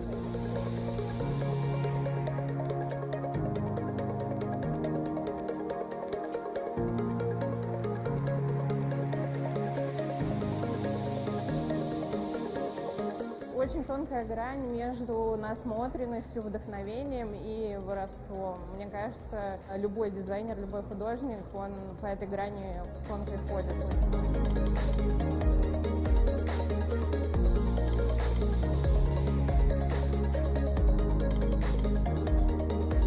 Ты делаешь работы, ты готовишь крутые вещи, и потом должен знать, как их защитить, чтобы никто у тебя их как бы не использовал тоже в других материалах. Мне кажется, это пространство будет полезно для каждого человека, который задействован в любой сфере практически, как в творчестве, так и в образовании.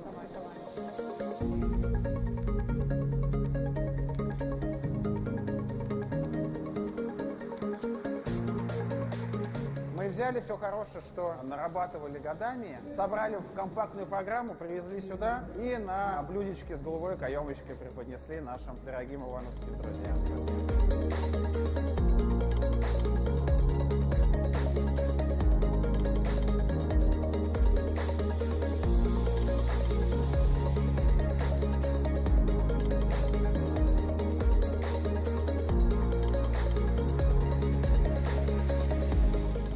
IP-Camp – первый пилотный проект в Иваново. Такие проекты способствуют развитию креативного комьюнити.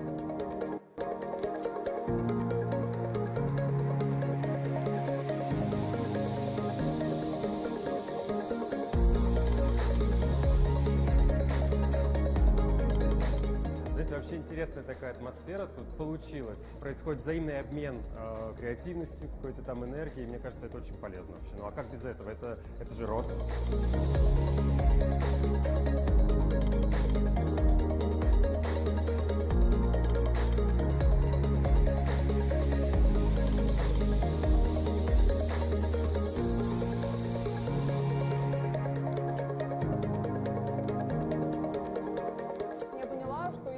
Прям однобоко.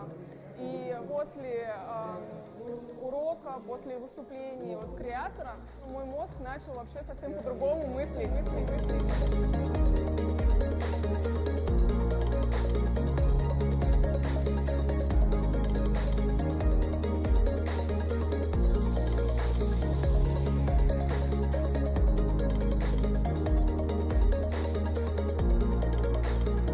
Сначала идея должна родиться в голове, пройти через сердце и получиться своими руками. А потом мы должны это защитить и коммерциализировать.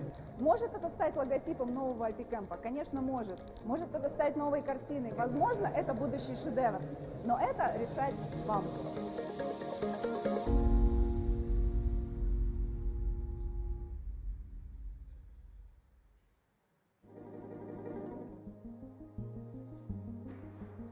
Технопарк Якутия создан в 2011 году. Сегодня он в десятке лучших, что подтверждает результат национального рейтинга технопарков России. Третий год подряд якутский технопарк входит в группу рейтинга А с высоким уровнем эффективности.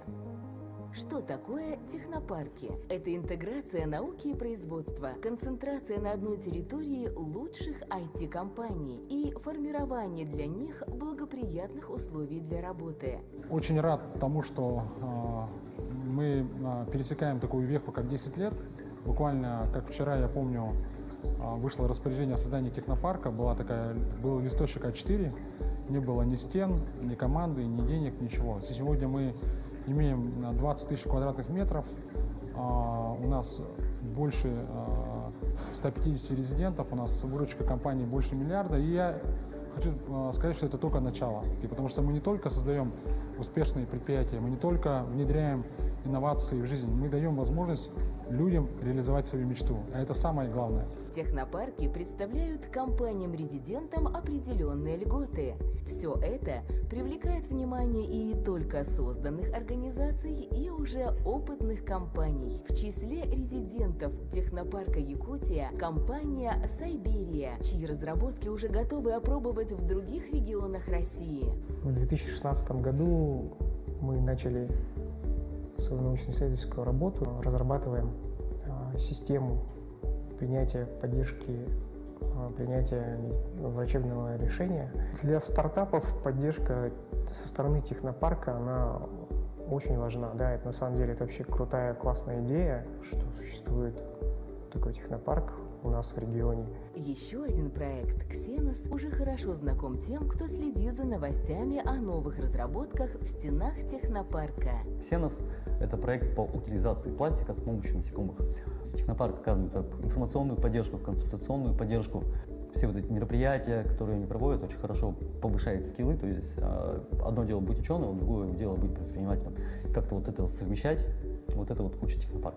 В Якутии ведется комплексная поддержка технологических инициатив, акселерационная программа для начинающих предпринимателей B8, стартап-экспедиция, в которых участвуют стартапы со всей страны. Также с 2016 года проводится республиканский конкурс для школьников и студентов «Моя профессия IT». Технопарк за 10 лет стал ядром инновационной экосистемы.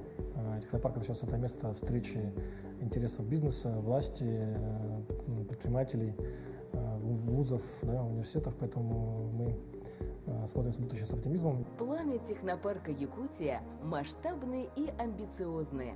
К 2024 году стать инновационно-технологическим центром-лидером на Дальнем Востоке. Привет, я Туяра, я программист. А я Нюргун, кодер. Мы работаем, наверное, в самом классном месте. Парке высоких технологий. IT-парк Якутск. Работа, отдых, общение, проверка гипотез, встречи с коллегами и наставниками. Это место притяжения для всех, кто готов творить и менять окружающий мир. Я считаю, что самое лучшее в нашей работе – это то, что мы приносим реальную пользу людям и их проектам. Ведь благодаря цифровизации и автоматизации бизнес становится эффективнее. Да, Нюргун, я с тобой согласна. Тысячи, миллионы программ работают ежедневно, чтобы обеспечить нам комфорт и скорость. То создает для нас мир безграничных возможностей. Учеба, отдых, работа. И все это можно уместить даже на ладошке. Все самое сложное так просто. Якутия занимает первое место по экспорту IT-услуг на Дальнем Востоке. В республике сегодня созданы максимальные условия для развития инновационных проектов. Парк высоких технологий IT-парк Якутск – первый IT-парк на Дальнем Востоке. Работает с 2018 года и предоставляет льготы и специальные программы для резидентов. Главная задача IT-парка – обеспечить полный цикл развития IT-компаний. Здесь готовы предложить помощь на каждом этапе, от разработки идеи до выпуска готовой продукции. Для этого имеются все необходимые ресурсы: упаковка проектов, современные технологии, услуги и оборудование, научная и ресурсная база на этапах проектирования, создания и вывода нового высокотехнологичного продукта на рынок. Самые талантливые и активные находят здесь команду единомышленников, современную техническую инфраструктуру. Проекты резидентов IT-парка реализуются в разных сферах. Это развлечения, работа, здоровье, строительство, образование, автоматизация бизнес-процессов. Также помогают при борьбе с опасными природными явлениями. И они все нацелены на улучшение жизни людей. Что такое IT-парк Якутск? Мир новых возможностей для самых идейных и увлеченных. О, а вот и мое такси подъехало. Пока, Туяра. Пока.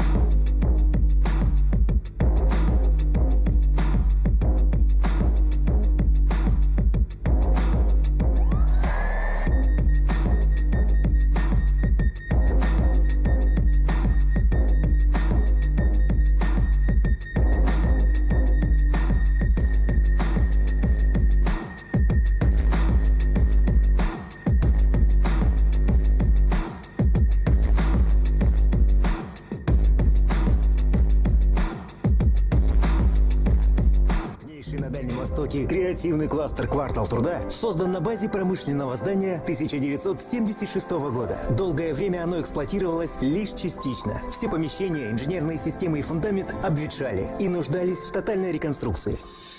Работа по созданию «Квартала труда» началась с формирования сообщества креативных индустрий, в которое было вовлечено более 100 лидеров своих отраслей. В ходе строительных работ была проведена полная реконструкция здания. Выполнен демонтаж более 6000 кубометров старой кладки стен и межэтажных перекрытий. Общая площадь кластера 14 600 квадратных метров. В результате поддержки Юрия Петровича Трутнева и Минвосток развития России проект по созданию кластера получил федеральное софинансирование, а площадка кластера включена в состав территории опережающего развития Якутия. Сегодня резидентами кластера стали 70 компаний, а до 2025 года их количество вырастет до 150. В кластере будет создано 1250 рабочих мест. Ключевые направления резидентов кластера – кино, музыка, анимация, медиа, цифровой контент и дизайн. Для поддержки этих направлений в кластере размещены профессионально оборудованные студии виртуального кинопродакшена на базе передовой технологии XR, павильон хромакей, студии цветокоррекции, мастеринга, сведения звука и 3D-анимации. Также в здании будут офисные и производственные помещения различных форматов и площадки для проведения лекций, переговоров, конференций, выставок и концертов. «Квартал труда» станет точкой притяжения горожан и молодежи, местом для развития креативного бизнеса и площадкой для разработки новых проектов. «Квартал труда». Время быть вместе.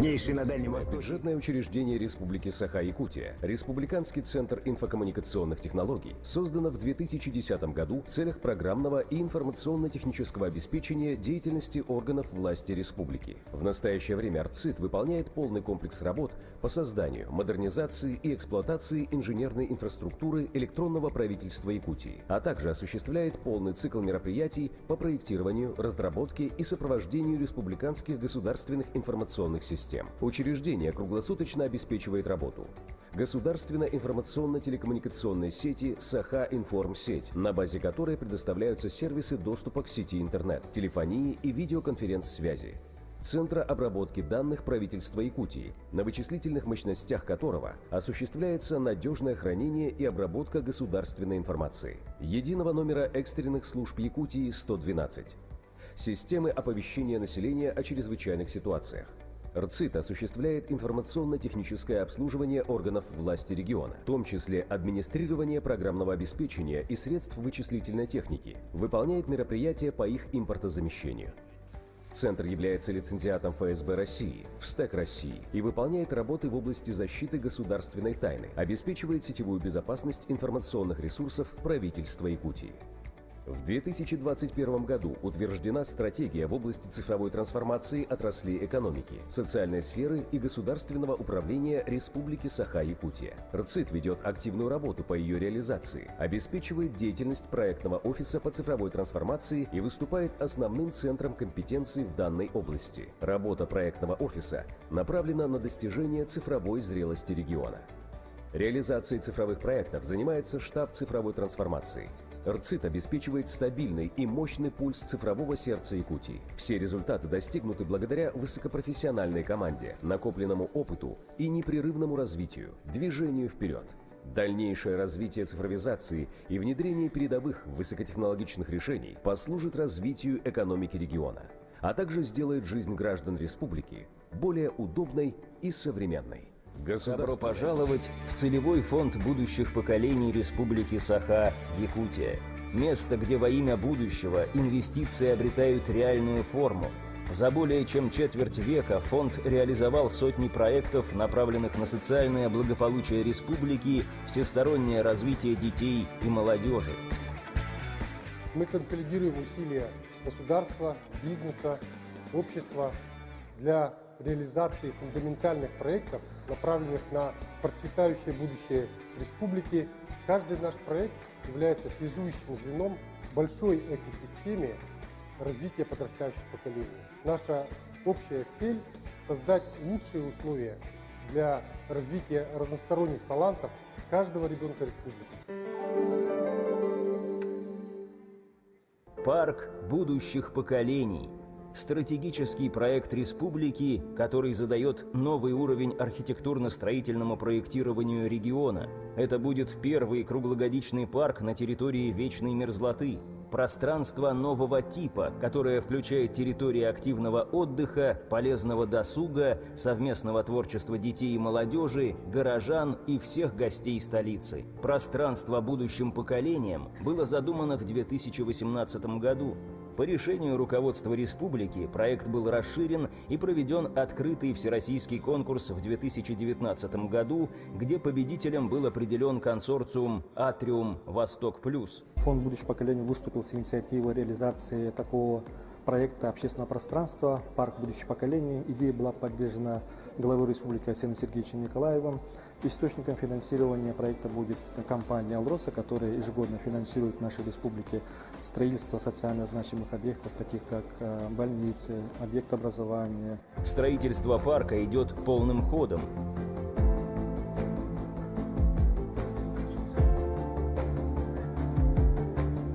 Между тем, уже сегодня фонд активно работает по содержательному наполнению будущего пространства. Цель – создание уникальной экосистемы, обеспечивающей условия для полезного досуга и творческого, интеллектуального, духовного и физического развития подрастающих поколений. Основной целью нашего парка является создание такой вдохновляющей среды, в котором дети, обучившись в этом парке, в наших образовательных курсах, могли достичь глобального успеха именно в креативной индустрии. А что касается тех курсов, которые мы провели, то мы провели 3 больших курса. Это курсы по предпринимательству, по кулинарному предпринимательству и по софт-скиллам. Парк ставит целью не только обучение компетенциям, но и soft skills, гибким навыкам, которые пригодятся детям в жизни и профессиональном становлении.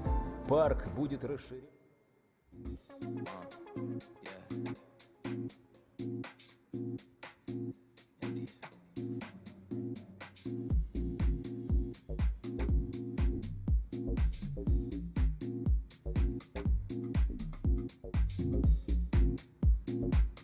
Уважаемые участники и гости, буквально пара минут, и мы начнем церемонию награждения и подведения итогов «Стартап-тур Якутск».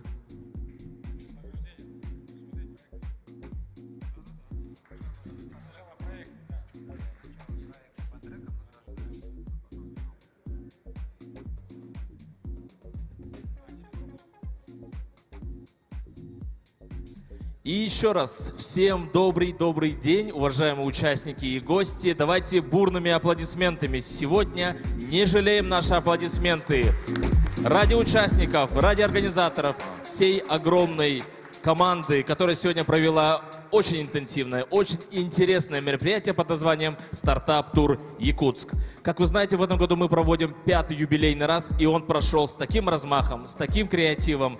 Ну, сами все видели, в течение дня прошли все наши программные мероприятия.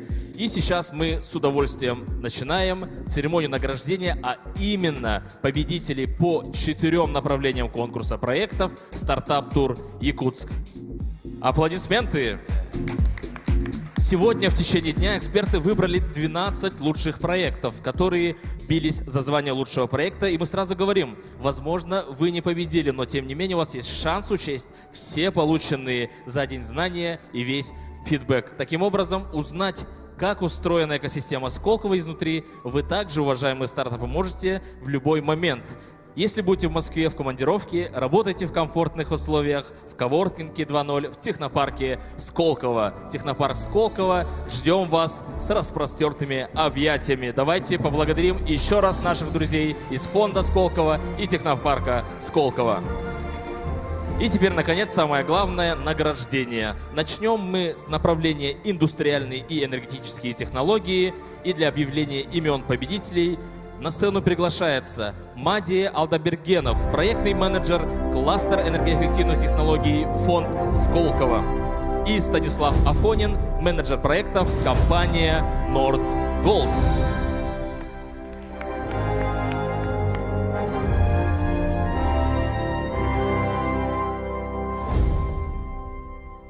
Коллеги, добрый день еще раз. Огромное всем спасибо. Очень волнительный момент объявления результатов. Итак, Диплом за 3-е место по треку «Индустриальные и энергетические технологии» получает команда FreePlast. Аплодисменты, аплодисменты. Давайте поблагодарим еще раз за шикарное выступление. Поздравляем, компания FreePlast. Они настолько заволновались, да, мы обязательно передадим. Итак. Итак, диплом за 2-е место по треку «Индустриальные и энергетические технологии» получает команда ЯКЗ. Проект производства народного электробайка от компании «Якутский котловой завод» занимает 2-е место стартап-тур «Якутск».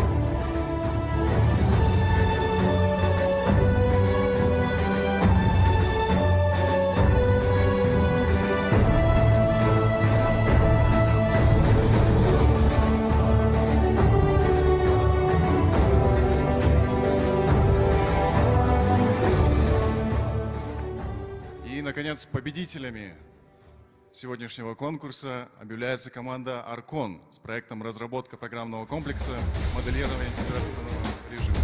Аплодисменты, аплодисменты. Победитель по направлению «Индустриальные и энергетические технологии», стартап-тур «Якутск», компания «Аркон».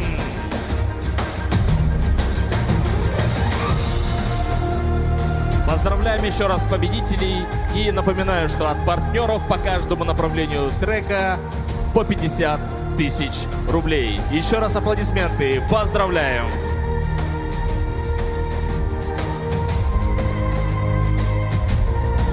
Спасибо. Идем далее. Следующее направление – биотехнологии в медицине и сельском хозяйстве. И для объявления победителей я с удовольствием приглашаю проектного менеджера фонда Сколково Юлию Щеглову и директора ГАО «Технопарк Якутия» Петра Габышева.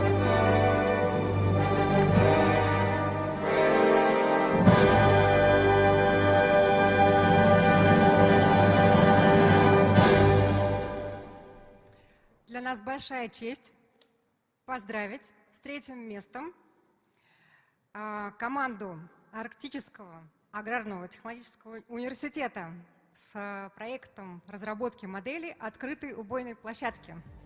Аплодисменты! Команда ГАТУ занимает 3-е место на нашем конкурсе.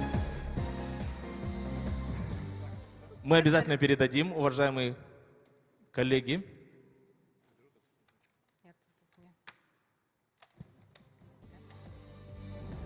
2-е место. Проект «Биоразлагаемые композиты для остеосинтеза» Северо-Восточного федерального университета. 2-е место занимает проект, представляющий Северо-Восточный федеральный университет.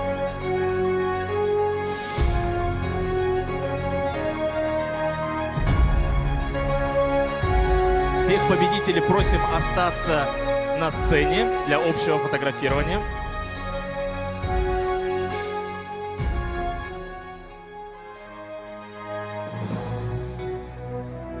Аплодисменты. Просим остаться на сцене. И, наконец, 1-е место. И, наконец, 1-е место. Сайберия.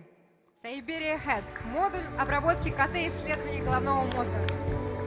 Победитель по направлению биотехнологий в медицине и сельском хозяйстве компания Сайберия. Проект Сайберия Head. Аплодисменты.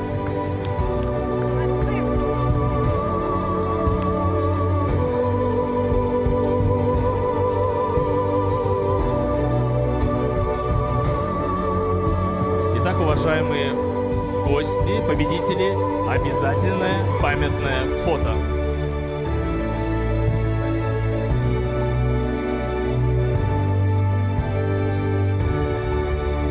Спасибо. Мы еще раз поздравляем компанию Сайберия и Петр Петрович. Извиняюсь, в треке Биомед, пожалуйста, встаньте сюда. У меня есть спецприз в треке Биомед. Здесь была команда такая очень интересная, которая не прошла, к сожалению, в финал. Но хочу их поощрить отдельно с призом Технопарка. Это Надежда Борисова, проект Аврора Лайф. Пожалуйста, на сцену. Мы берем этот проект в разработку, будем тоже поддерживать. специальный приз от Технопарка Якутия.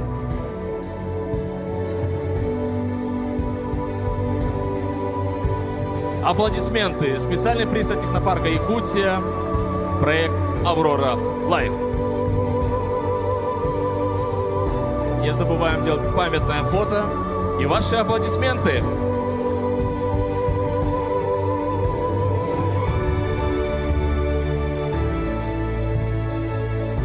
И следующее направление, которое тоже очень популярно среди наших стартапов, из года в год подается большое количество заявок по данному направлению, конечно же, информационные технологии. И для объявления победителей я с удовольствием приглашаю руководителя направления фонда Сколково Дмитрия Черкашина и генерального директора фонда развития инноваций Василия Ефимова.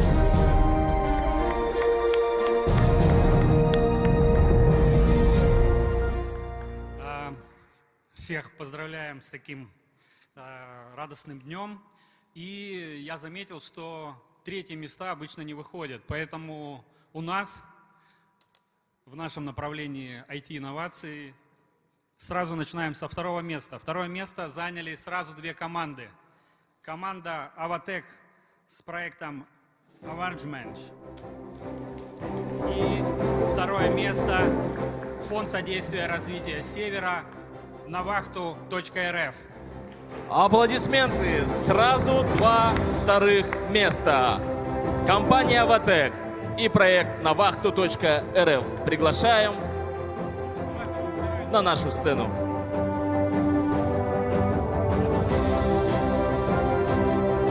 Мы не видим коллег. Их нет в зале. Ладно, мы их передадим. Где наши победители? Так.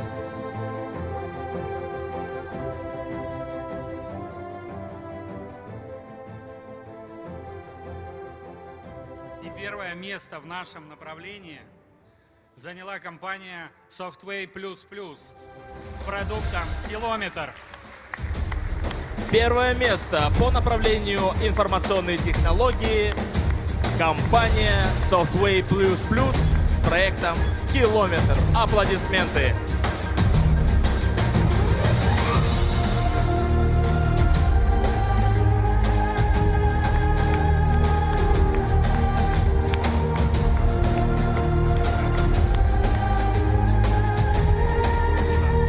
И специальная номинация. Да, для вручения специальной номинации я с удовольствием приглашаю Никиту Ражева, Яндекс.Клауд.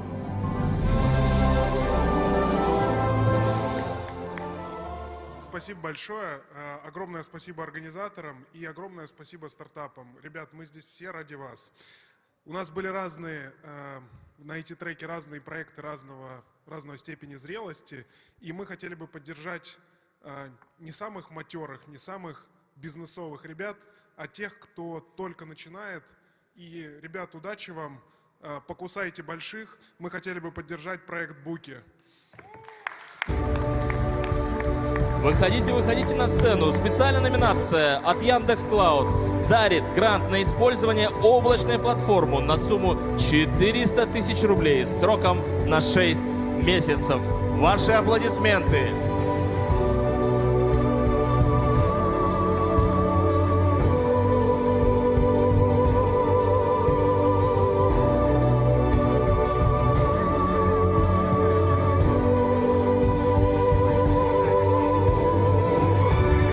Спасибо большое, спасибо нашим партнерам. И, конечно же, направление Creative Tech. Буквально вот недавно мы посмотрели питчи полуфиналистов и сейчас узнаем имена призеров. И для объявления итогов я приглашаю Алексея Калинчука, фонд Сколково.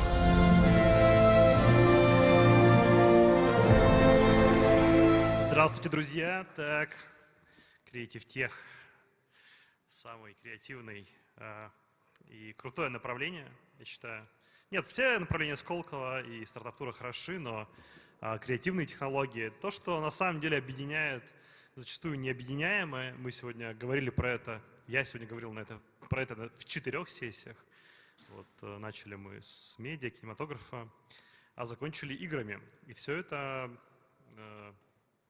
И все это Creative Tech. И удивительно, насколько разные могут быть компании, и даже мы сейчас увидим это по нашим победителям. В общем, не буду долго тянуть мамонта за бивни. И третье место у нас получает компания Rubeda The Blessed Knot. Аплодисменты. Вы скажете кто? Мы скажем Rubeda. Третье место по направлению Creative Tech.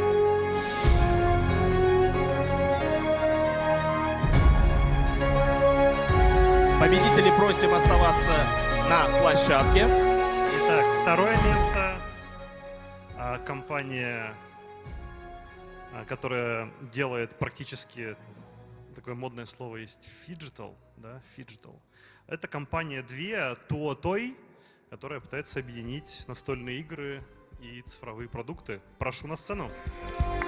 Поздравляем! Второе место по направлению Creative Tech занимает компания Двия с проектом Toy. Аплодисменты!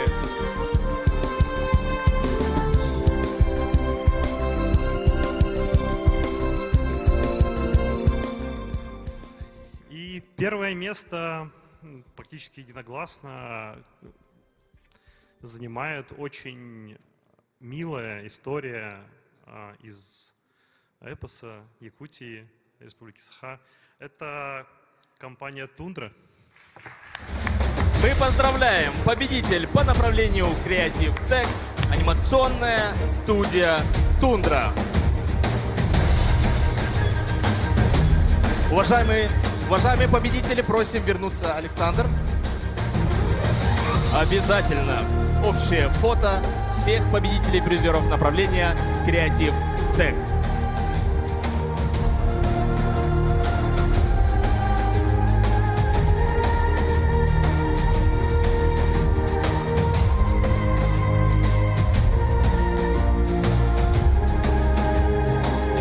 Мы еще раз поздравляем всех полуфиналистов, всех финалистов. И, конечно же, благодарим большую команду организаторов и партнеров Стартап Тур Якутск. Что ж, волнительно. Мы практически на финишной прямой. Мы узнали имена победителей по каждому из 4 направлений. И сейчас, в режиме онлайн, прямо сейчас здесь, состоится гранд-финал всех победителей каждого направления. И перед тем, как пригласить первую команду, я представляю судейскую коллегию. Итак, приветствуем Кирилл Каем, старший вице-президент по инновациям, фонд Сколково. Анатолий Семенов, министр инноваций Республики Саха-Якутия. И Петр Габышев, директор технопарка Якутия. Сейчас победители, занявшие первые места по своим направлениям, будут выступать по 5 минут. Мы даем строго 5 минут на питч, без вопросов от судей. И, конечно, в режиме лайв в конце, после 4-го проекта, узнаем оценки жюри. Потом коллеги быстро посчитают и тут же объявим имя гранд-финалиста. Итак, первая команда готова, и я приглашаю компанию Аркон.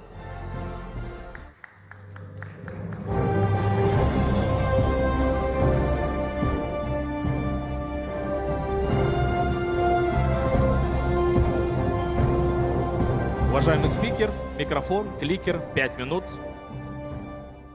По готовности можете начинать. Раз, слышно, да? Коллеги, а можно стойку убрать?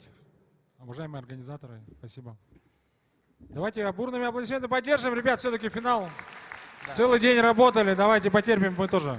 Здравствуйте, уважаемые гости, участники и уважаемые жюри. Меня зовут Василий, перед вами проект Аркон. По данным исследований, к 2050 году при негативном сценарии деградации вечной мерзлоты 54% жилых зданий подвергнутся тем или иным последствиям, да?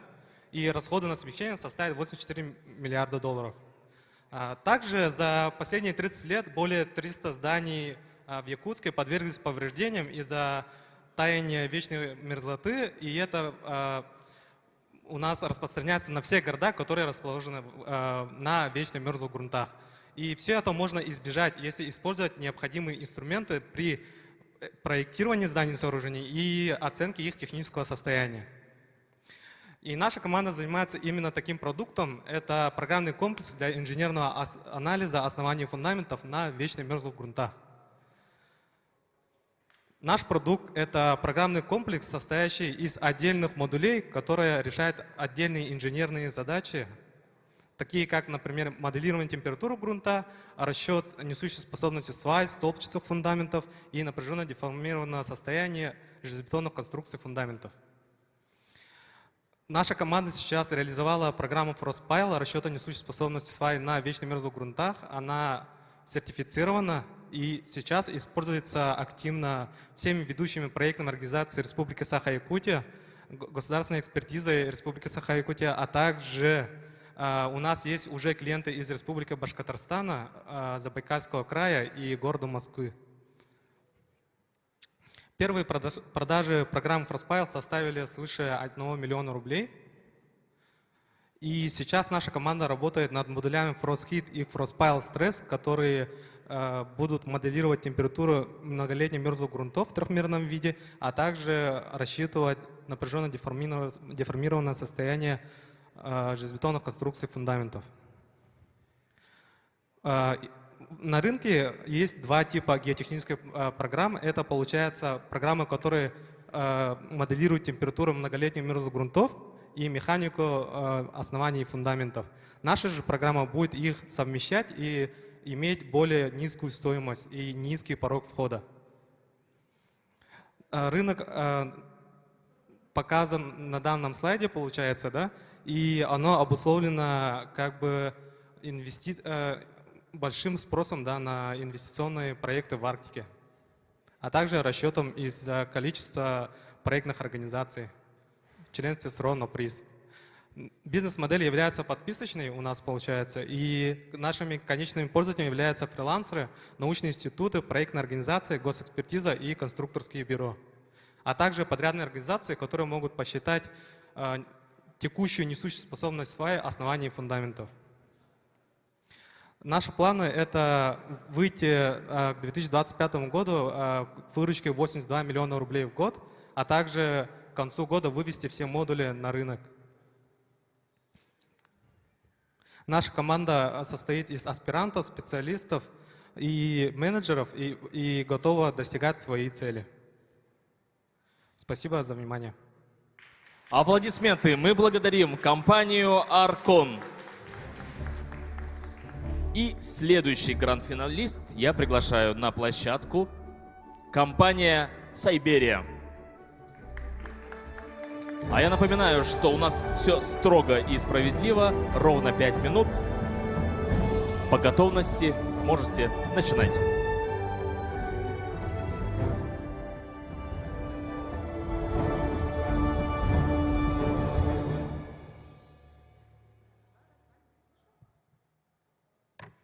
Микрофон включите. Ага, раз-два, раз-два.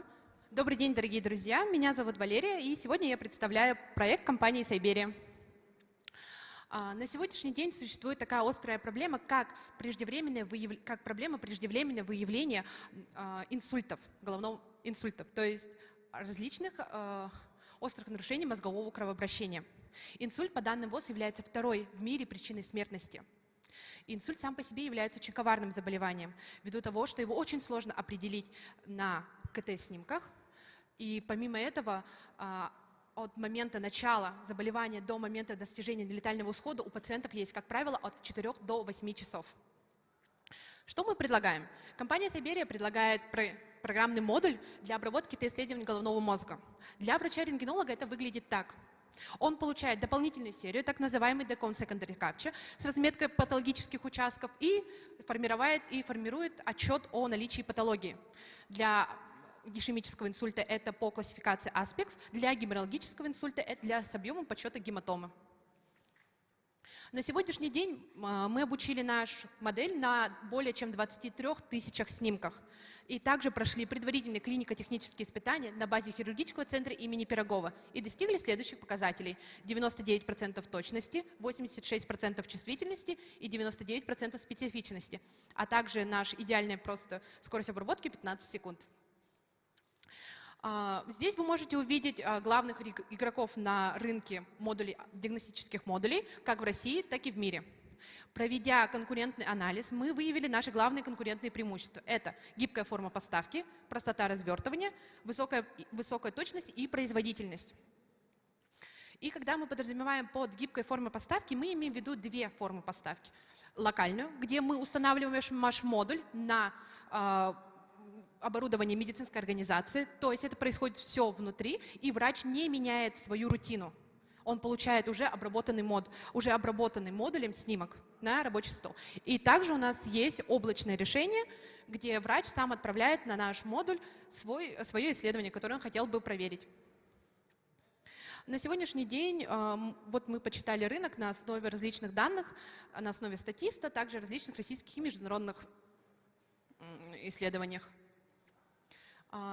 Также так выглядит наша дорожная карта на ближайшие 2 года, начиная с Российской Федерации, Государства МЭНа и Китайской Народной Республики. И также здесь вы можете увидеть нашу ценовую политику, сложенную из фото, растрат различных на аренду облачных решений и покупку оборудования. На сегодняшний день мы внедрены уже в 15 медицинских организациях в 8 регионах России. В нашей команде состоит 40 сотрудников в 4 различных отделах. У нас более 10 медицинских сотрудников, это действующие врачи-рентгенологи, и также более 15 участников разработки. У меня все. Спасибо большое. Аплодисменты. Давайте поблагодарим за прекрасное выступление компанию Сайберия. И приглашаю на сцену следующего гранд-финалиста, проект «Скиллометр». Давайте бурными аплодисментами поприветствуем. У вас также будет ровно 5 минут. Можете начинать по готовности. Здравствуйте, меня зовут Роза Баишева, и ровно год назад я стояла на этой же сцене, правда в IT-парке, и как раз вышла в финал. С этого времени наш проект очень изменился. Тогда мы говорили только о том, что у нас есть пилоты с МФЦ, с маленьким бистро «Китай-город». Теперь мы работаем с крупными корпорациями. Итак, что же такое скиллометр? Скиллометр – это адаптивный инструмент для того, чтобы люди могли находить обучение по их навыкам, для того, чтобы они могли трудоустраиваться по их степени обучения и их степени компетенций. Почему это актуально? Потому что сейчас только 30% студентов, так мало студентов учатся по тому направлению, которое они реально хотят учиться, по тому направлению, которое востребовано у работодателей. И в этом году, в 2022 году, мы реализовали крупные проекты с такими компаниями, как РУДМ. То есть это университет, которому была нужна система по отбору кандидатов на должность преподавателя. Была создана воронка, которая обеспечивает прозрачность этой системы и ускоряет скорость в 6 раз того, как преподаватели отбираются через различные комиссии на должность профессоров. Также мы реализовали решение для Алмаза Анабара. У них была задача ускорить скорость сдачи экзаменов по ТО и ТБ, пожарная безопасность. Для них это очень важно. И так, чтобы у каждого сотрудника была возможность тренировать свои навыки и знания в этой области. Мы реализовали мобильное приложение, которое работает как с мобильным интернетом, так и без него. И через обмен с сервером данных можно тренировать свои знания. Это ускорило в 6 раз количество людей и время прохождения того ежедневного выхода на смену людей, которые работают проходчиками, работают специалистами по алмазодобыче.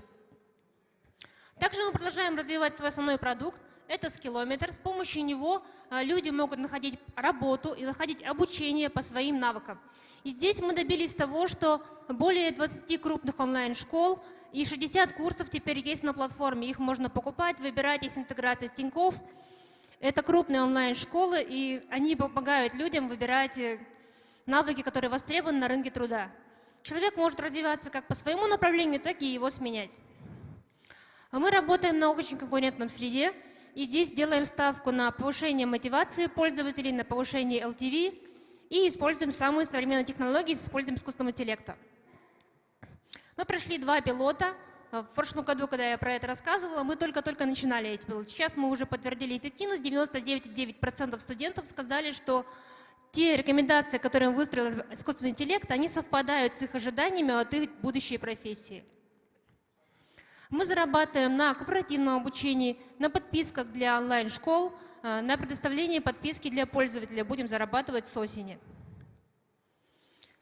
Сейчас мы также развиваемся. В 2021 году мы заработали 1 000 000 рублей, около того. В этом году, в 2022 году мы заработали 5 миллионов рублей, а в 2023 году у нас план на 25 миллионов рублей. Как мы это сделаем? Мы будем развивать заработок через агентское вознаграждение, B2C подписку подключим и будем дальше развивать работу с корпоратами через кастомизацию сервера, через работу с конкретными крупными задачами и будем находить те решения, которые нужны людям для того, чтобы трудоустраивать людей с различным уровнем и по их навыкам. Сейчас здесь мы, чтобы привлечь внимание инвесторов и получить ваши советы по привлечению инвестиций. Тогда мы сможем выйти на крупные обороты и гордо говорить о себе. У меня все. Спасибо. Это был проект «Скиллометр».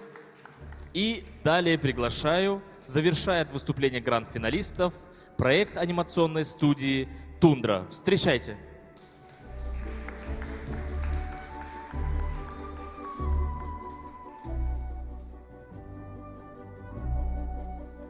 Здравствуйте еще раз.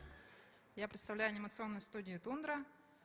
И наше видение, наш вклад в индустрию анимации. Как мы видим национальный мультконтент в России сейчас? Национальный я имею в виду в республиках, в регионах.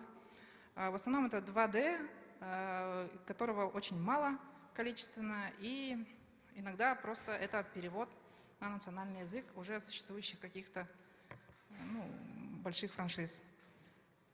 В будущем мы считаем, что должно быть очень много 2D и 3D контента, оригинального, аутентичного, узнаваемого, ну и главное, очень качественного, чтобы это были не любительские поделки, а такой добротный контент при поддержке общей такой анимационной индустрии в России.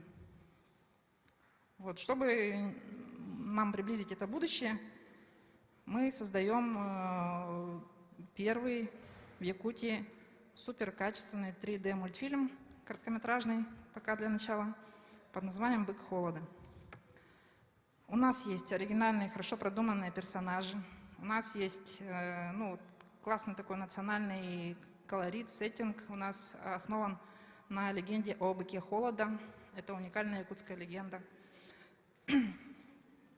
Вот. И мы считаем, что уровень нашей анимации, он сопоставим уже с большими студиями, как в России, так и, в принципе, за рубежом. Я считаю, что наши прямые конкуренты — это Disney, Pixar, Союзмультфильм и так далее.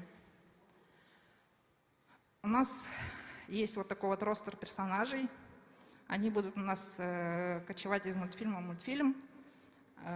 И таким образом мы создаем свою вселенную, которую мы можем дальше расширять, продвигать, монетизировать. Следующий мультфильм у нас намечен на конец этого года. Третий мультфильм мы планируем в следующем году выпустить. Вот сравнение стоимости нашей работы. Вот посмотрите, какие заоблачные цифры у Pixar. И по сравнению с ними мы, конечно, очень дешево стоим. 10 раз дешевле, чем вот анимакорд, который делает Маша и Медведь. Но не удивляйтесь, стоимости 3D-анимации — это очень сложный и дорогостоящий процесс. Несмотря на то, что у нас как бы локальная история, мы считаем, что она может пойти дальше, мы считаем, что она может завоевать не только российский рынок, но и как бы благодаря тому, что мы рассказываем о зиме, о нашей вот такой вот, показываем наши климатические особенности, мы считаем, что это найдет отклик и в циркумполярном мире, в Арктике, также в Азии и, возможно, в тюркских регионах и странах. Вот на примере смешариков мы написали, как можно коммерциализировать. То есть это продажа лицензий на производство разнообразного, значит, товара, продажа прав онлайн-платформам, стримингам, значит, и телевидению. Немножко о нашей студии. У нас очень такой сбитый коллектив, дружный. Ну, часть его вы успели увидеть сегодня на премьере. И у нас очень высококлассные профессионалы. Я вот не устану повторять, что у нас люди, люди, имеющие опыт работы в больших студиях, таких как даже Universal, Netflix, Nickelodeon, Disney.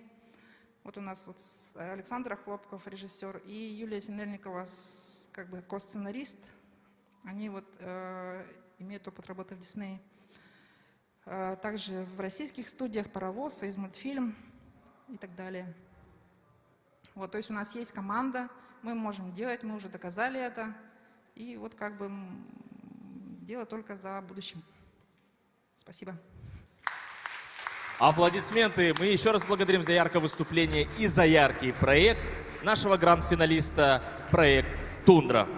Что ж, еще раз спасибо всем конкурсантам за яркие проекты, интересные выступления. И пришло время узнать итоги. Вопрос от жюри к счетной комиссии. Мы один раз каждую оценку используем или можно одну и ту же оценку несколько раз использовать? Можно использовать несколько раз одну и ту же оценку, да. Спасибо. Спасибо за вопрос, ведь сейчас перед вами наше жюри будет по очереди голосовать за каждого гранд-финалиста. Итак, уважаемые члены жюри, голосуем за проект «Аркон». Ваши баллы.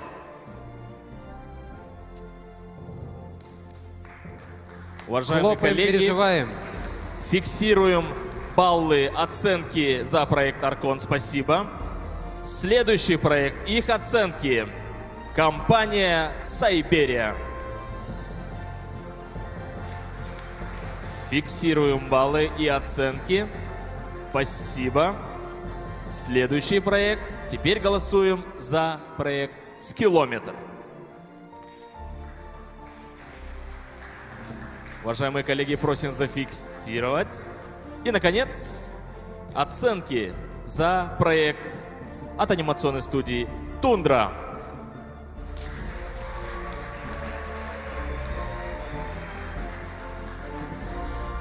Спасибо, уважаемые члены жюри. Сейчас буквально пару минут мы подготовим, подведем, посчитаем. А пока у нас короткая пауза, я бы хотел еще раз поблагодарить всех наших партнеров, большую команду организаторов, всех участников, всех посетителей выставки. Как вы знаете, сегодня в рамках программных мероприятий параллельно проходило огромное количество активностей. У нас было практически 4 параллельных трека. Первый основной проходил здесь. Мы услышали различные тезисы и аргументы на открытых дискуссиях, на open-толках. Также рядом с нами проходила выставка инновационных и креативных проектов. И также мы благодарим всех спикеров, которые интересно рассказывали в рамках Digital Artel. Мы еще традиционно, конечно же, всегда привлекаем, и наши стартапы всегда принимают участие на практических перекладных треках. Речь, конечно, про QA менторинг и менторскую сессию «Открытый микрофон». В этом году он также прошел на ура, и ответственные организаторы заявили, что сегодня прям был ажиотаж и аншлаг. Поэтому участники в этом и ваша заслуга тоже. Ну и, конечно, прошел конкурс по 4 направлениям. Сейчас узнаем имена победителей и наградим их, конечно, ценными призами. Также мы хотели бы еще раз поблагодарить всех представителей и еще раз поприветствовать в нашей огромной гостеприимной республике Саха-Якутия наших гостей из других регионов. В эти дни проходят и другие мероприятия, и таким образом количество участников, как я уже ранее заявлял, было более 1000 официально зарегистрированных участников. Конкурсантов было подано аж 259 заявок. Таким образом, 5-й юбилейный стартап-тур считается рекордным, масштабным и самым ярким. Что ж, уважаемые коллеги, мы готовы объявить имена победителей. И для подведения итогов позвольте пригласить на сцену министра инноваций Республики Саха-Якутия Анатолия Семенова.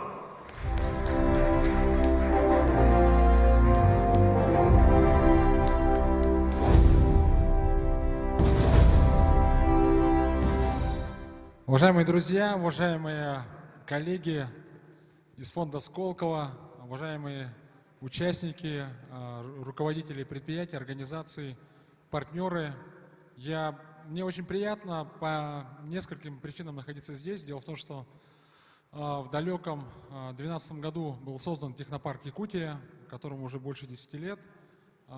Историю вы его знаете, мы вместе его создавали. И в 2014 году вот через переход мы приобрели помещение первое на Труда-1. Сейчас там биотехнологическая лаборатория, сидят там компании Хатутен, наши резиденты.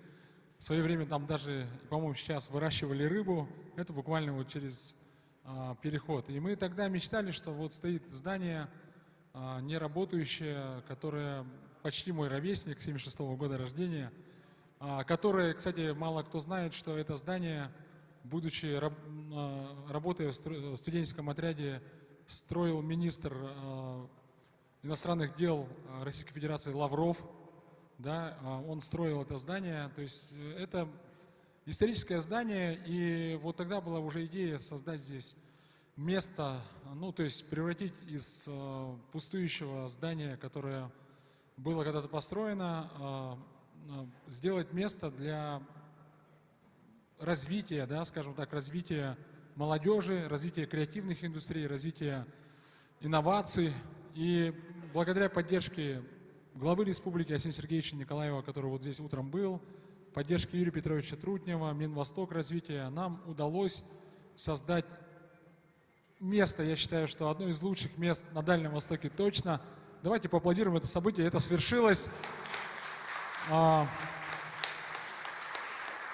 Сегодняшнее мероприятие действительно посетило больше 1000 человек. Утром здесь была пробка, и на самом деле здание спокойно приняло большое количество людей. И уже завтра здесь будет проходить соревнование по киберспорту. Сегодня проходило соревнование параллельно, где участвовало больше 100 человек по киберспорту, по фиджиталу. Мы тоже этого даже не заметили.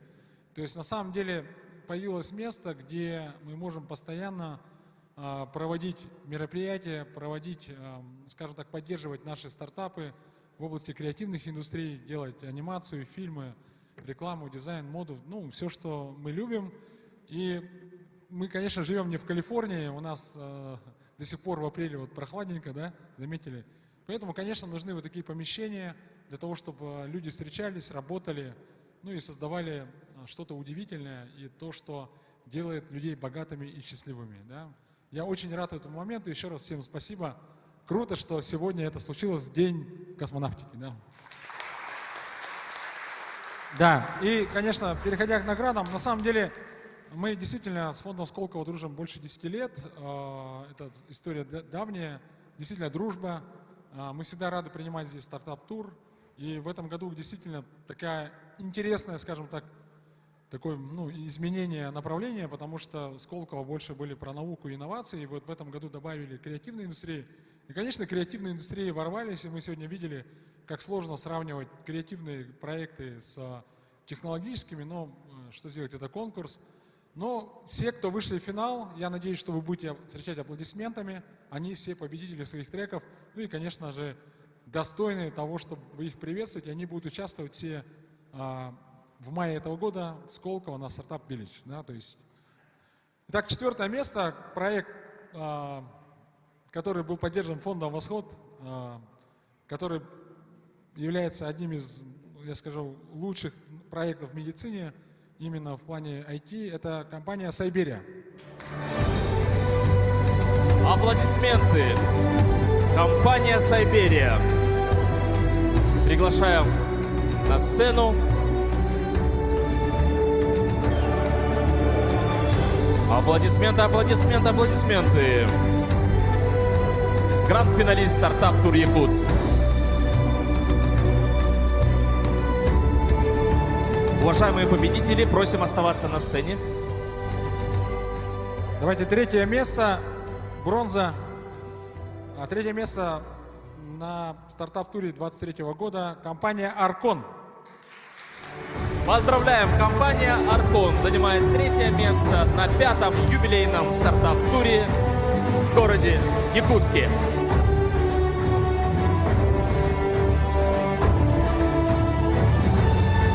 Уважаемые победители, просим сделать общее фотографирование вместе.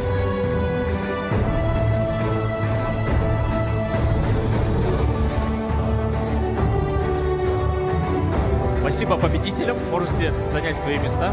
И до того, как мы объявим второе и первое место, до того, как сюда выйдут наши коллеги из фонда Сколково, вы знаете, наше министерство курирует связь, да, мы развиваем связь, мы курируем цифровое развитие, средства массовой информации. И у нас по каждому направлению есть свои, ну скажем так, такие награды. И вот такая историческая несправедливость, не было награды в области инноваций.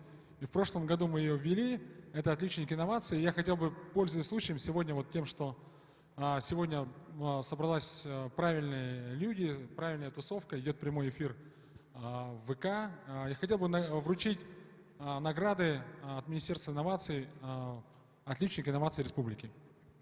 За особые заслуги перед Республикой Саха-Якутия в сфере инновационного развития и значительный личный вклад в осуществление инновационной деятельности нагрудным знаком «Отличник инноваций Республики Саха-Якутия» награждается Находкин Николай Александрович, генеральный директор компании «Безопасная Арктика».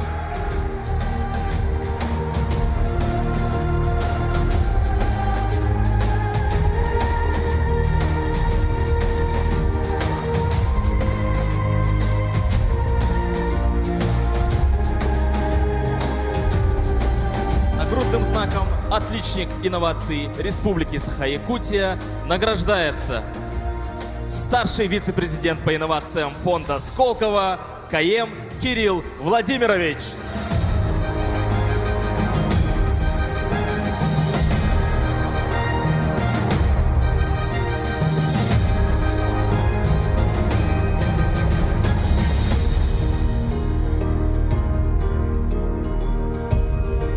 Ну я что могу сказать? Наконец-то! 10 лет. 10 лет у меня это заняло, стал отличником инноваций. Спасибо большое. Мы продолжаем награждение. Честно говоря, хотел, чтобы Анатолий мне значок повесил на грудь. Давай, под аплодисменты, на самом деле. Мне дальше приятно будет награждать уже со значком. Можем?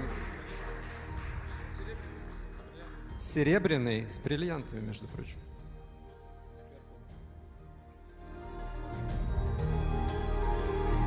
Ну, теперь я еще более важный буду на награждении.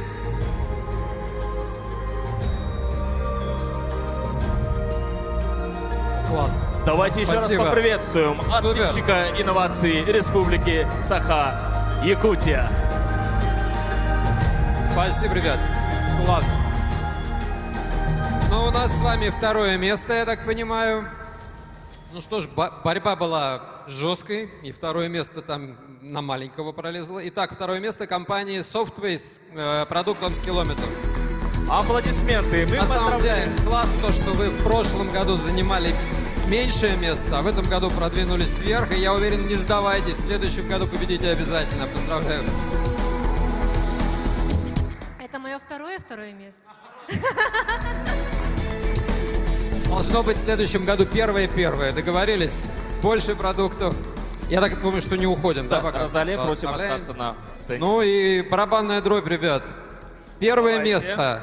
Я перед тем, как назову компанию, которой уже все понятно, кто, конечно же, тут 4 компании, несложно посчитать, хочу сказать, что мы в этом году делаем креатив направление впервые. И я вам могу сказать, что во многих городах, в большинстве, первое место креатив-индустрии не занимали, за исключением Якутска. Первое место — анимационная студия «Тундра». На сцену. Аплодисменты, наши поздравления. Молодцы, ребят. Стартап. Класс. Еще раз. Ждем вас на стартап-туре обязательно. И хочу сказать, что не только креатив, и креатив классный, и с технологической точки зрения сделано все отлично.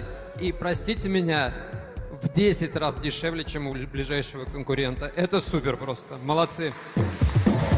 Еще раз аплодисменты. И давайте на этой бурной ноте все полуфиналисты, судьи, партнеры, всех приглашаем на сцену.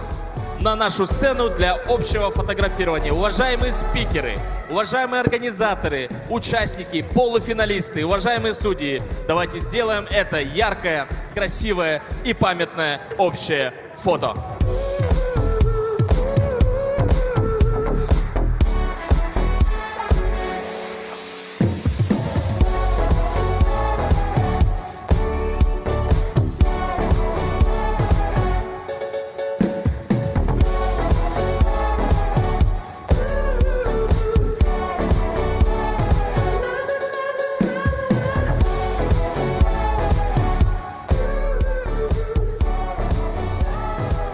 У нас, как говорится, в тесноте, да не в обиде. Давайте, присоединяйтесь. Итак, все готовы? Уважаемые фотографы, на раз, два, три. Еще раз давайте. Раз. Ура! Ну и по традиции, стартап! Ура! На этом позвольте объявить общее фотографирование всех. Не стесняйтесь, подходите. Давайте еще раз сделаем еще большее общее фотографирование. Все подходите на площадку. Все участники, зрители, все организаторы. Можно встать даже перед сценой. Всех приглашаем для общего фотографирования.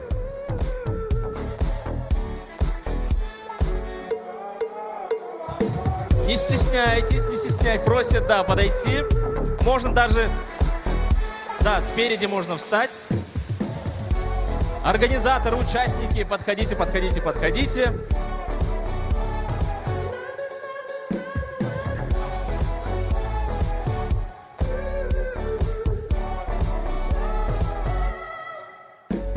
Итак, официальные фотографы готовы?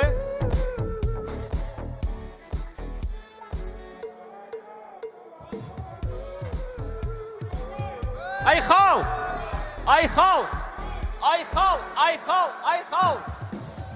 Ура! Давайте еще смотрим. Ура! Все, всех благодарим, всем спасибо. На этом завершается наш юбилейный 5-й стартап-тур Якутск. Креатив Тек. Все молодцы, прошла насыщенная программа. Мы поздравляем еще раз всех победителей, всех гранд-финалистов. Благодарим всех партнеров, большую команду организаторов, замечательных спикеров, менторов, экспертов. Всем удачи, это было незабываемо. Стартап-тур Якутск.